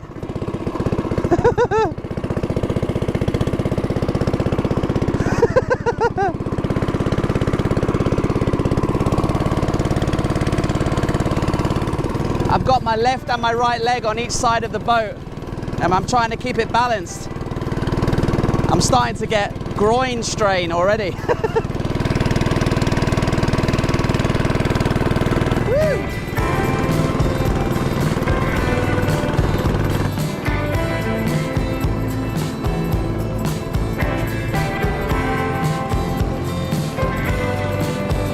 Over there you can see the contraption that I thought we were going to go on, but no. Oh well, never mind. We'll just have to keep doing the splits until we get to the other side. Okay, we've made it to the other side of the Mekong. Good job, Zelda. You didn't fall off. I have to say that was very fun. Here we go. Okay, Kop and Cap. I mean, Gob Chai. I'm not in Thailand anymore. Wow, that was fun. Okay, so, oh, there's a sign up ahead.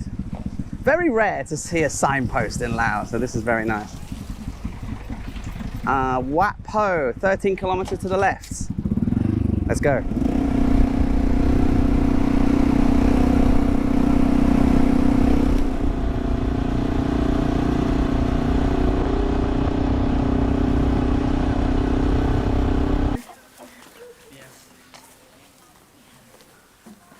So welcome to Wat Po. Now there's very limited information available on this place when you arrive, other than it is from the same area, same time as Angkor Wat in Cambodia, and that there is evidence of a road from here in southern Laos across the Mekong into the Angkor Wat temple area of Siem Reap. So same kind of area, just much less known about, I suppose. And I was reading a sign there that the Lao and the Indian governments recently refurbished this place and helped restore it a little bit and get it looking nice and prim and proper. Oh, cool. So obviously, thousands of years old, ruins, reclaimed by the jungle, rediscovered by humans, cleared and cleaned up for us to now sort of put ourselves in that time. It's very cool. Let's have a little look around. These structures are obviously something that the Indian and the Laotian people did to help keep not only the walls from falling in on top of us, but to look cool as well. Really like the design.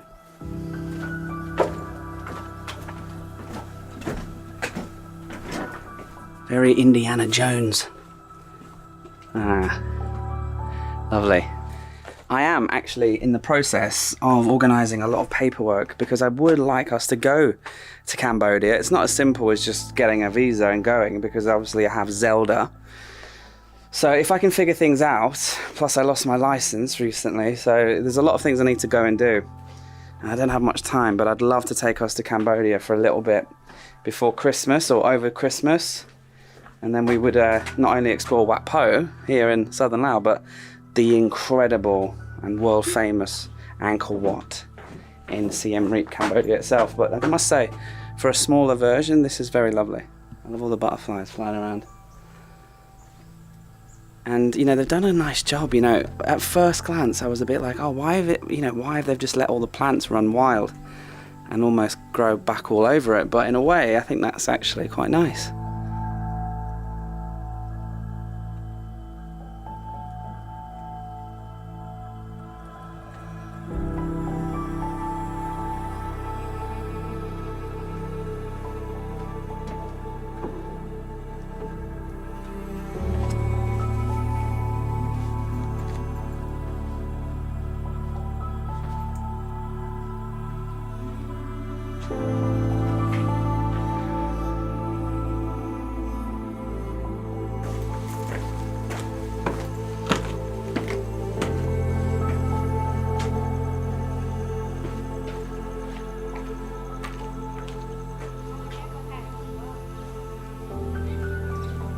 So there are two mirroring buildings to the left and to the right over here. They're the same design. But what's quite unique is behind me here, there's a path that leads all the way up. And I think we can actually get to a viewpoint looking down upon the whole grounds, because that's good, because obviously you don't want to fly a drone around here. It's too sacred.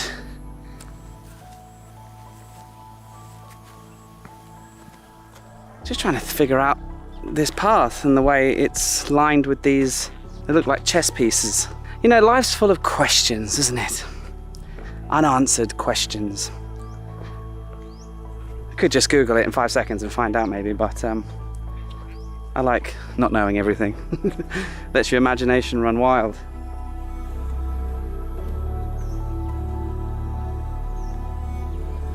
I think this would have been some sort of altar facing the rest of the town. Maybe there was a big image of Buddha here, I'm not sure. Oh, I wish I had answers for you today. As I climb up to the viewpoint, I want to share with you something. Today I was thinking, because I have a lot of time driving in southern Laos. I don't have any headphones, I can't listen to my audiobooks or my podcasts or my music, so I spend a lot of time thinking and analysing things. And I was thinking today, why do people watch travel vlogs? And then if I can answer that question, then I can make better ones. I think a lot of you maybe watch this channel because maybe you can't travel. Maybe you're saving up. Maybe you are unable to with work commitments. Maybe you've had an accident and you can't run and climb anymore. And maybe you're traveling in the future and you're looking for information. And you're also looking for someone that you can bear watching for more than 5 seconds. Because I know what it's like, you know, on YouTube. There's so many people and they turn themselves up 10%, 20% in order to be, you know, interesting and entertaining, but sometimes it can be a little bit off-putting. I try my best to be as straight down the middle as I can be, as who I am. I do turn it up from time to time, just because I do want to sort of, especially at the beginning of the video, show off how excited I am to be in these places, because it is genuine. I never fake that I'm loving somewhere. And I think that's one of the reasons I get a little bit of flack when I don't like somewhere, like the Mekong Delta, for example. I hope that you're enjoying the videos. I really do. You know, I'm out here all day driving from place to place, town to town. You don't see everything, obviously. You don't see the boring days where I drive 400 Ks to the next town. Oh, they're the tough days. Just driving through dusty roads and through dusty towns to reach places of interest with the waterfalls and the good food or the temples or whatever it might be that I'm trying to share with you. And sometimes I get lost in the fact that the location is the content. So I push myself to get to location to location. And today I had a bit of a realization that actually this channel's called Paddy Doyle. It's not called Random Temples. You know? So sometimes I just need to be a bit more confident and share moments like this with you and be a bit more human. So bye, mate. Yeah, I'm doing well. Okay, good. How are you? I'm doing good too. Yes. Yeah. Are you going up to the top? Yes. All right, I'll follow you. How are you? I'm good. What? Are you going up? Yeah, I'm gonna go up now. Let's go. Right then, I'll see you at the top. Yes. First, you first. Okay, okay. Yeah. Let's ring the lucky bell. I mean gong, Jesus.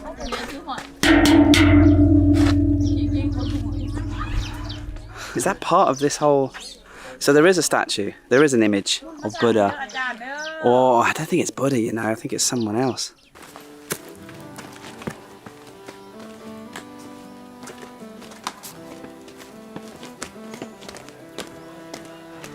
Okay, sweating buckets today. This overcast weather makes it so humid. Oh my God. Whew.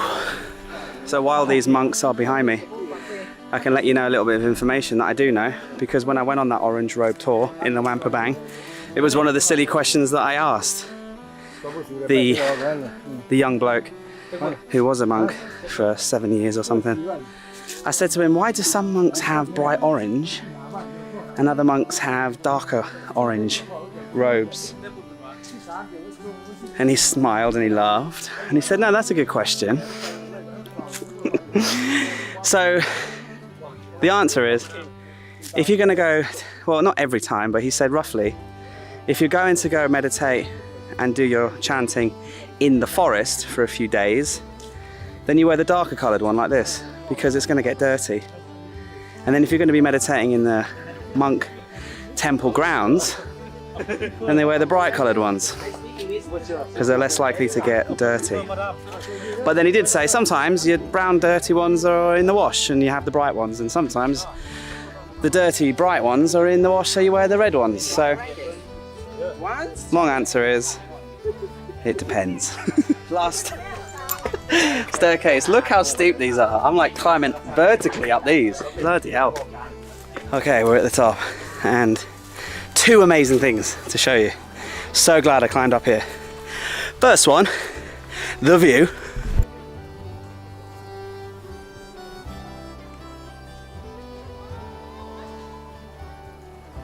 So you can see why a civilization would want to live here or base their main religious building here. Because right underneath the foot of this mountain, water would run off, collect in the lakes or the reservoirs.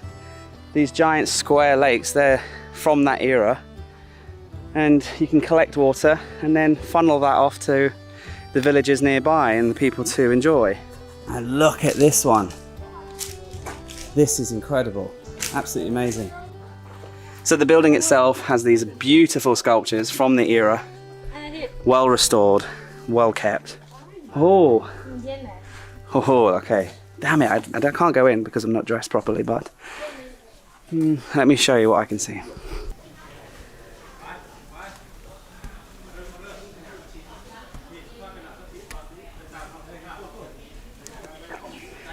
So just as I started zooming in, somebody sat down and started meditating in front of, you might not have seen it, but there was a very small emerald Buddha. And emeralds are always the most precious. There's tombstones here to past monks, I would imagine, because that's what I heard when I was at the temples. High monks, if they want to, they can get buried in the temple grounds themselves. And some of them are quite new.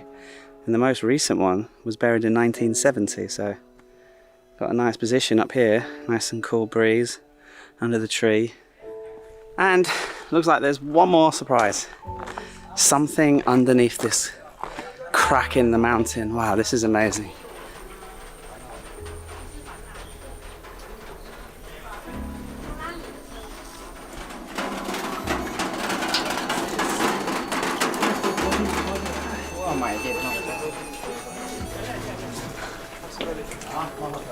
Yeah, this is turning into a really interesting afternoon because the monks speak a little bit of English, as you can hear. And as they came up, one of them said, "What is that?" And so there is clearly religious significance to the water seeping through the cracks in this giant mountain because it's being collected by corrugated iron and it's dripping down into a well. So it is 100% holy water because I've just seen them dipping their hands and rubbing it on their heads. So mystery solved. It is holy water. And these monks are having a really cool time discovering this place. They're asking lots of questions. They even have their own little guide who seems to be answering all their questions. As I mentioned at the start, my plan was to end our adventure at a very beautiful viewpoint overlooking Pakse. But as you can see, by the time I got back to the town, the sun was gone and we'd lost light. And so I just decided to call it a day, early night, because we've got a big drive tomorrow to our last destination in our series of Lost in Laos, in the southernmost point of the country, in a place called Don Det, aka the Thousand Islands. This is a beautiful place and I can't wait to share with you.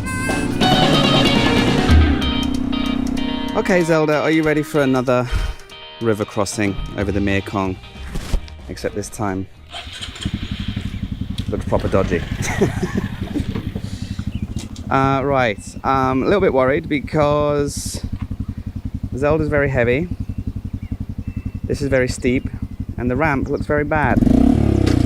And the bloke isn't here to help me. He just said, yeah, go on the boat yourself and I'll be with you in a minute. Okay.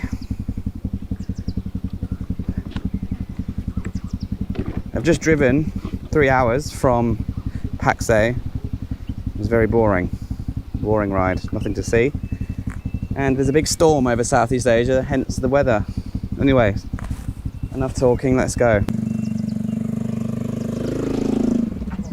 Whoa. Okay. It was actually quite easy, no need to worry too much. So this is the vessel that we're about to take. Looks like they've stitched 2 canoes together with a platform. And here's old mate. Sawadee. And we're going to go to Don Det. And we're paying 70,000 kip. And up here, this is where Zelda is. And got our own little plastic chair. And out the back here's where Captain sits, and he has some sort of mechanism here. Pulleys and ropes connected to an old truck wheel. And that must steer the rudder. And then he's got the engine. Alright then, so we're going to cross over and we'll head over to Don Det. And when we get there, we'll find somewhere to stay. And relax a little bit. And start to absorb the 4,000 islands here. And hopefully maybe tomorrow, because we've got 2 nights here, hopefully tomorrow the weather clears up. And hopefully we'll see some dolphins as well. I'm really excited at the possibility of seeing the very rare Mekong dolphin that lives here.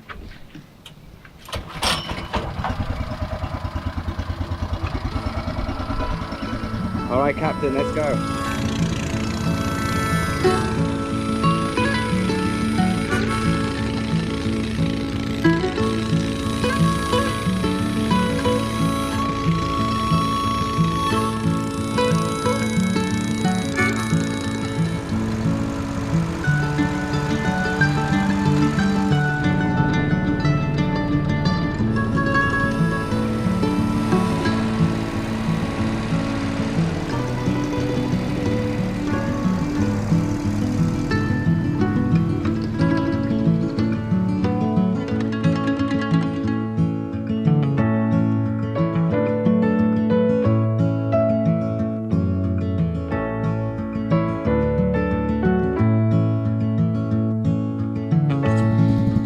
Alright, 15 minutes later, we've arrived on Don Det. Oi! Cup chai, cup chai. we go.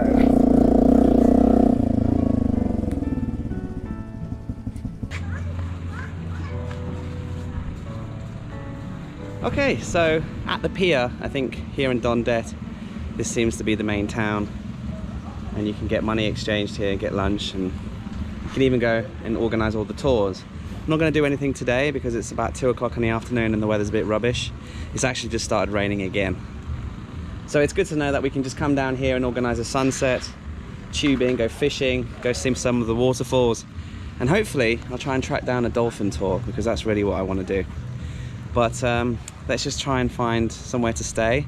I have a budget of about 250 to 300k for 2 nights because I'm running low on money. I've only got like 3 days left in Laos before I have to go back to Thailand to organize a new driving license and a new ATM card because I lost my wallet recently on this trip.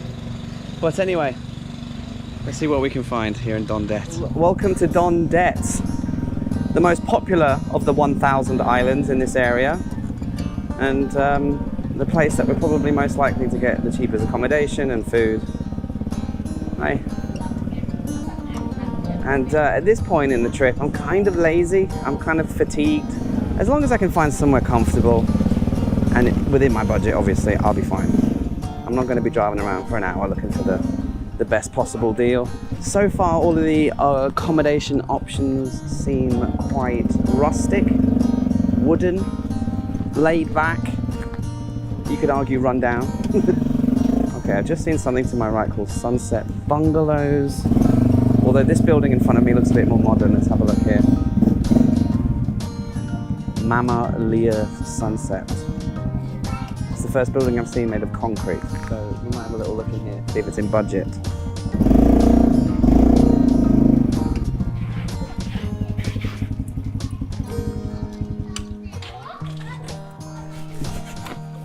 So Paddy, do you have a room?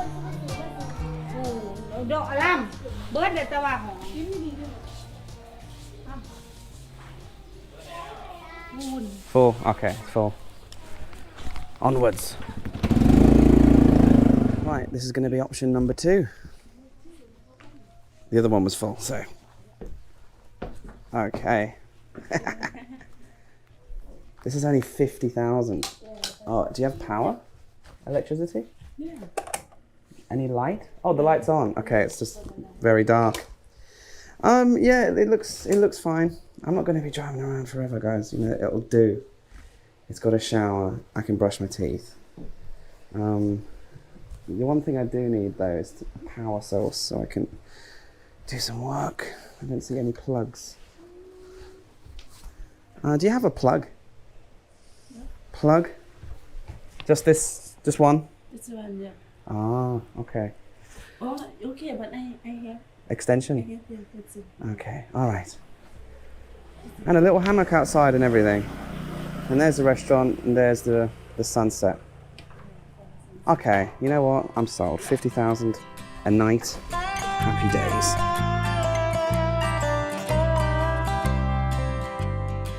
Yeah, happy days indeed. We'd found a place to stay and we had a little bit of late lunch at the restaurant there overlooking the gorgeous river, the River Mekong.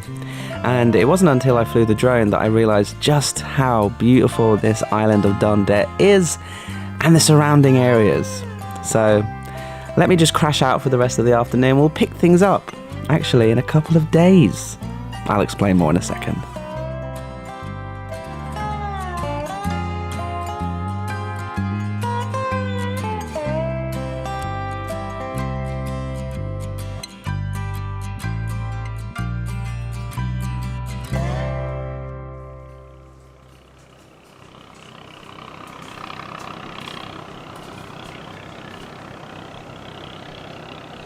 So, good morning. It's a couple of days later. You know when you're traveling, you get to a place and your immediate vibe is, this place is chill, I'm going to slow down and I'm going to relax. This is it. And so, that's what I've done. But I've got some good news and I've got some bad news. So, let me start with the good news. The good news is when I did check in, I met other bikers. I met a girl from Switzerland, solo traveler on a motorbike. She had just finished Vietnam and finished Laos, and she's heading into Cambodia. And then I met a guy from Holland, solo traveler, motorbiker, bought his bike in Vietnam, had just done Vietnam, and is now going to do Laos, and then he's going to try and maybe go into Thailand as well later. We're all separately doing our own thing, and I've just never met any other solo traveler bikers that young, you know, my age, maybe younger, a lot younger actually. They're like in their early 20s. So we just sat around for the first whole day, drinking beers, sharing stories from the road, stories from the bikes and Vietnam and all the rest of it. And it was just really nice to bond and to meet other like-minded adventure travelers. So that was really good. The other good news is I did a little bit of exploring. We went out for a little bit and just sort of drove around the island. It's very small. And I'll show you in a second. We'll drive around a little bit just to give you the vibe. But I went to this incredible waterfall. Check this out.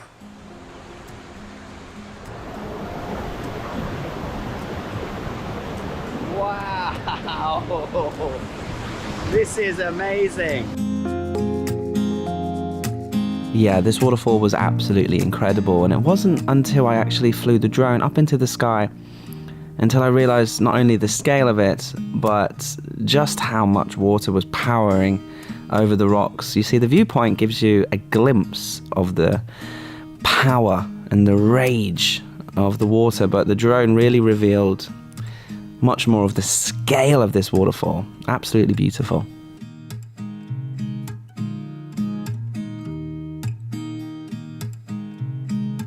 There are two waterfalls in this area, and that's the small one. That's the small one.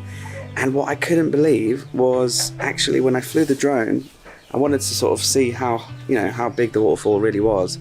And as the drone shot kept going up and away and up and away, it just kept revealing more and more and more of the waterfall. And then in the end, I just couldn't believe it. I couldn't believe it.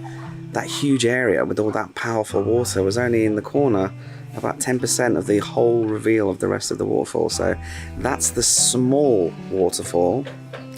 And at the end, in a minute, I'll take you to the biggest one. I haven't been there yet, but it's the biggest one in Southeast Asia in terms of mass of water crossing the rocks. So God knows what that's going to be like later. There's also a beach. There's a beach there.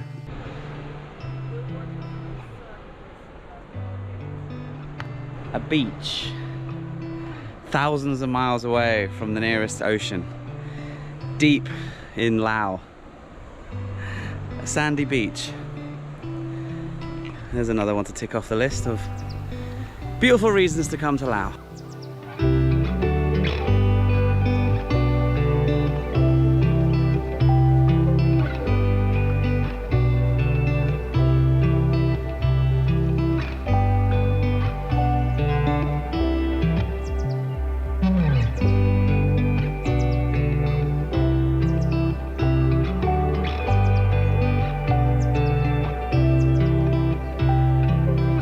I don't know how it was formed.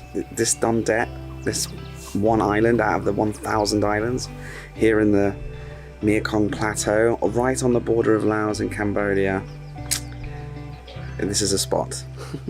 The sad news, however, is the one thing that I was really looking forward to, and one of the main reasons why I came all the way down here was to experience going on a Mekong dolphin tour, because this area is home to a very rare, very endangered species of dolphin. And they live in this area. I think millions of years ago they swam up from the sea and kind of just found this place, and they liked it and they stayed. And they evolved to look different, and they're very unique animals. I think the breed or the species is Irrawaddy dolphin, Irrawaddy. And up until about 6 months ago, you could go on a little tour and if you were lucky, get a view, get a photo or a video of them living wild, fishing here in the Mekong River. But I went to go book it and they said, oh, we're really sorry, but they've all died. They're extinct now, unfortunately, in this area, from fishing nets and something to do with they built a dam further upriver, and when that got finished, it cut the supply of their food source, whatever type of fish they used to eat. And they slowly just disappeared one by one until there was none left, and they were officially extinct 4 or 5 months ago. So that was terribly sad. So we won't be going on a dolphin tour, which is really sad, but let me show you around this island. I'll jump on Zelda, we'll just nip around. I'll try and capture the atmosphere here, because this is somewhere that you come and you just, the people are just living such a great life here. Let me show you.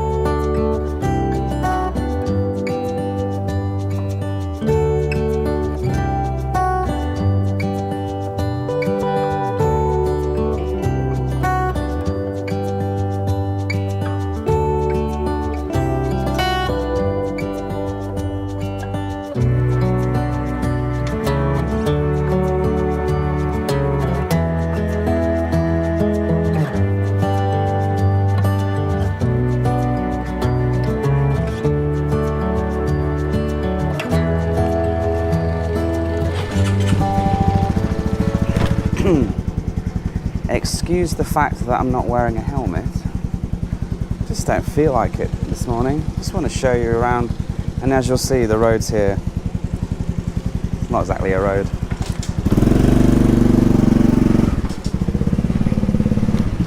So as I was saying in the hammock, and you'll find this the second you come here, especially if you've been doing a lot of long journeys like I've been doing, and just like the bikers I met here as well.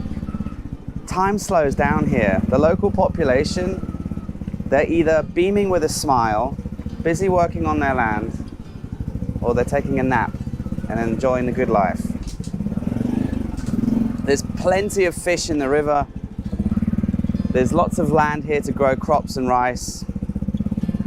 And they have a steady trickle of tourists coming here and booking guest houses and going on boat tours and visiting the sites. So these people have got a good life, and this is the main road that goes around the island of Don Det and onto the next one, which is where the big waterfall was from yesterday.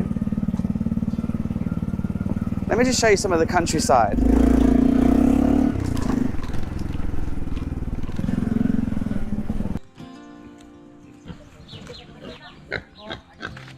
Hello.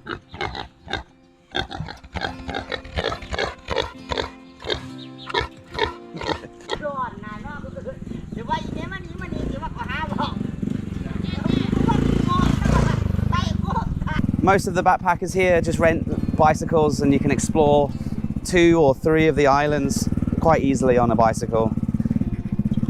But I'm lazy, so exploring on Zelda we do. And I think Don Det's bringing out the laziness in me. But you know what, that's a good thing, because here's something that you might not know, but during the filming of Lost in Laos, I've filmed or driven to the next place to film every day. I haven't taken a day off in 28 days. Yesterday was my 29th day. That's how I like it. I like to keep busy. But I'm feeling it now.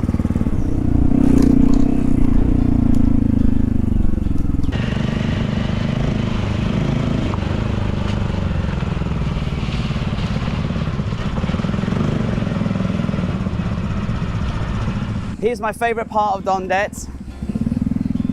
It's the beautiful bridge that goes across just one of the many sections of the Mekong here that connects Don Det to Don Khiaw, I think it's called. Don't quote me on that, I'm sorry. I was going to take you here, this beautiful little restaurant on the river, but they don't do coffee, so never mind. Bit strange. So the main reason why I'm leaving Laos today is because tomorrow is my final day of my visa. And I have a lot of things to do and sort out. So bear with me. So when I lost my wallet, I lost money, I lost my ATM card, and I lost my driving license. 3 important things. So when I go back into Thailand, I'm gonna have to organize all of those things. ATM card, very simple. I can just go to my bank here in Thailand, ask for a new ATM, and they can literally give you one in the bank that day, easy peasy. So then I'll have access to money. Then I'm gonna have to reconnect all of my things that I'm paying for online that have all been cancelled, and I now don't have any travel insurance, and I don't have Spotify or YouTube Premium, and I've lost all my memberships to all my channels that I like. So I'm gonna have to sort that out. That should be relatively easy. And then the driving license, this is the nightmare. I have to get a residency certificate, I have to get a medical, then I have to go to the DLV, which is the Driving Land Transport Office, and say that I lost my license and can I have another one, and that takes a couple of days. So that's why I'm going a little bit earlier. You know what, I'm just thinking we should probably just get a move on, get off this island, get on towards that beautiful waterfall, and then head up towards the border. Don Det's been amazing, guys. Don Det's been really good. It's been a highlight of the trip. Definitely in my top 5 things I've done in Laos. Just relaxing, hanging out, meeting great people, like-minded people, and absorbing this slower way of life.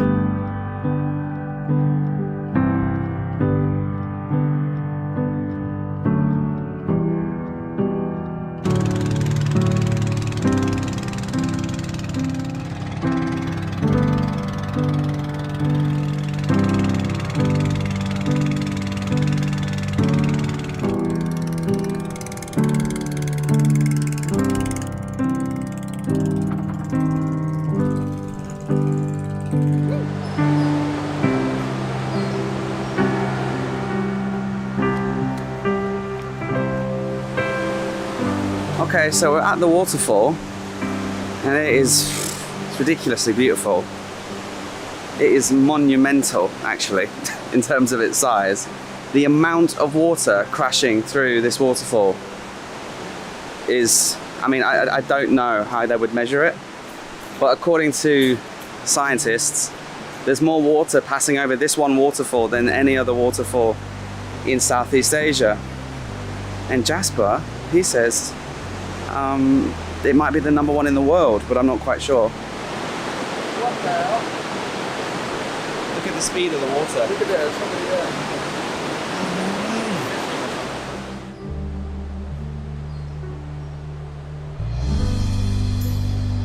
Yeah, this waterfall, wow. I mean, it's the biggest in Southeast Asia.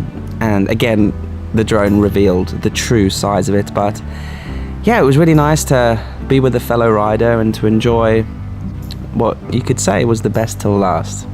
Great waterfall, incredible actually. Then I got back on Zelda and I had a 2-hour drive north back towards Pakse actually, because that's the city where I will turn left and cross the border. However, yeah, when I arrived, something had happened along the way, which meant things were going to slow down. Let me explain.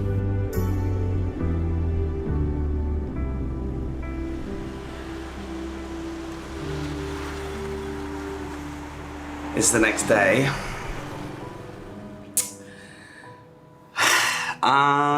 Yeah, something happened yesterday that kind of shook my confidence, was terrifying, and made me realize I need to slow down a little bit. So basically, after I left the waterfall with Jesper, who's the guy from Holland, who's also driving, we both kind of head in the direction of Pakse. It's not far, it's 150 kilometers, about 3 hours. The road is really boring. It's just super straight, very little turns, no traffic, or very little traffic. Thankfully, geez, because as I was driving, I started to feel my eyes getting heavy. And so I didn't have any headphones. I've lost my headphones, so I couldn't listen to music or my book. So I just lifted my visor up to get some wind in my face and started to think about things, trying to make plans, trying to keep my brain active because the road was so slow, so straight and so boring. Next thing I know, I sort of realize I'm asleep and I wake up and I'm drifting into the middle of the next lane, the oncoming lane. And my heart jumps out of its chest and I swerve back to my own side of the road. Thankfully, there was no oncoming truck or bus or minivan going at 70 kilometers an hour as I was, with an oncoming car or truck going around the same speed. That's fatal, that's 100% fatal. And you know, in England we have these signs that say tiredness can kill, take a rest. And I've always thought to myself, well, there's no way a person can fall asleep driving a motorcycle. You know, you're sitting outside, getting blasted by the wind, and you're driving a motorcycle. How can you fall asleep? But tiredness, exhaustion, driving every day, filming every day for a month straight here in Laos, coupled with driving on a straight, narrow road, and something so silly like tiredness and stubbornness to continue, to push, to keep going, could have resulted in the end of Next Level Adventures and could have ended in the end of my life. It's lucky that it didn't. And I'm not being dramatic, okay? I'm just letting you know that I completely fell asleep whilst I was driving. So what I did was I had a massive word with myself. I pulled over, I got a quick drink, poured it all over my head, and drove the next 50 kilometers more to Pakse. And I was gonna keep pushing to the border. I thought I'll get a coffee and then I'll just be okay. But it was 50 more kilometers to the border and then another 50 or 60 to Ubon, which is just another 4 or 5 hour drive. And I just decided to check into this place that I stayed at last time I was in Pakse. It's just a simple little hotel room, very cheap. And I got a good night's sleep. Let's drink this coffee, stay hydrated, and let's get out of Laos in one piece. Okay, stage 1 complete. I did have all the paperwork. I am allowed to leave Laos. I've been stamped out, my visa's expired, and Zelda has cleared customs. We are good to leave.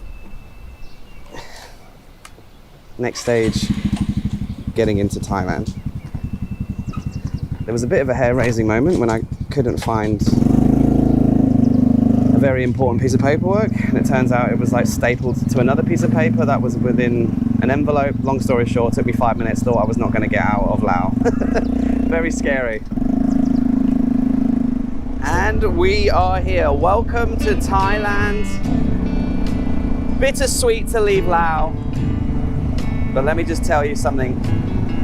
We can wrap up this section of the series. Yes, the series is not finished yet. Let me explain some more when I can find some shade because it's so hot. Okay, so we are back in Thailand and it feels great to be back into the country that to me is basically my second home and Zelda's true home. And what a great time we had in Laos. And but it's not over. You see, we're going to take a couple of days off and a couple of days of rest, of course. Going to recuperate and get my life back together with all the things I need to sort out in Thailand. But Lost in Laos has always been, in my mind, a 2-part series. So in the next episode, Zelda and I will hopefully cross the border into Cambodia and we'll spend the second half of this series cruising Cambodia. I hope you enjoyed the first part of this level on Next Level Adventures. Getting lost in Laos was a pleasure.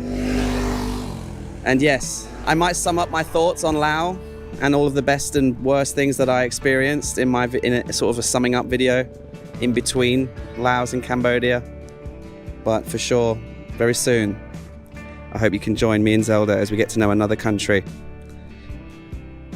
She's ready. I'm not ready. I need to do a lot of things. So I'll see you soon. I hope you enjoyed the first part of level 3 of Next Level Adventures.